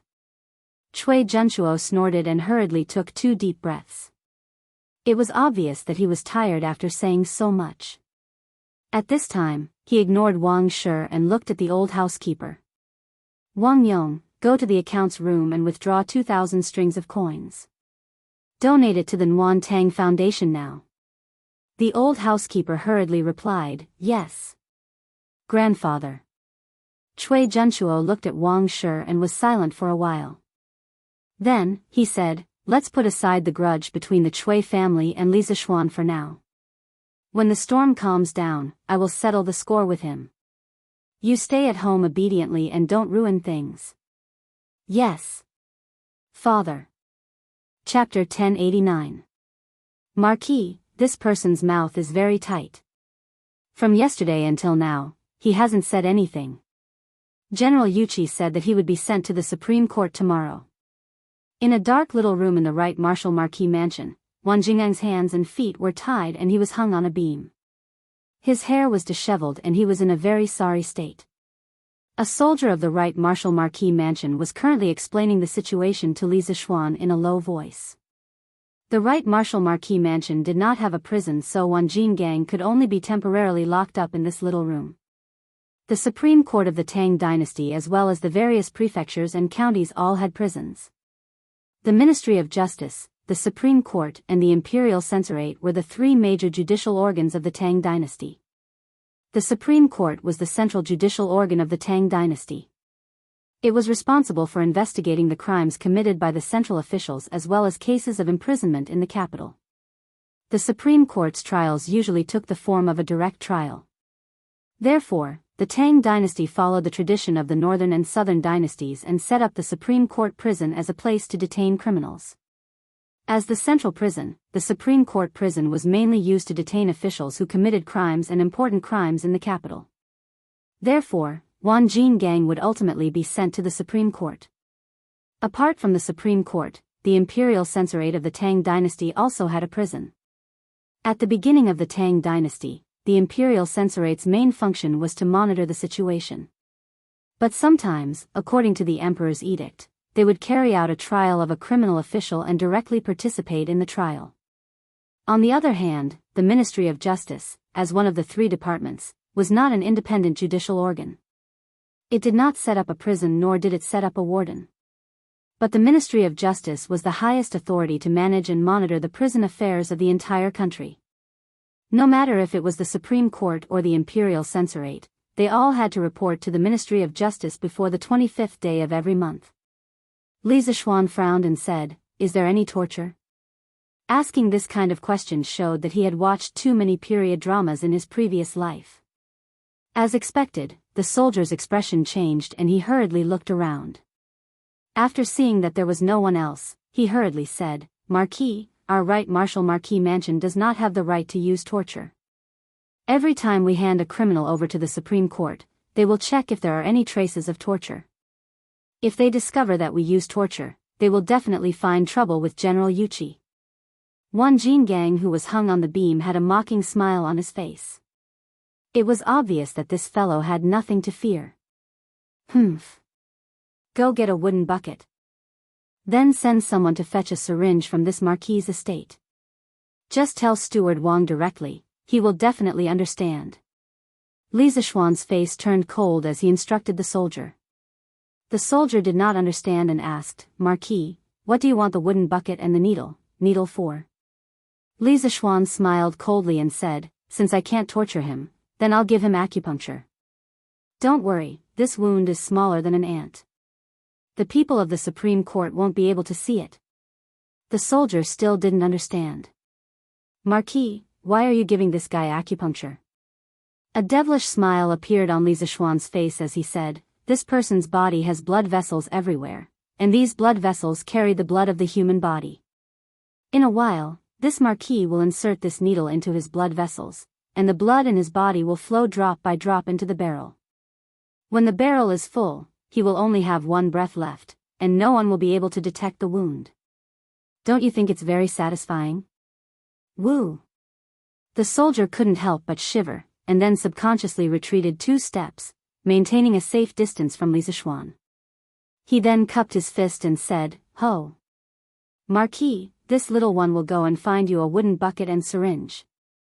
Finishing, he left as if he was escaping. Because Yuchi Jingda had instructed them yesterday, that Li Zishuan was here. No matter what he instructed them, they must do it, as long as they don't tear down the Marquis government. Wang Jinggang, who was hung on the beam, his face was filled with fear. The scene that Li Zishuan described was too terrifying. He opened his eyes wide and shook his head vigorously. No, no, no. Marquis Yong, you are a marquis personally conferred by the emperor. You using private punishment is against the law. When the time comes, the Chui family will not let you off. Chui family? Li Zishuan sneered and looked at Wan Jingang with ridicule. You are now just an abandoned son of the Chui family. Do you think the Chui family will care about your life and death? Oh, no, it should be said that the Chui family only wants you dead, not alive. You must know that only dead people can keep secrets the best. Wan Jingang refused to believe. No. I was recruited into the Chui family by the old grandfather. When he returns to Chang'an, he will definitely think of a way to save me. Old grandfather? You mean Chui Junchuo? Where is he now? Li Zishuan's gaze congealed as he asked. Wan Jingang suddenly came to his senses. He seemed to have confessed without being pressed. He immediately shut his mouth and did not say another word. Li Zishuan saw the situation and sneered. Humph. Looks like you still haven't recognized the reality. In a while, I will let you bleed to wake you up. Wan Jingang clenched his teeth. Humph. Let me bleed then. Do you think the amount of blood Wan Jingang have bled these few years is not enough? He was obviously strong in appearance but weak in reality. Li Zishuan was too lazy to talk nonsense with him. After a while, the soldier from earlier brought a wooden bucket and placed it next to Wan Jingang. Li Zishuan ordered, use a black cloth to cover his eyes. I am afraid that he will not be able to take it and will scare himself to death. Yes. Marquis. The soldier and Wan Jingang shuddered. They secretly thought that Li Zishuan was really ruthless. After a while, the soldier pulled a piece of black cloth out of nowhere and covered Wan Jingang's eyes. Li Zishuan, personally cut. Oh, no, it was a needle. Fortunately, he was tall and could stand on the ground and directly insert the needle into Wan Jingang's arm. Facing Li Zishuan, a martial arts master, Wan Jingang did not make any unnecessary struggle. This was because he knew that Li Zishuan had thousands of ways to make him lose the ability to struggle. At this time, he only felt that his arm was stung by a bug. It was not painful, so he sneered. Humph. I thought it would hurt a lot. This is just scratching an itch for me, Wan Jingang. Li Zishuan was not angry. He said with a smile, this marquis goal is not to make you feel pain. This marquis wants you to experience the loss of life unknowingly. In the end, you won't even have the strength to open your eyes. During this process, you can't do anything. You can only wait for death slowly. Wan Jingang trembled. It was obvious that he had begun to feel fear in his heart. The soldier next to him saw that the light yellow rubber hose was instantly dyed dark red. Immediately after, there was a drip sound, and blood slid into the wooden bucket. Go and get a few datong daily for this marquis. This marquis will read the newspaper here today while admiring how this Wan Jingang is drained dry. Li Zishuan forcefully endured the disgust in his heart and ordered. In fact, he himself was a little scared when he heard such deliberately scary, perverted words, but in order to make Wan Jingang speak the truth, he could only suffer himself. Roar. Marquis Yong, kill me if you dare. What kind of hero are you to use such despicable means? Wan Jingang couldn't help but feel a chill run down his spine when he thought of how all the blood in his body was about to be drained dry and how there was a person admiring the process at the side. He only wished for a quick death now. The soldier of the right marquis household looked at Li Zishuan as if he was looking at a monster and thought, is this still the great philanthropist Marquis Yong, and that everyone praises? Why does he look like a demon that just came out of hell? Just as the soldier was about to give Li Zishuan the newspaper, he suddenly felt his sleeve being pulled by someone. He lowered his head and saw that it was Li Zishuan who had pulled him. He was bewildered and was about to ask when he saw Li Zishuan shove a ball of paper into his hand with lightning speed and make a shushing gesture. The soldier was also a quick-witted person. He quickly nodded and retreated. Commandant Zhou, Marquis, what's written on it? Tell me quickly. In a side hall of the Wu Marquis household, the soldier who previously served Li Zixuan was scratching his ears and cheeks as he surrounded a middle-aged man and asked anxiously. Looking at him, he was obviously illiterate. The note Li Zixuan passed to him earlier was really a waste. The general usually tells us to read more books when we have time. Shinsigi, you just don't listen. The middle-aged man surnamed Zhou pointed at the soldier and grumbled. But grumbling was grumbling. He still started to help Shinsigi read the contents of the note. A jug of water, a funnel, and 2 soldiers? Shinsigi, are you sure this is the note Marquis gave you? The content of the note was very simple. Commandant Zhou finished reading it very quickly. But he didn't quite understand the contents of the note. Shinsigi frowned and thought for a while, then said excitedly, I understand. Thank you, Commandant Zhou. With that, he ran off like a wisp of smoke. Drip drip drip drip. In a dark room, the sound of water dripping could be heard from time to time. A young man sat at the door, calmly flipping through the latest issues of Datong Daily. His face would occasionally reveal a smile. It could be seen that he was in a good mood. But the burly man who was hung on the beam was not in a good mood. His face was pale. Because he wanted to break free, his wrists and ankles were left with deep purple marks. His lips were dry. He didn't shout or shout. Because he had shouted for a long time, but it was useless. The young man was unmoved by his shouts. But it couldn't be said that he was completely unmoved. When he cursed, the young man would fiercely kick him in the stomach. It was so painful that he couldn't even breathe. Marquis, it's already noon. Why don't you go and have your meal first? I'll help you watch. When it was close to noon, Shinsigi ran over and asked carefully. Li Zixuan put down the newspaper and replied, no need. Go to Drunken Immortal restaurant and get me a plate of lion's head, a plate of fried bean sprouts, and a small pot of immortal drunken wine. This Marquis will eat here for lunch.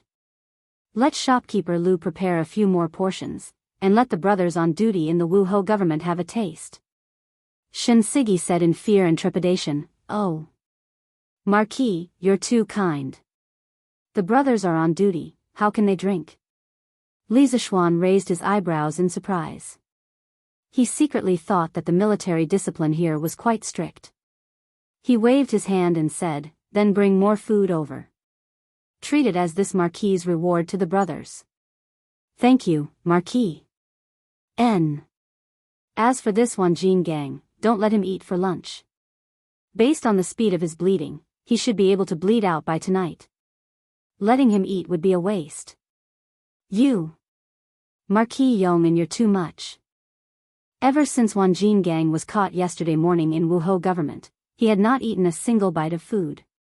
And after going through Li Zixuan's torture, he felt that he was really exhausted. Hearing Li Zixuan's words, his lungs were about to explode. Ignore him. Go quickly. Li Zixuan waved his hand and said. Shinsigi obeyed and left. In the afternoon, the military officials and soldiers on duty in the right Wuhou government were considered to have freeloaded a big meal. The Drunken Immortal restaurant's top-quality food and dishes, they usually could not bear to eat a plate of it. But now they could eat heartily. In a moment, the entire Wuhou government was filled with the aroma of food. Wanjin gang, who was starving, in the aroma of the food and wine, felt that death was better than living. Every day felt like a year. Marquis, your subordinate heard a news outside. It said that the Chui family donated 2,000 strings of coins to the Nguyen Tang Foundation. Hey! Looks like they are starting to give in. Li Zixuan invited Shinsigi to have lunch at the entrance of the little black room. During the meal, Shinsigi smiled and said a piece of news. Wanjin gang heard this and could not help but frown deeply. Li Zixuan seemed to sigh carelessly and said, everyone thinks that the Chui family is high above and will never fall. Hee hee. Let's wait and see. Let's not talk about that. This Drunken Immortal is still the best. TSK. Even an immortal would not exchange it. Goo goo. While Li Zixuan was enjoying the food and wine, Wang Jingang's stomach started growling. Li Zixuan smiled at the two soldiers who were standing beside Wang Jinggang and doing unknown things. Come, come, come.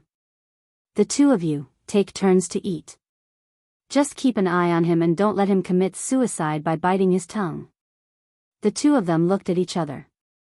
Seeing Shen Sigi nodding at them, they replied, "Thank you, Marquis." Thus, only the sound of chewing and the very rhythmic dripping sound was left in the room. The starving Wang Jinggang was even more tormented by these two sounds. His arms and legs had already lost feeling. It was probably because he had lost too much blood. If he had a knife in his hand at this moment, his first reaction would not be to slash at Li Zixuan but his own neck. In the afternoon. After some time, the dripping sounds suddenly stopped. Li Zixuan raised his head and said, "What's wrong? Did he bleed dry so quickly? The two of you, quickly press on his arm and help him squeeze. Maybe he can squeeze out some blood. Shen Sigi, help me get another pot of wine." How can there be no wine for such an elegant thing? Haha. Wang Jingang's face turned even paler. He roared with his already hoarse voice, "Lunatic! Lunatic!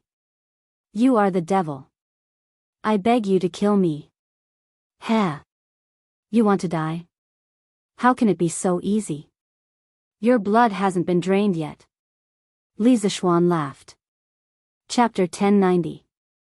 Hearing Li Zixuan suddenly ask for wine, Shen Sigi was stunned at first, but after seeing Li Zixuan give him a meaningful look, he instantly understood and hurriedly left to carry out the order. Not long after, Shen Sigi brought over a pot of wine for Li Zixuan, and the other two martial marquis had already used all their strength to press down on Wang Jingang's arm. Immediately, the ticking sound in the room rang out again, and Wang Jingang's nightmare began again. "Kill me. I beg you to kill me. If you're a man, then give me a quick death. I beg you." His mouth kept repeating these words in a low voice. The heavens had pity on him. He had walked the Jianghu for so many years. What kind of injuries had he not suffered? He had long seen through life and death, but this kind of waiting for death, this kind of torture to his soul and his body, he really could not stand it. At this time, a quick death to him had already become an extravagant hope. Phew. The contents of these few newspapers are a little lacking. 5 in the afternoon, the sun was setting in the west. Li Zixuan stood up, sighed, and said as if he hadn't had enough. "Wang Jinggang, this marquis will give you one last chance. If you are willing to speak honestly, this marquis will give you a way out and ensure your safety. If you are not willing to speak, then this marquis will leave now, and tomorrow the people of Wuhou government will send you, who is on your last breath, to the Supreme Court. TSK TSK.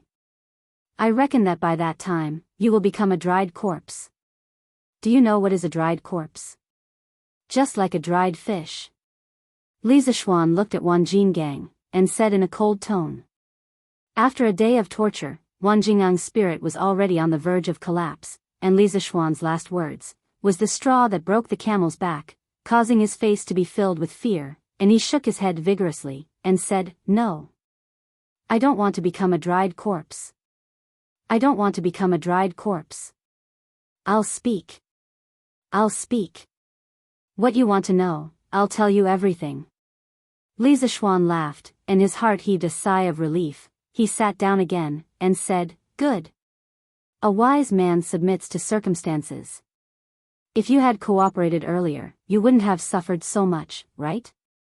Marquis Yong, and you, pull out the needle first, otherwise I will really turn into a mummy."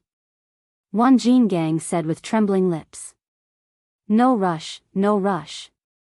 This marquis knows what to do. Answer a few of my questions first. You. Ask away.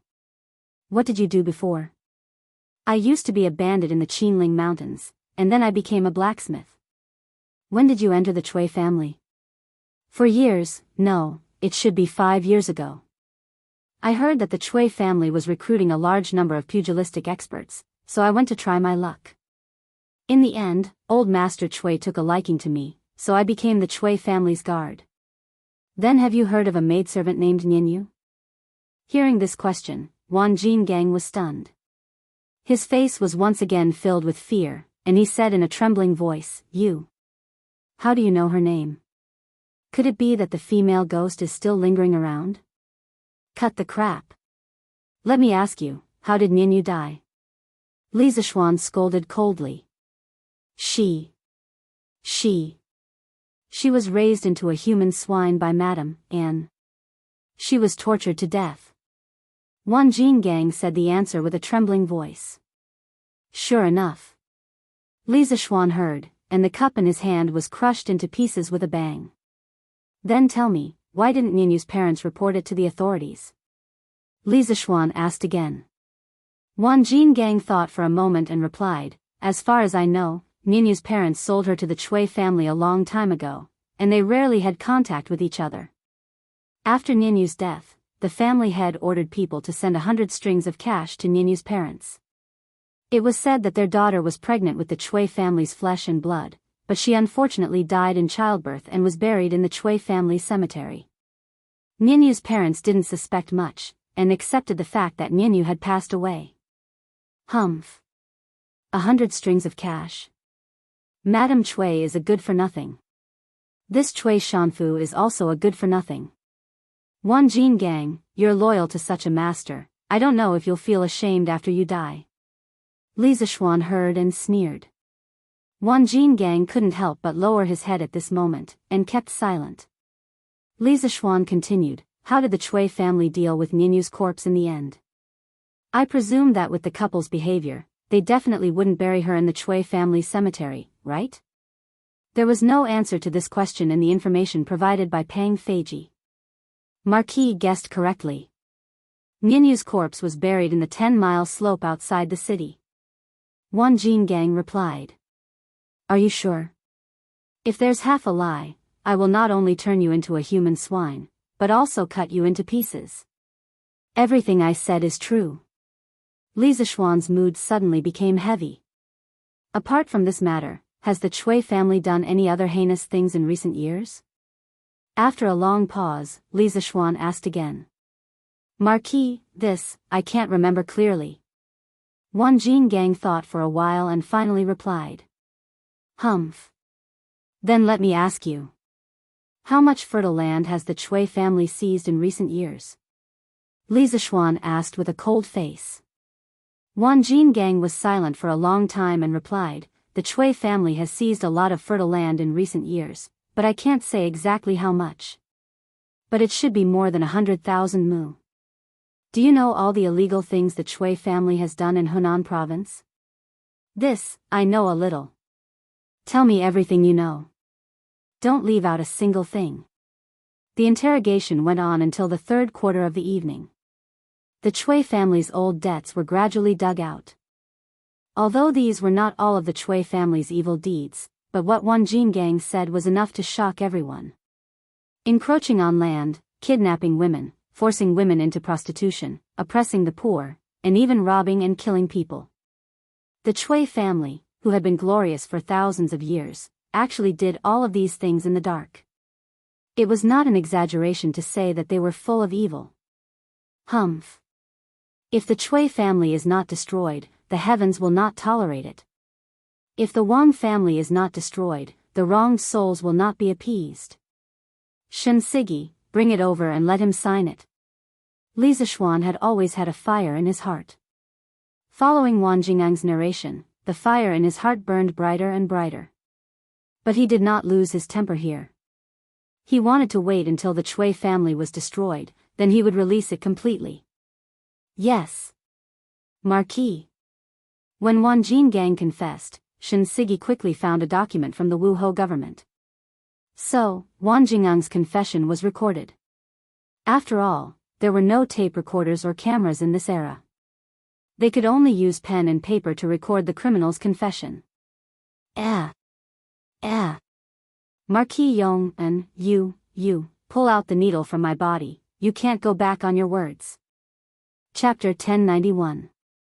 At this time, Wan Jingang suddenly realized that there was still a needle in his body. If this continued, wouldn't his blood be sucked dry? Pull out the needle from his body, then take this bucket of blood out. Don't scare him to death. Then get him to sign his name. Li Zishuan felt that it was funny. Just the sound of water droplets could scare this guy to this extent.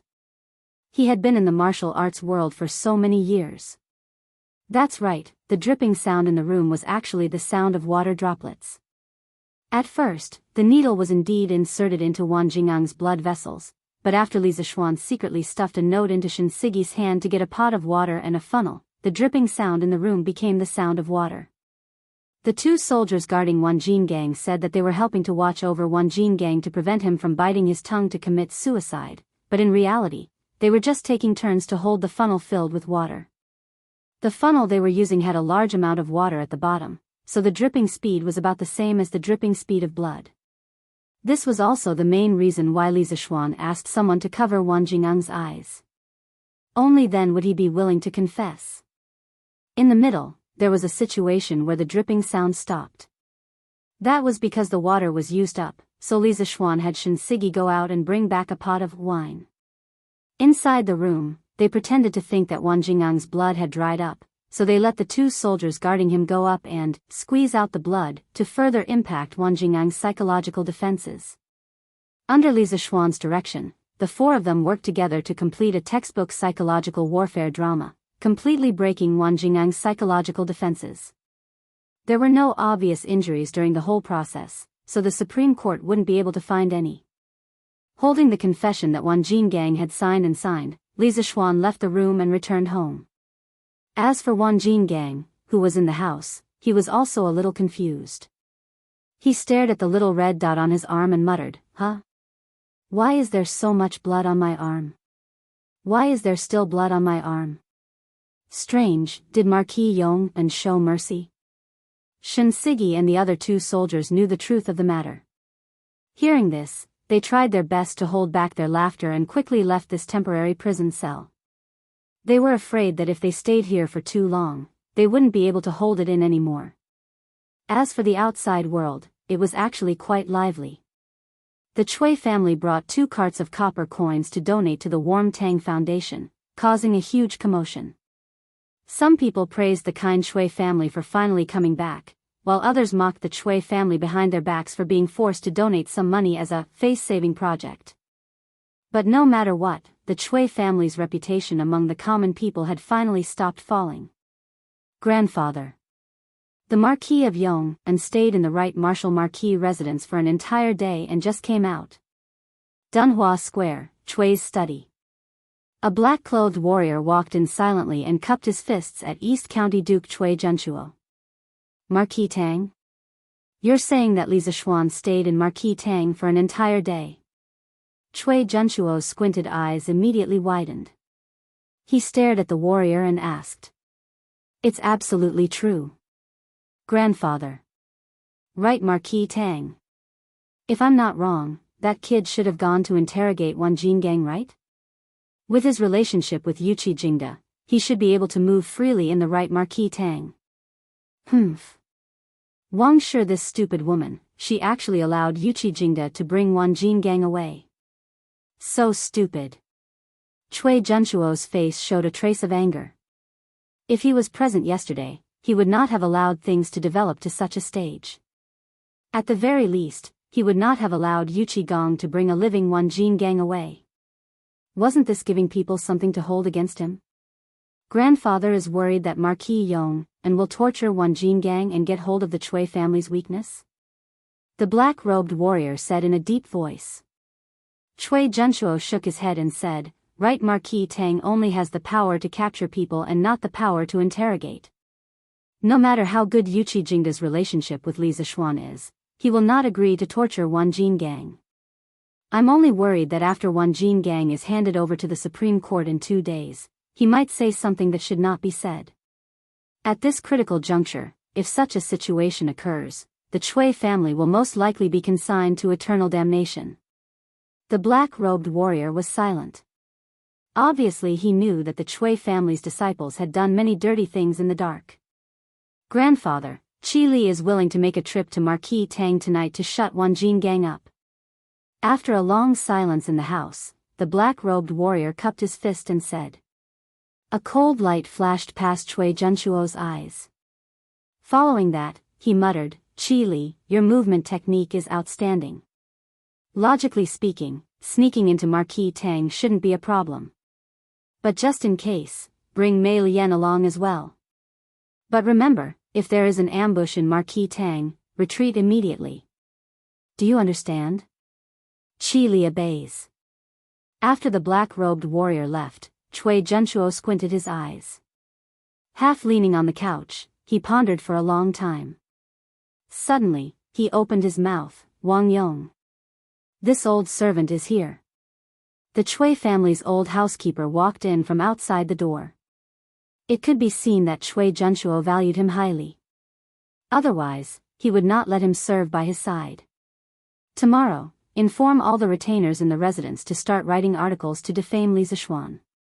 No matter if the content is true or not, write it first," Chui Junchuo said in a low voice. He could send people to assassinate Wan Jingang, but he could not send people to assassinate Li Zishuan. Because if he did that, the Chui family would become the enemy of the entire kingdom. By then, the group of people in the capital would definitely not be able to leave Cheng and city. So, towards Li Zishuan, he could only use the literary method to settle it. The Chui family had been in control of the world for thousands of years. There were hundreds and thousands of scholars who relied on the Chui family. In Chui Junchuo's opinion, if he wanted to defame a person, it would be very easy. He originally planned to carry out this plan in 2 days. However, Li Zishuan's actions today made him feel a sense of crisis. So, he had to bring forward the plan. "Tai Gong, this old servant has something to say." Wang Yong hesitated for a moment before he said. "Speak." The old housekeeper cupped his hands and said slowly, "Recently, the people have been spurning the Chui family. The public opinion is fierce. Many retainers in the residence have thought of leaving the Chui family. Tai Gong, what do you think we should do?" Chui Junchuo's face was frosty. He snorted coldly, "Humph. A group of ingrates. The Chui family has raised them for so many years. How can they leave just because they want to? Tell them that if they leave the Chui family, this old man will not let them have the chance to stand out in this lifetime." Aristocratic families were merciless. They were even more merciless to those who betrayed them. At this moment, Chui Junchuo finally tore off his hypocritical mask in front of the world, revealing the ferocious fangs under the mask. "Yes, Tai Gong." Chapter 1092. Haha. I didn't expect Xiao Xian to be so talented in interrogating criminals. I'm really curious now, is there anything in this world that can stump him? Yuqi Manor. Yuqi Jingda listened to his subordinate's report on Wuhou Manor's situation during the day. He stroked his beard and laughed. In the morning, after Yuqi Jingda finished his morning court, he went straight home. He didn't go to Wuhou Manor in the afternoon because he wanted to give Li Zishuan enough time to interrogate Wan Jingang. On the matter of Pang Feiji concealing information, Yuqi Jingda knew that Li Zishuan would have a knot in his heart. He wanted to give Li Zishuan some time to resolve the knot in his heart. So even though he knew that Li Zishuan was in the right Wuhou Manor today, he didn't show his face. I thought that Marquis was really going to drain Wan Jingang's blood. I didn't expect Marquis to use such a brilliant method. This subordinate prostrates himself in admiration. Shen Sigi couldn't help but sigh. Haha. This is why Xiao Xian can become a Marquis at such a young age, while you, Shen Yi, are still a small Sigi at your age. Yuqi Jingda had just learned a new interrogation method and was in a good mood. He made a small joke with his subordinate. Haha. That is. Marquis Yong and is the literary and martial star of the heavens. How can I compare? But this move of Marquis, I've learned it. In the future, when I meet a disobedient criminal, I'll scare him like this. Anyway, the people from the Supreme Court won't be able to find any flaws. Shen Yi scratched his head and chuckled. Yuqi Jingda smiled and didn't care much. He walked 2 steps with his hands behind his back and suddenly said in a serious tone, Shen Sigi, listen to my order. Xinyi quivered and quickly cupped his fist. I'm here. Yuqi Jingda said expressionlessly, inform General Song, order all the soldiers of the right Wuhou Manor to be on high alert tonight. They must be loose on the outside and tight on the inside. Also, prepare 300 archers for an ambush, in case experts attack at night. Xinyi was shocked. Even though he was full of questions, this wasn't the time to ask. He quickly said, I've received your order. Go. Yuqi Jingda waved his hand, and Xinyi accepted the order and left. He had a faint intuition in his heart that this night would absolutely not be peaceful. Cui Junchuo. I hope you won't disappoint me. Yuqi Jingda raised his head to look out the window and muttered. Li Zishuan, did you manage to interrogate him at the right Marshal Marquis mansion today? It wasn't just Cui Junchuo and Yuqi Jingda who were paying attention to Li Zishuan's movements. Li Er was also paying attention at all times. The main thing was that he was afraid that Li Zishuan didn't know the severity of the situation and really completely fell out with the Cui family. Imperial Palace, Suite Du Hall. After Li Er finished his dinner, he came here to work overtime. Zhao Song came over and told Li Er about Li Zishuan's movements that night. Li Er frowned and asked. Zhao Song bowed and said, Your Majesty, this old servant does not know. According to the information, there were a total of 3 soldiers who accompanied the Marquis Yong, and for interrogation. After the interrogation, they left the Marshal Marquis mansion and returned home. Li Er frowned and after a moment, he ordered, tomorrow, bring one of the soldiers present into the palace. After the morning assembly, I want to see him. This old servant obeys. Marquis, this subordinate has already sent the letter to General Dugu. Yonglu Lane, Li Mansion West Courtyard. In the study, Pang Feiji cupped his fist towards Li Zishuan. What did Dugu Xian say? Li Zishuan asked. Pang Feiji cupped his fist and said, General Dugu said that he and Fei Ying will arrive at the place that Marquis mentioned on time. During the day, Li Zishuan heard that the old master of the Cui family had sent someone to donate money to the Warm Tang Foundation. After he left the right Marshal Marquis mansion, he felt that something was wrong. He estimated that with the Cui family's power, they would definitely know that he had stayed in the right Marshal Marquis mansion for an entire day. As for the purpose of him coming to the right Marshal Marquis mansion, Cui Junchuo, that old fox, would definitely be able to guess it even with his eyes closed. Following this train of thought, the Cui family might have some ideas about Wanjin Gang tonight. Hence, he asked the Dugu brothers to hide in the surroundings of the Marshal Marquis mansion tonight and help capture the assassins sent by the Cui family. He had also thought of asking the expert curly-beard guest to come over, but he felt that it was a waste of talent. No matter how deep the Cui family's background was, it would be difficult for them to send out an assassin of curly-beard guest's level. Hence, after thinking about it, Li Zishuan decided to leave the assassins that might appear tonight for the Dugu brothers to practice on. One of them was a martial arts master while the other was a flying dagger master. He believed that as long as it was not an assassin above the middle stage of a martial arts master, the 2 brothers would definitely be able to handle it.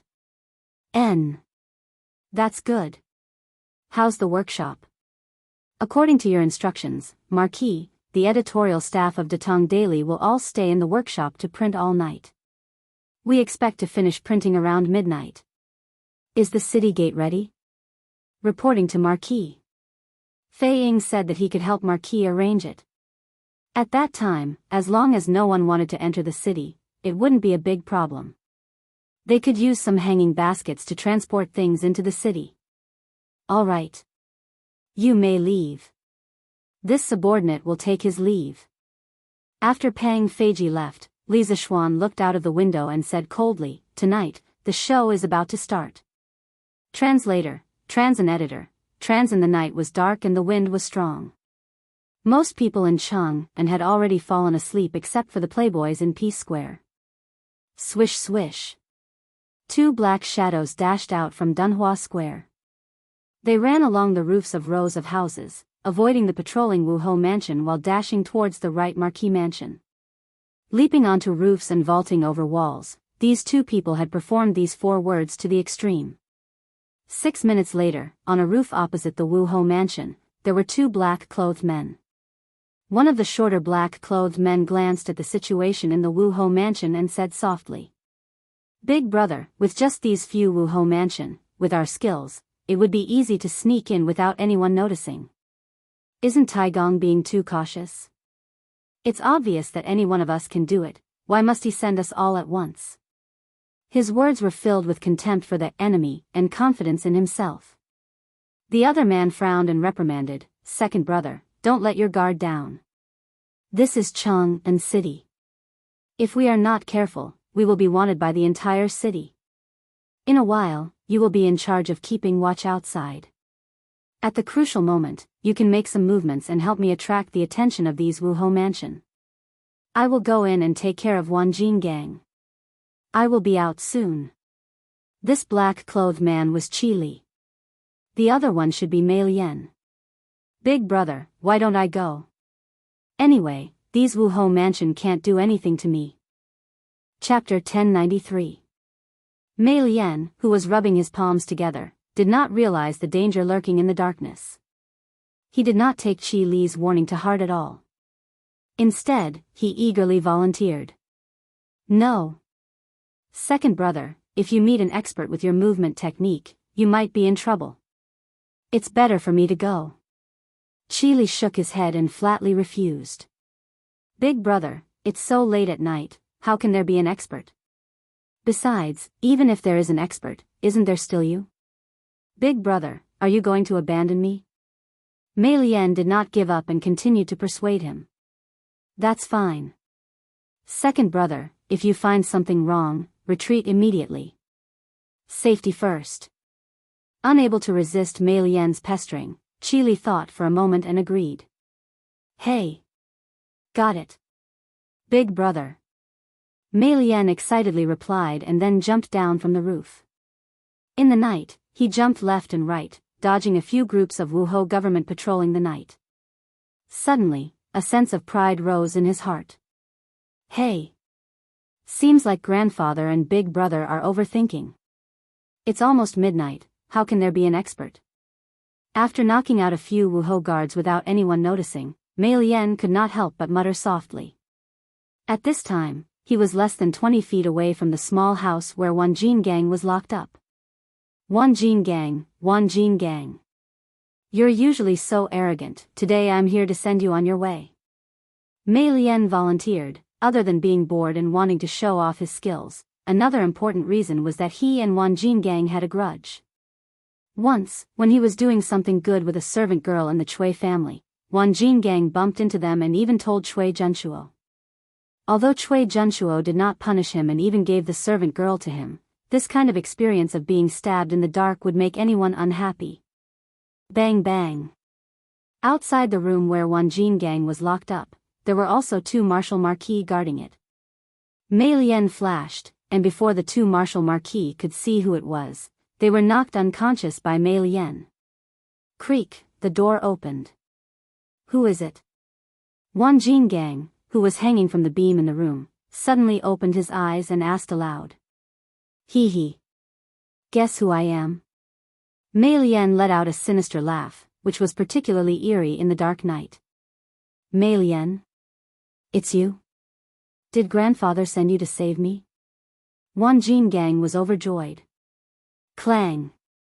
Mei Lian suddenly pulled out the dagger from her thigh and sneered, "Heh. In your dreams, brat. Grandfather sent me here to shut you up forever." Wanjin gang was furious and said in disbelief, "Bullshit. Mei Lian, you faked Taigong's orders.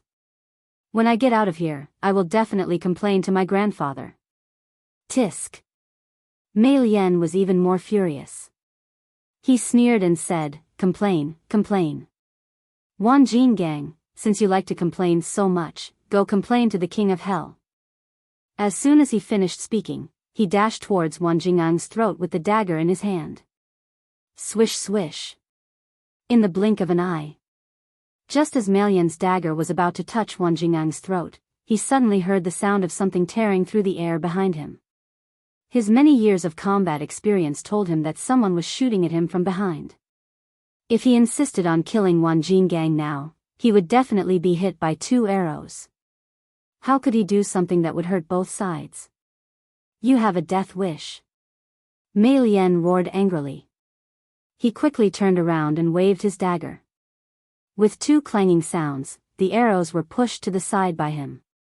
Taking advantage of this gap, he realized that there were 2 martial marquis standing outside the door with bows in their hands. Humph. You overestimate yourself. Mei Lian's journey tonight had been smooth sailing. Even now, he looked down on all the martial marquises here. When he saw that someone was shooting at him, his first reaction was not to run but to take the initiative to attack. He wanted to kill the person who shot him to vent his anger. His figure changed, and he rushed out of the room in an instant. Then, he went straight for the 2 soldiers who were holding the big bows. Swish, swish, swish. However, the moment he dashed out of the room, dozens of soldiers suddenly appeared from under the tables, cabinets, and bookshelves leaning against the wall. Dozens of arrows were shot at him at the same time. It's an ambush. No matter how dumb Mei Lian was, he knew that he had fallen into an ambush. He was shocked and ran out of the door without thinking. Despicable. Shameless. I'll kill all of you the next time I come. Mei Lian was too fast, even faster than the arrows. In the blink of an eye, he had knocked away a few soldiers and dashed out of the door.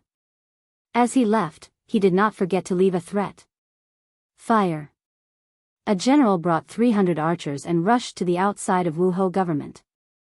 The general pointed at the direction where Mei Lian had fled and shouted. Swish, swish, swish. With 300 people shooting at the same time, no matter how fast Mei Lian was, it was difficult for him to dodge all the arrows. Clang. Second brother, be careful. Just at this moment, Qi Li, who had been lying on the roof opposite Wuhou government, upon seeing this, immediately pulled out her sword, and in a flash, she flew over. Her speed was more than 30% faster than Mei Lian. Ding, ding, pang, pang. In the blink of an eye, Qi Li was beside Mei Lian. He danced with his sword, and after a series of ding, ding, pang, pang sounds, all the arrows fell to the ground, and the brothers were unharmed. General Song, there are 2 assassins. When the Wu Marquis saw that there was an extra person on the battlefield, they quickly said in fear. Fire. All of you, fire for me. Those who hit will be heavily rewarded. The general surnamed Song roared. Second brother. Let's go. Qi Li and Mei Lian retreated as they fought. In a short period of time, no one could do anything to them. The main reason was that their martial arts were too powerful. Humph. Want to leave? Not so easy. 9 swords beyond the swords, broken sword style. Even the archers could not do anything to these 2 experts. Seeing that they were about to fly away, General Song was anxious. At this moment, in the dark night sky, there was an extremely clear sound of a sword. Then, a young man with a sword in his hand was heading straight for Qi Li. So fast. So powerful. This was also a master expert. General Song was overjoyed, but Qi Li was shocked because he realized that when facing this sword, it was as if his hands and feet were tied, and there was nowhere for him to hide. Although the other party was also a master expert, his strength could completely suppress him. This made him realize that Wu Marquis government had already set up an inescapable trap, waiting for them to come in. Qi Li had no choice but to fight with his sword. Big brother, let me help you. Mei Lian also pulled out his long saber, wanting to help his good brother, but who knew that 2 flying daggers would whiz towards his face. Haha. Where are you going? Your opponent is me. Chapter 1094. It's General Dugu. General Zhou, who was on night duty in the Right Marquis mansion, also recognized the 2 brothers from the Dugu family. He exclaimed and quickly said, "Soldiers, listen to my order. Set up the formation and surround the enemy. Tonight, no one is allowed to leave." "Yes, sir." Nearly 1,000 soldiers of the Right Marquis mansion answered loudly and quickly got into formation. The infantrymen held swords on the inside, while the archers held swords on the outside. The military formation quickly pressed down on the two black-clothed assassins. Second brother. Don't fight. Leave if you can. Otherwise, none of us will be able to leave tonight.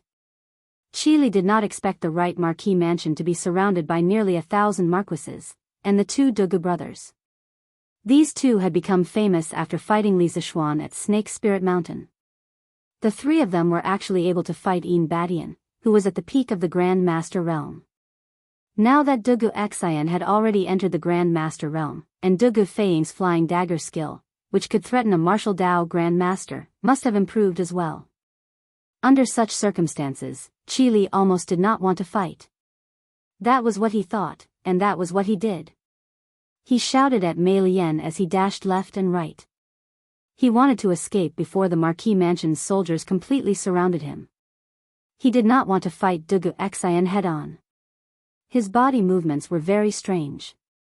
He was like a shadow, drifting in and out of the crowd, but he could always find the best path and the best time to quickly pass through the gaps between people.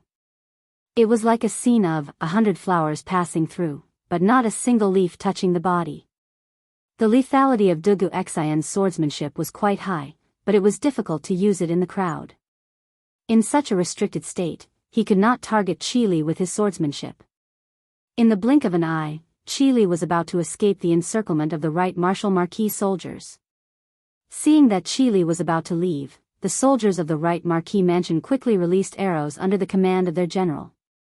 For a moment, arrows rained down, but it was difficult to hit Chili's body. What a strange movement. Seeing this, Dugu Xian was surprised. Immediately, he decided not to pursue Chili, and turned to join forces with Dugu Feiying to encircle the other assassin who was weaker in martial arts. Mei Lian, who was already no match for Dugu Feiying, felt even more pressure. Not long after, her body was cut a few times. Big brother, leave quickly. Leave me alone. Mei Lian saw that the Wuhou army had also turned around and surrounded him. Furthermore, he still had two experts by his side attacking him with all their might. He knew that he had no hope of breaking out of the encirclement. Hu asked his movement technique to be inferior to his big brother's. Thus, he roared at the night sky. Whoosh! In the dark night, a roar of unwillingness and anger could be heard. Second brother, big brother will bring our brothers to save you. It sounded like Chi Li's voice. After that, there was no more sound in the darkness. Hey! You see, your companions have all run away. I think you should just surrender. Maybe I'm in a good mood and won't kill you. Dugu Feiying glanced at the direction where Chi Li's voice came from, and then smiled at Mei Lian. Although Mei Lian had already touched the threshold of Grandmaster realm, and his actual strength was slightly higher than normal martial Dao Grandmasters, Dugu Feiying was a man who had just surpassed Grandmaster Pinnacle in a head-on battle. He could completely suppress Mei Lian.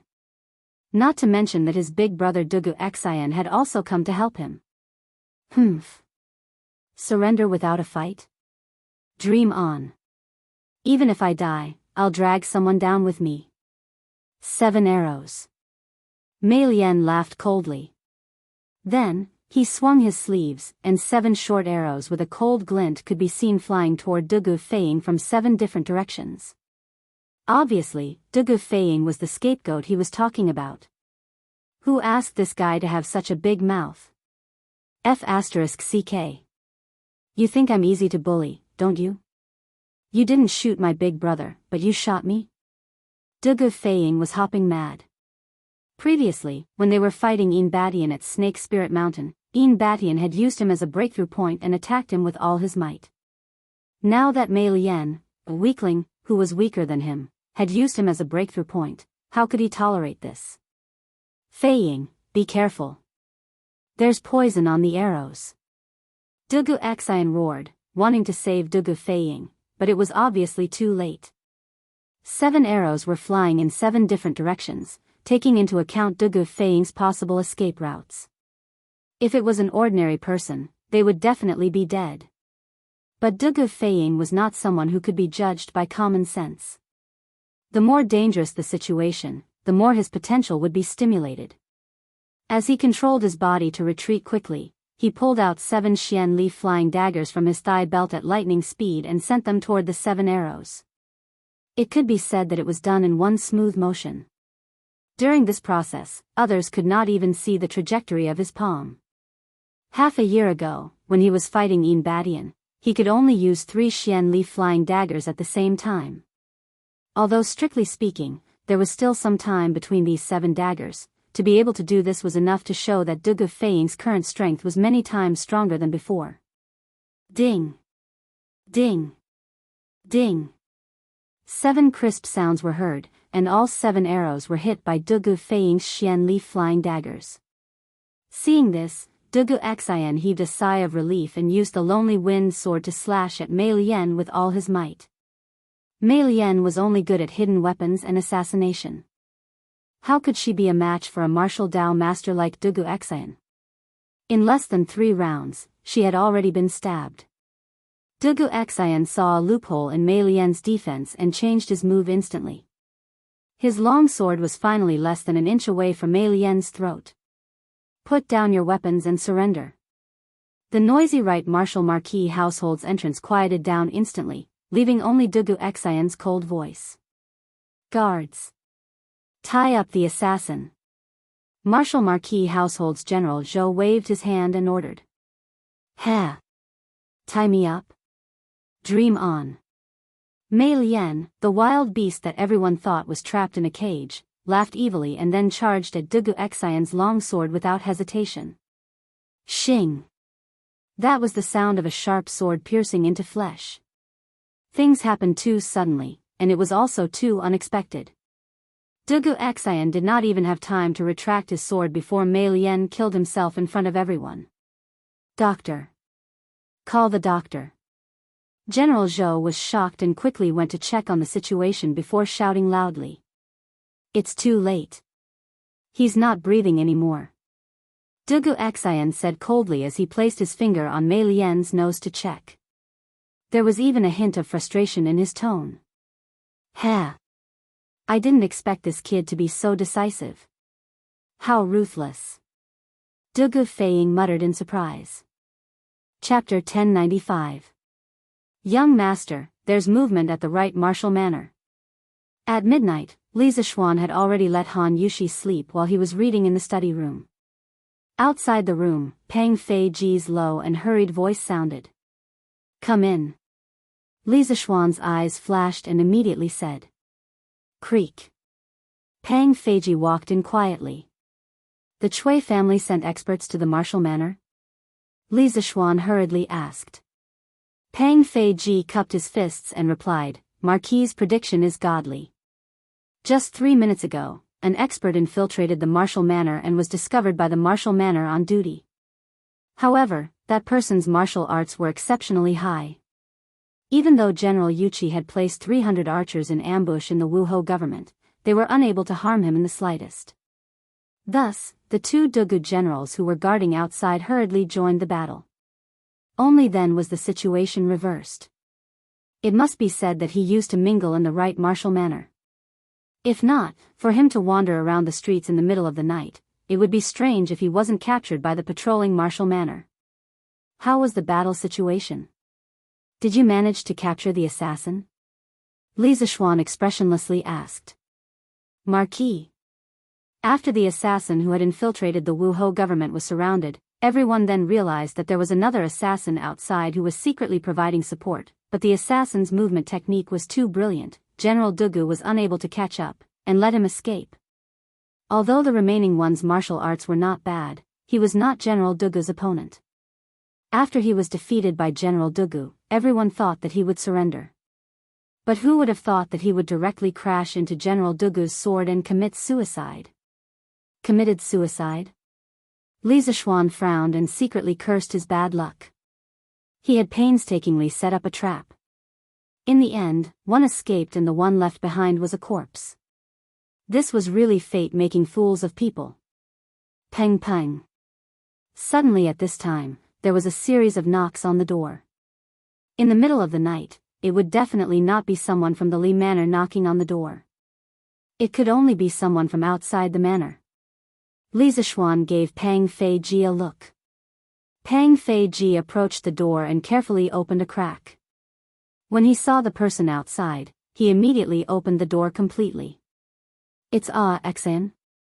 Seeing that it was Dugu Xian, Li Zishuan stood up in shock. Little Xian, you should know about tonight's matter, right? Dugu Xian nodded and walked forward. I know. Fei Ji has already told me about it. Xian, sit down and rest first. Li Zishuan smiled. Dugu Xian said, Little Xian, I'm sorry. We Xian did not want Xian's alive. Even if we suspect that the Chui family sent them, we have no proof. Li Zishuan wanted to deal with a 1,000-year-old family like the Chui family.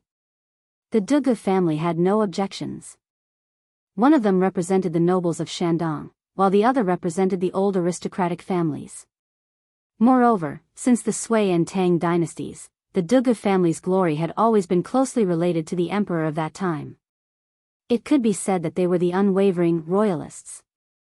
In addition, Dugu Xian and Dugu Feiying had always been on good terms with Li Zishuan. When they heard that Li Zishuan wanted them to help, they agreed without hesitation. It's fine. No one expected that the assassin would suddenly commit suicide. It's not your fault. Moreover, it doesn't matter if we can capture them alive. As long as Wan Jin gang is still alive, it's fine. Li Zishuan smiled and comforted them. Although he said that to comfort them, it was actually the truth. Even if there were no assassins tonight, he would still make a move against the Chui family. But I think I know a little about the identities of these two assassins. Dugu Xian shook his head and said hesitantly. Oh. Just where did they come from? Li Zishuan was also very curious about what kind of assassins they were. They could actually beat Dugu Xian in terms of movement techniques. Dugu Xian frowned and said, the leader should be Qi Li. He has 3 brothers, Qi Li, Malian, Wang Liang, and Swan Ni. Because more than 10 years ago, the 4 of them killed and robbed people in the Taibai mountain area and took over the mountain as kings, they were called the Taibai 4 Ghosts. But after the world was peaceful, no one knew where they went. Qi Li, Malian, Wang Liang, and Swan Ni. Together, they became Qi Mei, Wang Liang, and Swan Ni. Calling them the Taibai 4 Ghosts is just right. After Li Zishuan heard this, he muttered to himself. Then he asked, Xian, how do you know that they are the Taibai 4 Ghosts? Dugu Xian recalled, the leader of the assassins, his movement technique was like a shadow. He could always determine the most suitable place to land in the shortest time. At that time, there were thousands of martial marquis around. Not only did they not obstruct him, they became a barrier to help him escape. This movement technique is very similar to the 5 elements ghost steps that I heard from my second uncle. And this 5 elements ghost steps is the unique movement technique of the Taibai 4 Ghosts, Qi Li. Li Zishuan blinked and said in amazement, there is such a magical movement technique in this world? After we destroy the Chui family, we must capture this Qi Li and interrogate him. Dugu Xian was speechless. What did he mean by, after we destroy the Chui family? He spoke as if he was drinking soup. Was the Chui family something that could be destroyed so easily? Although he believed that Li Zishuan would not be at a disadvantage against the Chui family, he would never believe that Li Zishuan could destroy the Chui family. Grandfather. Something bad has happened. The Chui family. It was already midnight. At this time, everyone in the Chui family was asleep. However, an old man rushed to the east courtyard and shouted as he approached the room. There was a rustling sound of clothes being put on in the room. Then, the lights were turned on. Come in and talk. Then, Cui Junchuo's voice came from the room. The old housekeeper quickly went in and bowed to Cui Junchuo. Grandfather, Qi Li and Mei Lian failed in their mission. There were many soldiers in the right marquee mansion in advance, and the 2 juniors of the Dugu family were also there. Cui Junchuo's expression changed. He coughed twice and said in a trembling voice, were Qi Li and Mei Lian caught? The old housekeeper said bitterly, "Grandfather, Qi Li's movement technique is outstanding. Dugu Xian could not catch up with him, so he escaped. But Mei Lian did not escape and her whereabouts are unknown." Whereabouts are unknown? Cui Junchuo's usually expressionless face finally showed some panic. It's over. If Mei Lian falls into the hands of the imperial court, the Cui family will be doomed. We have to make other plans. Otherwise, we won't even be able to leave Chang and city in 2 days. The old housekeeper opened his mouth and wanted to say something to comfort him, but he realized that he could not do anything in the end. Continue to pay attention to Mei Lian's whereabouts. If there is any news, inform me immediately. Also, where is Qi Li? Ask him to come and see me. Cui Junchuo said after a long time. But his voice seemed to have aged a lot. Chapter 1096. Reporting to Taigong, Qi Li was worried that Wuhou government would track him down, so he sent someone to send the news back, while he went to hide somewhere else. Cui Residence, East Courtyard Wing. The old butler bowed and replied. That's good too. Cui Junchuo stroked his beard and nodded, then he looked at the old butler and said, "Wang Yong, quickly pack up, once there's any movement, we'll leave Chang and immediately and return to Zhengzhou. That's where our Cui family's roots are." Taigong, those articles that you asked the guests to write, do you still want to continue tomorrow? The old butler suddenly remembered what Cui Junchuo told him a few hours ago, so he asked again. Forget it. Let's wait first.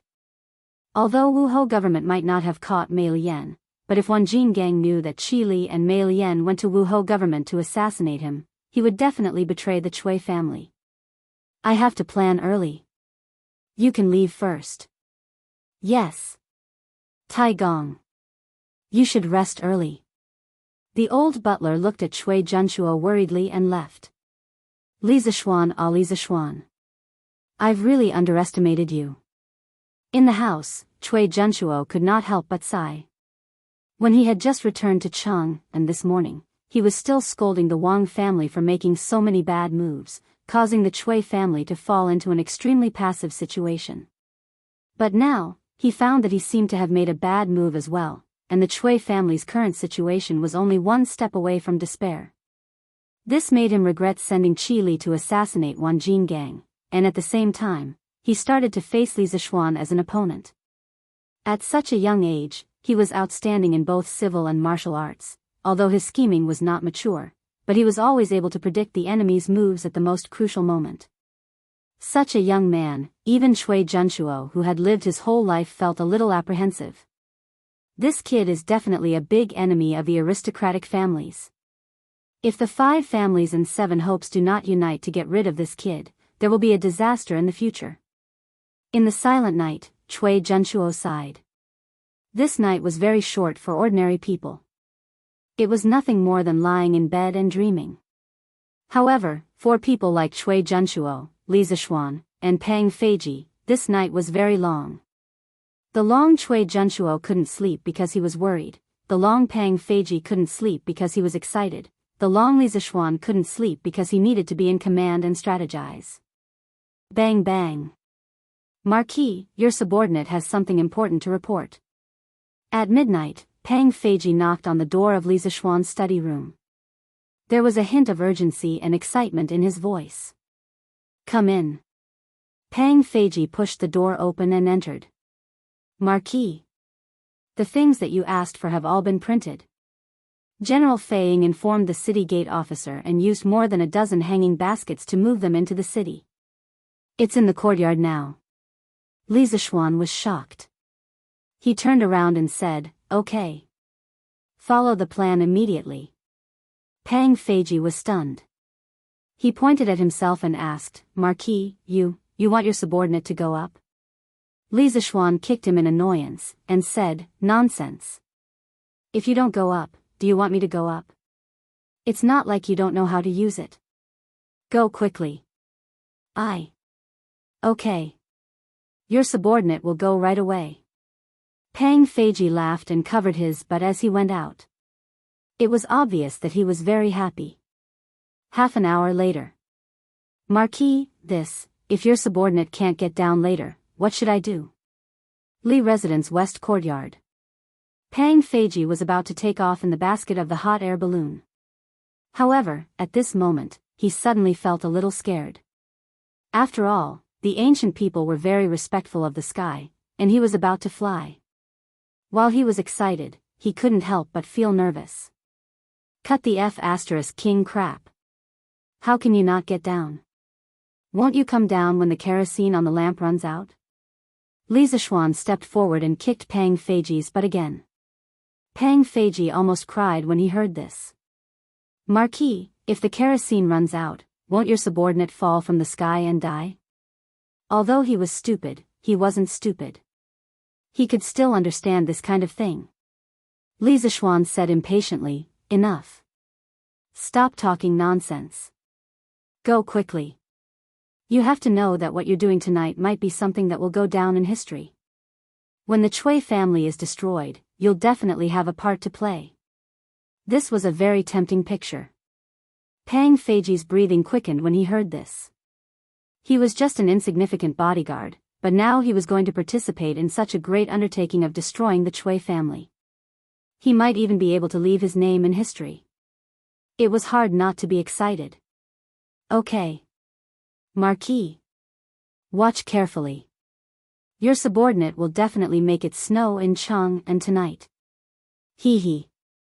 Pang Feiji laughed heroically. Then, he started the fire and untied the rope.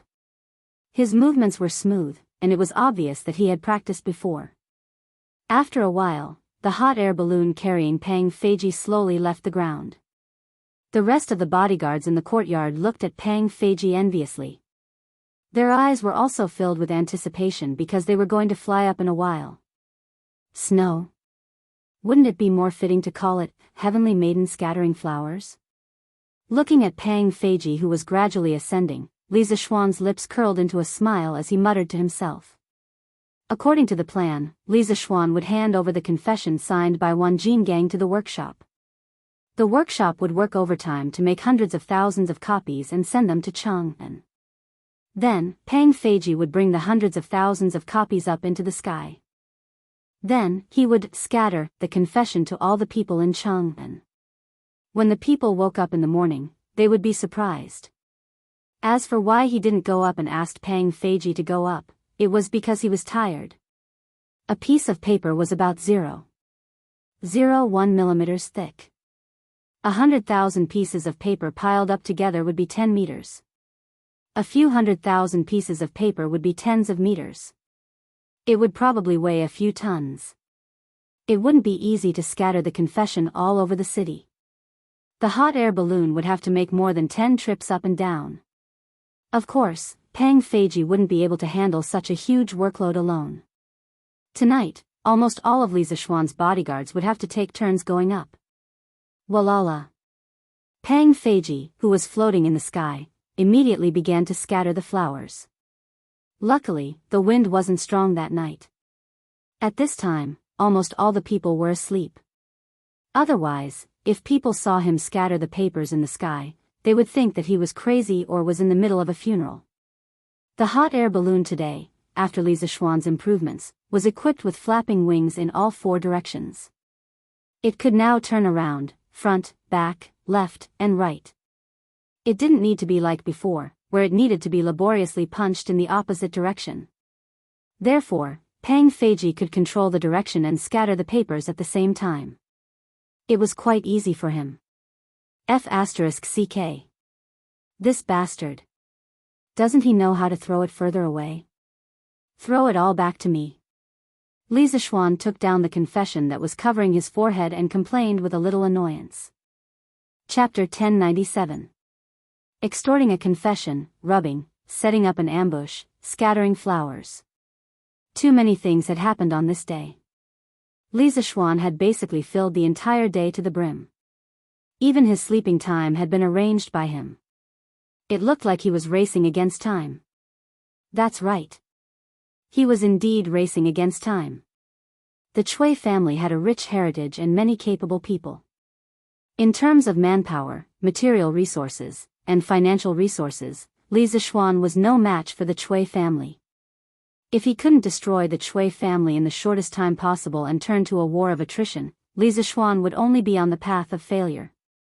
In addition, as the ruler of a country, Li Er had many spies under him. It wouldn't take long for him to know that Li Zixuan had interrogated Wan Jin gang in the right marquis household. When that time came, old Li would definitely come over to stop Li Zixuan's plan against the Chui family. Therefore, no matter what the reason was, Li Zixuan had to start this plan in the shortest time possible. Husband, you haven't slept yet. Li Zixuan instructed his personal guards to look for him immediately if there was an emergency. Then, he returned to his room. Perhaps the sound of the door opening woke Han Yushi from her sleep. She rubbed her eyes and looked at Li Zixuan with sleepy eyes. Did I wake you up? Li Zixuan stroked his wife's smooth hair and said apologetically. No. Husband. It has nothing to do with you. Han Yushi quickly said, Husband, are you done with your work now? Li Zixuan smiled knowingly and said, I'm done. I'll sleep now. There's a good show tomorrow. Li Zixuan had told Han Yushi about the plan to deal with the Chui family. So, Han Yushi understood what Li Zixuan meant by a good show. She said with anticipation, after tomorrow, the people will see the Chui family under the mask. Good and evil will be repaid. The Chui family should pay for what they have done all these years. Not only did Han Yushi know about the plan to deal with the Chui family, but she also saw Wang Jingyang's confession.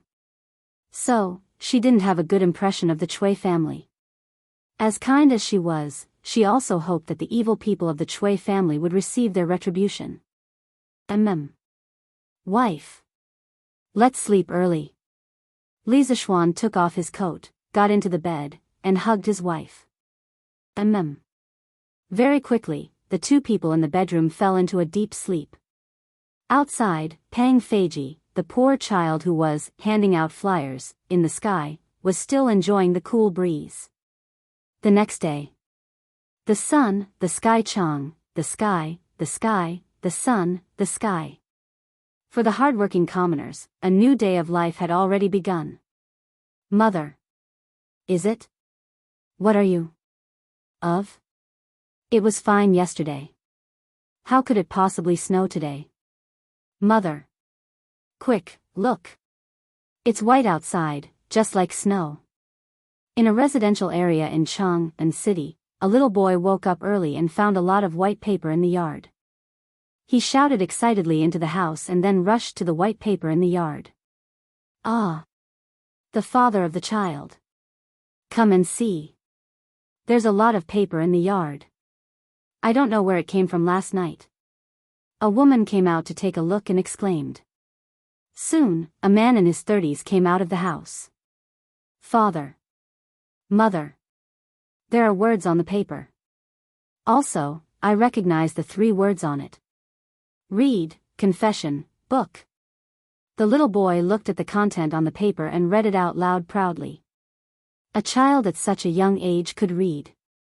It could be seen that this family was an intellectual family. Confession? Father, why do we have a confession? The woman was puzzled. Yulin.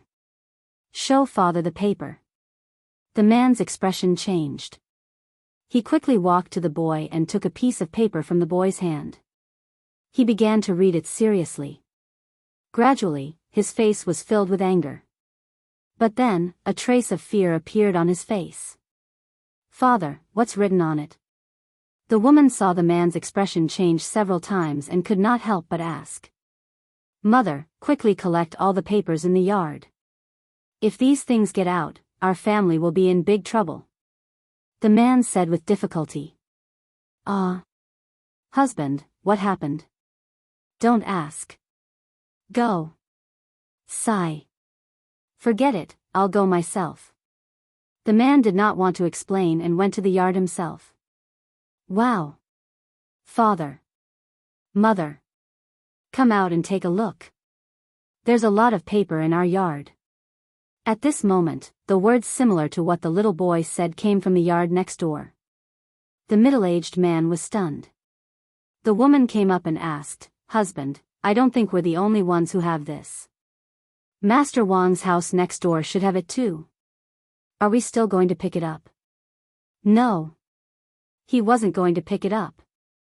Chang'an City is going to change. The man muttered absent-mindedly. Bastard. This Madame Cui is really a good-for-nothing. Bah.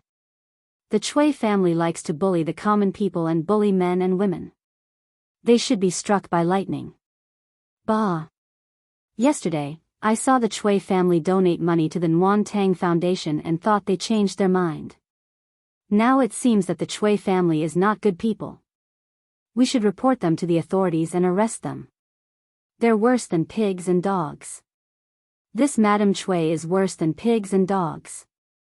How could he do such a deranged thing that would incur the wrath of both man and God? She's really a vicious woman.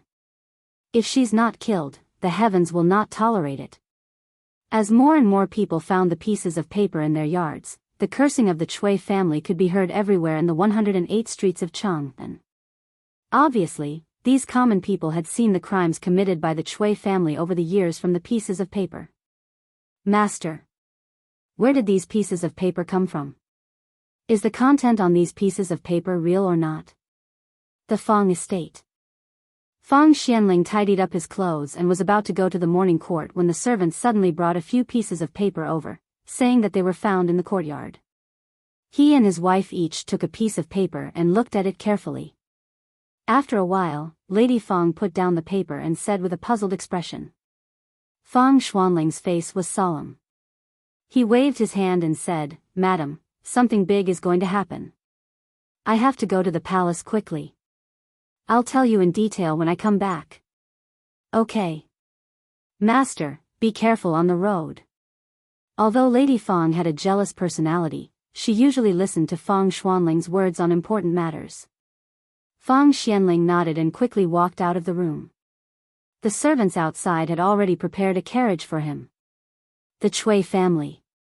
Someone wants to touch the Cui family. At this juncture, alas. I hope Chang'an City won't fall into chaos. In the carriage, Fang Xianling tightly held the confession letter, frowned, and sighed with a worried expression. Chapter 1098. What? Assassins infiltrated the Right Marquis household last night? Is it possible to capture the assassins? In the west court of the imperial palace, Li Er was dressed in his imperial robe and crown under the service of a palace maid. He was about to go to morning court when Zhao Song suddenly came to report that the Right Marquis household had encountered 2 assassins last night. Old Li instantly lost his composure. In the capital, assassins actually appeared under the emperor's feet. Furthermore, the assassins attacked the imperial court's official residence. Wasn't this openly challenging his dignity as the emperor? Zhao Song replied, "Your Majesty, last night Dugu Xian and Dugu Feiying happened to be present. Of the 2 assassins, one escaped and the other was killed on the spot. Their bodies are still in the Right Marquis household." Oh. Dugu Xian and Dugu Feiying were also present? Why didn't they capture them alive? Li Er frowned and asked curiously. Zhao Song bowed. This old servant does not know why the 2 Dugu generals happened to be present. But it was said that the assassin had already been defeated by Dugu Xian. But no one expected him to seek death and directly collide with Dugu Xian's sword. Li Er's heart sank. Rather die than surrender. This kind of assassin obviously had an unusual background. Recalling that Li Zishuan went to the Right Marquis household yesterday, his face darkened. Investigate. Investigate the assassin's background. Let Jun Xian pay attention to the Cui family's recent movements. Although he did not want to start a war with the Cui family, but he would not allow the Cui family to jump. Sending assassins to infiltrate the Marquis household had obviously crossed his bottom line. And it was a blatant slap to the emperor's face. This old servant obeys. Zhao Song was not surprised and immediately bowed to receive the order. Your Majesty, not good. Not good. Just at this moment, a servant ran in frantically with a piece of paper in his hand. Li Er frowned. What's the matter? That servant raised the paper above his head and said, "Your Majesty, this morning, outside the imperial palace, there were white pieces of paper." The content of the paper was a confession written by a person named Wanjin Gang.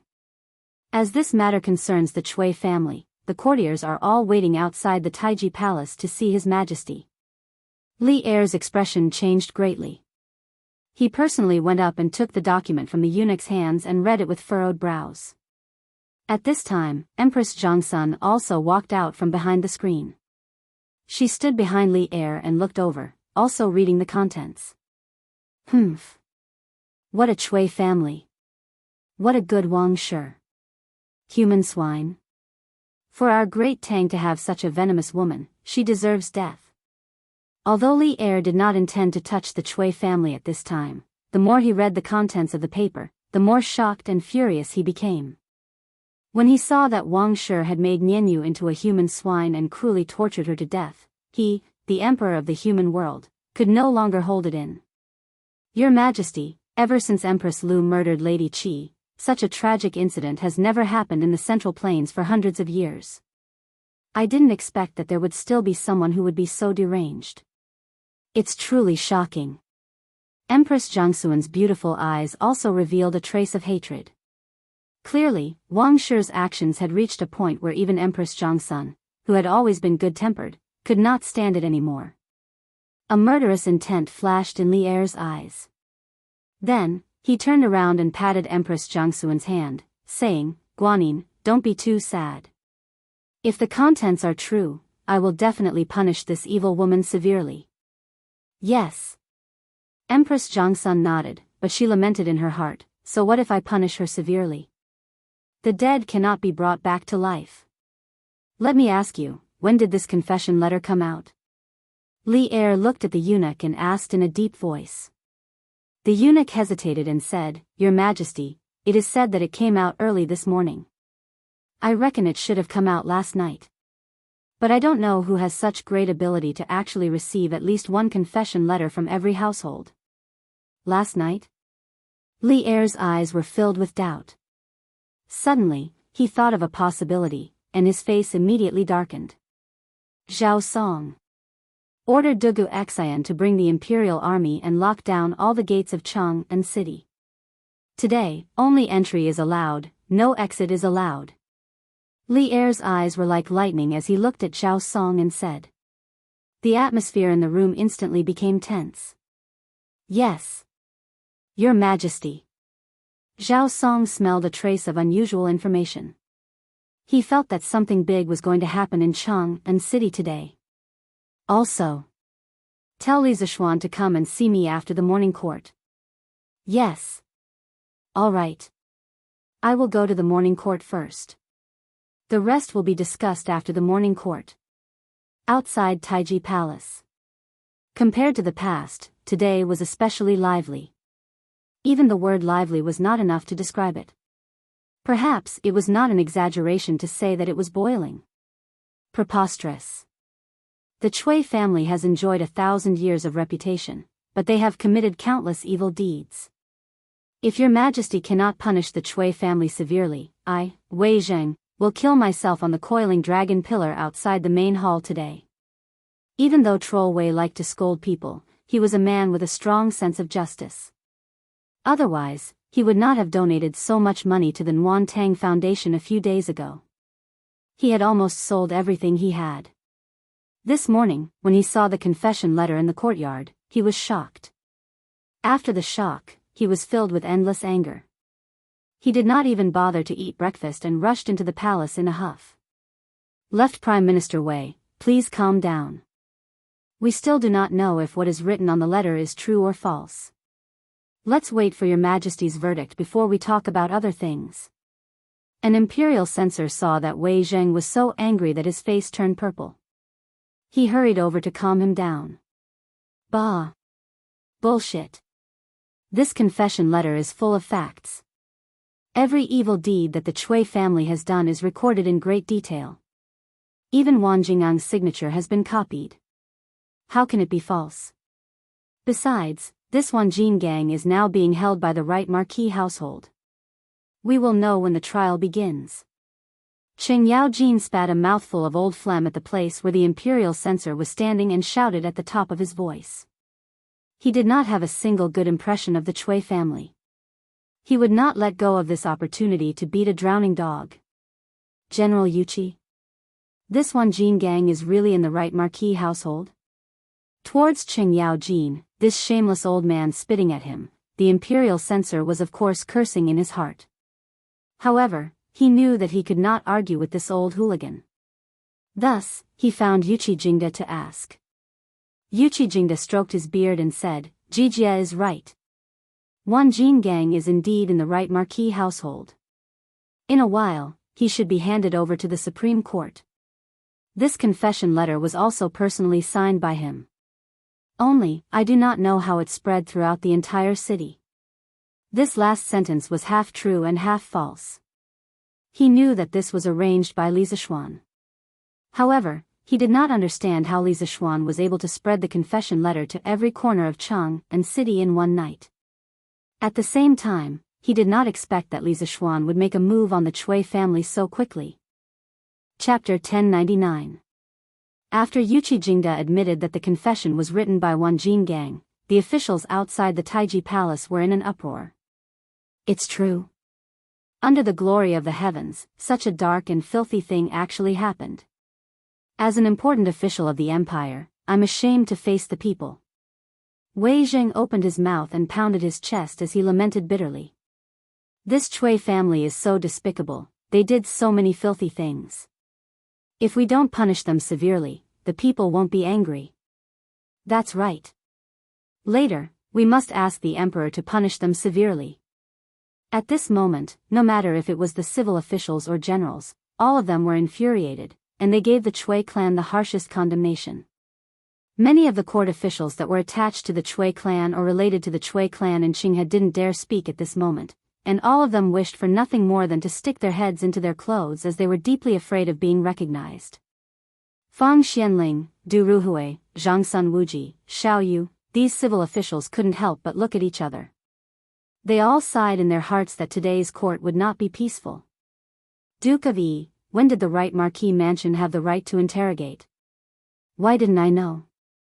Lu Dui, the minister of the Supreme Court, looked at Yuchi Jingda with displeasure. This had nothing to do with personal grudges, it was just his duty. Interrogating criminals should be done by the Supreme Court. If the right Marquis Mansion did it, it would be overstepping their authority. Hee. Dui. You've misunderstood this old man. Ever since Wanjin gang was captured and brought to the Marquis Mansion, no one has interrogated him. These things were voluntarily confessed by his conscience. If you don't believe me, you can go back to the Supreme Court and check his body. See if there are any traces of torture. Yuchi Jingda laughed out loud. This, Lu Dui was suddenly choked. It's time for the morning court. Officials, go to the court. At this moment, the head eunuch came out of the palace and shouted to the civil and military officials below the stairs. The noisy officials immediately quieted down. They carried the imperial edicts and walked into the Taiji Palace. After a round of greetings, the morning court officially began. Without waiting for the officials to start, Li Er directly said, Dear officials, you must have received Wanjingan's confession this morning? The officials all said yes. Fang Xianling stepped forward and said, Your Majesty, not only have we received it, millions of people in Cheng and have also received it. The most important thing now was to stabilize the hearts of the people. Otherwise, Cheng and would be in chaos. I hope Your Majesty can make a decision soon. Fang Mao's reputation as Du Duan was not for nothing. While the rest of the people were arguing about whether the confession was true or false, Fang Xianling had already seen the most urgent and important thing. Li Er nodded approvingly, Official Fang is right. Due to the urgency of the matter, today's morning court session will be temporarily postponed. Men. Present. Immediately, a golden guard in bright armor entered the hall. Li Er said in a deep voice, Go to the East House of the East County immediately. No matter what method you use, I'll give you an hour to invite Cui Junchuo and Wang Shi over. Now that things had developed to this point, even if he didn't want to touch the Chui family at this time, he had to. Otherwise, there might be civil unrest in Chang and city, and the losses would outweigh the gains. He had to choose the lesser of two evils. On the way to Taiji Palace, Li Er had already made his decision. Of course, after this matter, he would definitely settle accounts with Li Zishuan. Because to some extent, Li Zishuan's action was tantamount to forcing the emperor to abdicate. However, it was not forcing the emperor, but forcing Li Er to punish the Chui family in advance. Yes, Your Majesty. The soldier's face turned serious, and he quickly left. Time was money, and time was life. Li Er continued, Official Fang. Fang Xianling stepped forward and bowed, Yes, Your Majesty. Li Er said in a clear voice, I order you to immediately draft a notice to pacify the people in the side hall. Inform the people that in the bright and clear universe and with the majesty of heaven, I will not let any evil person off. No matter who it is, once it is verified that they have violated the laws of the Tang dynasty, there will be no tolerance. I will give justice to the ghosts in hell and the people in the world. After the notice is written, immediately take it to make a copy and post it in the city. Fang Xianling bowed and said, Your Majesty is wise. Your Majesty, Your Majesty. After that, the little eunuch in the hall quickly led Fang Xianling to the side hall. Li Er looked at the officials and said, Yuqi Jingda. Your Majesty. Yuqi Jingda stepped forward and solemnly cupped his fist. Li Er looked at Yuqi Jingda with a complicated expression. Obviously, Yuqi Jingda's shadow was also in this action against the Chui family. Yesterday, he wanted to call the two soldiers who were present when Li Zishuan interrogated Wan Jingang to the palace for questioning, but now it seemed that there was no need to ask. In the whole matter, even if Yuqi Jingda did not add fuel to the fire, he still turned a blind eye. Otherwise, how could Li Zishuan interrogate Wan Jingang so easily? Is Wan Jingang in the right marquis mansion now? Li Er put away his complicated thoughts and then asked. Yuqi Jingda replied, Your Majesty. Wan Jingang is still in the right marquis mansion now. But last night, there was an assassin who wanted to kill him. Fortunately, Your Majesty had arranged for 300 archers in advance and the two generals of the Dugu family to arrive in time. Otherwise, the consequences would be unimaginable. Once this was said, the civil and military officials were shocked again. There was actually an assassin who dared to sneak into the yamen to carry out an assassination right under the emperor's nose. We already know about this matter. Jingda, you must investigate the identity of the assassin. If necessary, you can ask for help from the Supreme Court. Li Er furrowed his brows and ordered, Go and bring Wan Jingang over right now. Let him confront the Chui family in a while. Your Majesty. Yuqi Jingda received the order and left. Where is Duan Jishuan? Your Majesty. A general in his 30s stepped forward and bowed with cupped fists. You are ordered to lead your subordinates, Zhou Xiao Wei, to patrol the city to prevent the people from causing chaos. Your Majesty. Duan Jishuan also received the order and left. Now that everything had been arranged, Li Er was slightly relieved. Next, he just had to wait for the Chui family to come to the court to confront. At the same time, outside the palace, the people were already in an uproar. Some people woke up in the morning and saw the confession letter in the courtyard. Although they were angry, they did not dare to voice out their anger because the other party was the Chui family. Hence, many people's first reaction was to hide the confession letter and not let the Chui family know that the confession letter came from them. But when they discovered that there were confession letters in other places, the anger that had been suppressed in their hearts for a long time finally did not need to be suppressed anymore.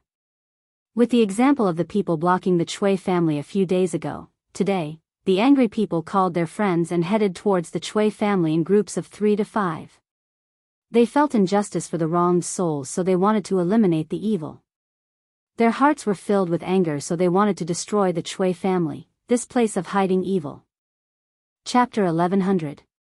Grand Duke, bad news. Bad news. Half an hour ago, Chui Manor. Old housekeeper Wang Yong held a few pieces of paper and hurried towards Cui Junshuo's room in the east courtyard. After Cui Junshuo let him in, he hurriedly said, "What is it now?" Cui Junshuo did not sleep well last night. When the sky was about to brighten, he barely managed to take a short nap. Now that his sleep was disturbed, he was a little annoyed. Wang Yong said, "Grand Duke. Bad news." When the servants woke up this morning, they found that there were papers everywhere in the manor. And not only our manor, other families also have them. Cui Junshuo frowned and said with dissatisfaction, "It's just a few pieces of paper, how can it make you so flustered?" "Grand Duke. This paper is Wan Jingang's confession." The old housekeeper's voice had a sobbing and sorrowful tone. Confession. These 3 words were like a bolt from the blue, striking Cui Junshuo until he could not find north. Wan Jinggang confessed? How is this possible? He has not been sent to the Supreme Court and the Right Marquis Manor does not have the authority to interrogate him. Could it be that he confessed without being pressed? Cui Junshuo stared and said in disbelief. It was just that he probably didn't expect that his unintentional guess was already close to the truth. Wan Jinggang was more or less confessing without being pressed. "Grand Duke, I received news this morning that Mei Lian was captured in the Right Marquis Manor last night but he chose to commit suicide." This old servant guessed that Wan Jinggang might have known that Qi Li and Mei Lian tried to assassinate him last night, so he revealed the truth to the Right Marquis Manor. The old housekeeper cupped his hands and said, "Suicide?" Cui Junshuo's eyebrows jumped and he rejoiced. But when he thought of the confession from the housekeeper, his mood instantly turned bad. "Show me that confession." "Yes." Taking the confession from the old housekeeper, Cui Junshuo frowned and looked at it carefully. After a while, he angrily snorted, "Good Wan Jinggang. I really hate that I recruited this ingrate into the Cui family." The old housekeeper carefully said, "Grand Duke, now that the confession is everywhere, this old servant is worried that as more and more people read the confession, there will definitely be many people coming to the Cui Manor to cause trouble. Furthermore, there would definitely be officials in the imperial court who would impeach the Cui family. You should have made plans earlier." Hearing this, Cui Junshuo's expression changed. If the old butler could think of it, how could he not? However, the current situation was extremely unfavorable to the Cui family. It could be said that the current situation was worse than the worst that he had expected. He didn't expect Wan Jinggang to confess so quickly. He also didn't expect Li Zishuan to make a move on the Cui family so quickly. He also didn't expect Li Zishuan to use such a method. This was forcing the emperor to destroy the Cui family. After a long time, Cui Junshuo let out a long sigh. Yes, yes. What should he do now? The public was furious, and the officials in the imperial court were eyeing the Cui family like a tiger watching its prey. The Cui family was facing a great calamity, and they could only do their best to reduce the Cui family's losses. As long as we can leave behind a bloodline, the Cui clan will definitely rise again. The old housekeeper was shocked. He had never seen Cui Junshuo so dispirited. He hurriedly said, "Grand Duke, why don't you and Madam leave Chang, and before the imperial edict is issued? After returning to Zhengzhou, you will be sick at home. I don't think the emperor will make things difficult for you. Once the storm is over, you will be safe and sound. Hand over the Wang family. Hand over the murderer. Hand over the Wang family. Hand over the murderer. Hand over the Wang family. Hand over the murderer." Cui Junshuo was very tempted by the old housekeeper's words. However, at this moment, there was a sudden commotion outside the Cui family's gate. Judging by the sound, there should be hundreds of people. "Grand Duke. Something bad happened. Something bad happened. There are many scholars and common people at the gate." A servant ran over in a panic and shouted as he ran. "Grand Duke. It seems that the common people have already heard the news. You and Madam should leave from the back door." The old housekeeper's expression changed as he hurriedly advised. "Sigh. We can't leave. Now the Chui family's reputation has been ruined, and we have completely become a target of scorn. I guess we will be surrounded by the common people before we can even see the gate of Chang'an. Wang Yong. Come with me to take a look. Chui Junchuo sighed deeply and shook his head. Yes, Grand Duke. Confession letter? Bastard. Damn Wanjin gang. Damn a group of unruly people. In the backyard, Madame Wang, who had just woken up, couldn't help but fly into a rage when she heard about the confession letter and the common people at the gate. The servants were afraid and didn't dare to look at her. They didn't say a word. Sun Xiang. Quick. Bring people to the 10-mile slope outside the city and dig out that bitch's body and feed it to the dogs. Otherwise, when the imperial court finds out, they will definitely use that bitch to punish me. Suddenly, Madame Wang screamed crazily. Yes. Madam. The servants in the house hesitated for a moment, but still followed the order and left. The rest of the servants suddenly felt a chill in their hearts. To meet such a vicious and merciless master, it was really a kind of tragedy. Hand over Madame Wang. Hand over the murderer. Hand over Madame Wang. Hand over the murderer. Outside the Chui mansion, there were more than a few hundred people, almost 1,000. The angry common people, led by the students of Yanhuang College, shouted in unison. That morning, the students of the academy came from Cloud Mountain. They planned to gather at the Warm Tang Foundation as usual and continue their charity work. However, when they entered the city, they couldn't help but see the confession papers that were strewn all over the city. Out of curiosity, many students went to pick one up. After reading the content, the 600-plus students of the academy were all enraged without exception. They were doing good deeds every day, but there were people in the city who were doing evil deeds that were devoid of conscience and humanity. How could they tolerate this? Under the shouts of Li Tai, Qing Chumo, and the other students who hated evil, more than 600 people shouted the slogan, "Hand over Madame Wang, hand over the murderer," and directly killed from Yanqing Gate in the east of Chang'an City to Dunhua Square in the southeast of the city.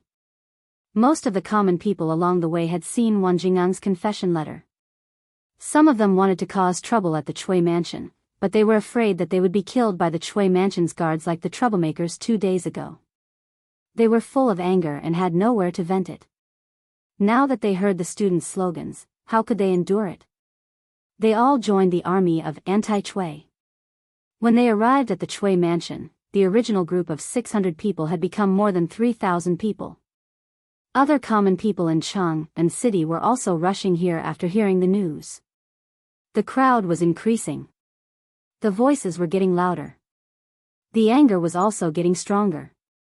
It all depended on whether the Chui mansion could withstand the anger of the common people. Chapter 1101. Hand over the Wang family. Hand over the murderer. Hand over the Wang family. Hand over the murderer. Outside the Chui mansion, the students and commoners were shouting loudly. The servants of the Chui mansion were on high alert, but with Wanjin gang as an example, no one dared to come out and attack the commoners. They only guarded the entrance of the Chui mansion, not letting this group of people in. Damn! Why are the Chui family being so cowardly today? I still want to beat up those 2 blind guards. Qing Chumo saw how the servants of the Chui mansion were cowering and could not help but feel bored. He complained to Li Tai and the rest. Pfft! Chumo, you think too highly of this group of people. We are students of Yanhuang College, they dare to come out and lay a finger on us? Sun Zifen sneered. Even if they were not students of the Yanhuang College, this group of people were either rich or respectable, each of them having an extraordinary status. The servants of the Chui family would definitely not dare to act so rudely like last time. But we can't just waste time like this. Qingke, you have a lot of ideas, come up with an idea. Why don't we just charge in? Qing Chumo was a little anxious. Chumo, don't be rash. Li Tai shook his head. He looked at the group of servants who were blocking the entrance of the Chui mansion, his eyes flashed, and he whispered, "Oh right, Cho Nyo, bring a few people to guard the back door of the Chui mansion, see if there's a chance to enter from there. Ching Chumo was overjoyed. He laughed and said, hee hee. Qingke, you're still the most cunning one. Then I'll go take a look with Bao Lin and the rest. After that, he did not care about Li Tai rolling his eyes at him. He called a few skilled students and squeezed through the crowd to go to the back door of the Chui mansion. Grandfather, there are so many people outside. I think you should go to the manor outside the city to lie low for a while. At the entrance of the Chui manor, Chui Junshuo peeked through the crack of the door and looked at the densely packed crowd outside. He couldn't help but feel his scalp go numb. Because he felt that those angry commoners outside looked like they wanted to eat people, eat their Chui family's people. To think that he, Chui Junshuo, had lived a glorious life. Now that he was old, he had to suffer the curses of the people. It was truly a pity. Wait for the imperial edict. It should be soon. We can only wait for His Majesty's decision. Chui Junshuo sighed, and with her hands clasped behind her back, she walked into the manor with a desolate face. The Chui family has occupied fertile land, oppressed the common people, abducted common women, and tortured and killed the maidservants. Hand over the Wang family and the murderer. Hand over the Wang family and the murderer. Outside the Chui manor. As more and more people came, more and more people came. In less than 15 minutes, more than 2,000 people came. Naturally, the cries of the people became louder and louder. Towards the end, the students of the academy did not even need to organize them. They spontaneously began to shout slogans over and over again. Ever since the establishment of the Tang Empire, there had never been such a grand event in Chang'an City. However, today's grand event was indeed a funeral for the Chui family. It was also a matter of life and death for the Chui family. You better behave yourself. Get over here. Don't even think about running. Come. Kneel. Hey. Make way. Make way. At this moment, a group of people slowly squeezed from the back of the crowd. After a lot of effort, they finally squeezed into the group of Yanhuang College students. Cho Nyo. What are you doing? Li Tai saw Ching Chumo, who had gone to the back door of the Chui manor to look for an opportunity, come over with two servants of the Chui manor. He could not help but ask with a puzzled face. Hey. Qing Ke. Ziffin. Ku. I just caught two sneaky and shifty-eyed servants of the Chui family at the back door. After questioning them, I actually got a big piece of news. Ching Chumo made the two unlucky servants kneel down and then smiled proudly at Li Tai and the rest. What news? Li Ku asked. Ching Chumo did not directly answer. Instead, he kicked the servant in front of him and said, Hey. Sun Xiang, right? This person in front of you is His Highness King of Han, and this is His Highness King of Wei. Hurry up and tell them what your mistress wants you to do. Only then will you be safe. Otherwise, no one will be able to protect you. When he heard that the two young men in front of him were both kings, the servant was first afraid. Then, he seemed to see some hope. The Chui family was now in a precarious situation. If he could cling on to the thighs of these two kings, he might really be able to survive. Thus, he quickly said, Young Master Cheng. I'll talk. I'll talk. Ching Chumo nodded his head in satisfaction. Then, he turned around and looked at the people behind him. He used his internal energy and said loudly, Everyone quiet down. I just caught a servant at the back door of the Chui manor. Everyone quiet down and listen to what this servant has to say. Ching Chumo's voice was mixed with internal energy and transmitted to everyone's ears. The noisy crowd immediately quieted down. Sun Xiang. Mistress has always treated you well. How can you do something that betrays her? A servant guarding the entrance of the Chui manor couldn't help but shout at this moment. Noisy. Ching Chumo dashed forward and gave him a big slap on the face. Receiving this angry slap, the servant spat out a mouthful of blood and was no longer able to speak. Sun Xiang, quickly say it. Ching Chumo clapped his hands and said lightly. Sun Xiang shrunk his neck and looked at Ching Chumo, this violent maniac, with some fear. Then, he said, I'm a servant of the Chui Manor. This morning, after Mistress found out that the entire city was filled with Master Wan. No, the entire city was filled with Wan Jingang's confession. She was worried that the imperial court would find Miss Nianyu's body based on the clues in the confession. Thus, she ordered me to go to the 10-mile slope outside the city, to the 10-mile slope to dig out Nianyu's body and feed it to the dogs. Wow! After hearing this, the crowd was in an uproar. The people who were already angry became even angrier. When their anger couldn't be tolerated, they could only explode. She didn't even let go of a dead person. This mistress of the Chui family is so cruel. Beast. She's worse than pigs and dogs. Wang deserves to die. It's really intolerable that such a vicious woman is not killed. Kill Wang. Kill Wang. Thousands of people were about to riot in an instant. The servant guarding the entrance of the Chui Manor suddenly felt the pressure. How can this Mistress Chui be so inhumane? Qin Ke. I can't stand it anymore. After hearing this, Li Kun gnashed his teeth. If it wasn't for his special identity as a prince, he would have already killed his way in. Nianyu. I'm Nianyu. Mother has let you down. At some point, an old woman and an old man squeezed to the front of the crowd. The old woman collapsed in front of the Chui Manor and cried bitterly. Her sobs were like the wail of a dying beast. The people of Chang and at the entrance of the Chui Manor all shed tears. Evil woman of the Chui family, give me back my daughter's life. This old man will not rest until the Chui family is dead. The stooped old man beside the woman also sat down and said with a bitter expression.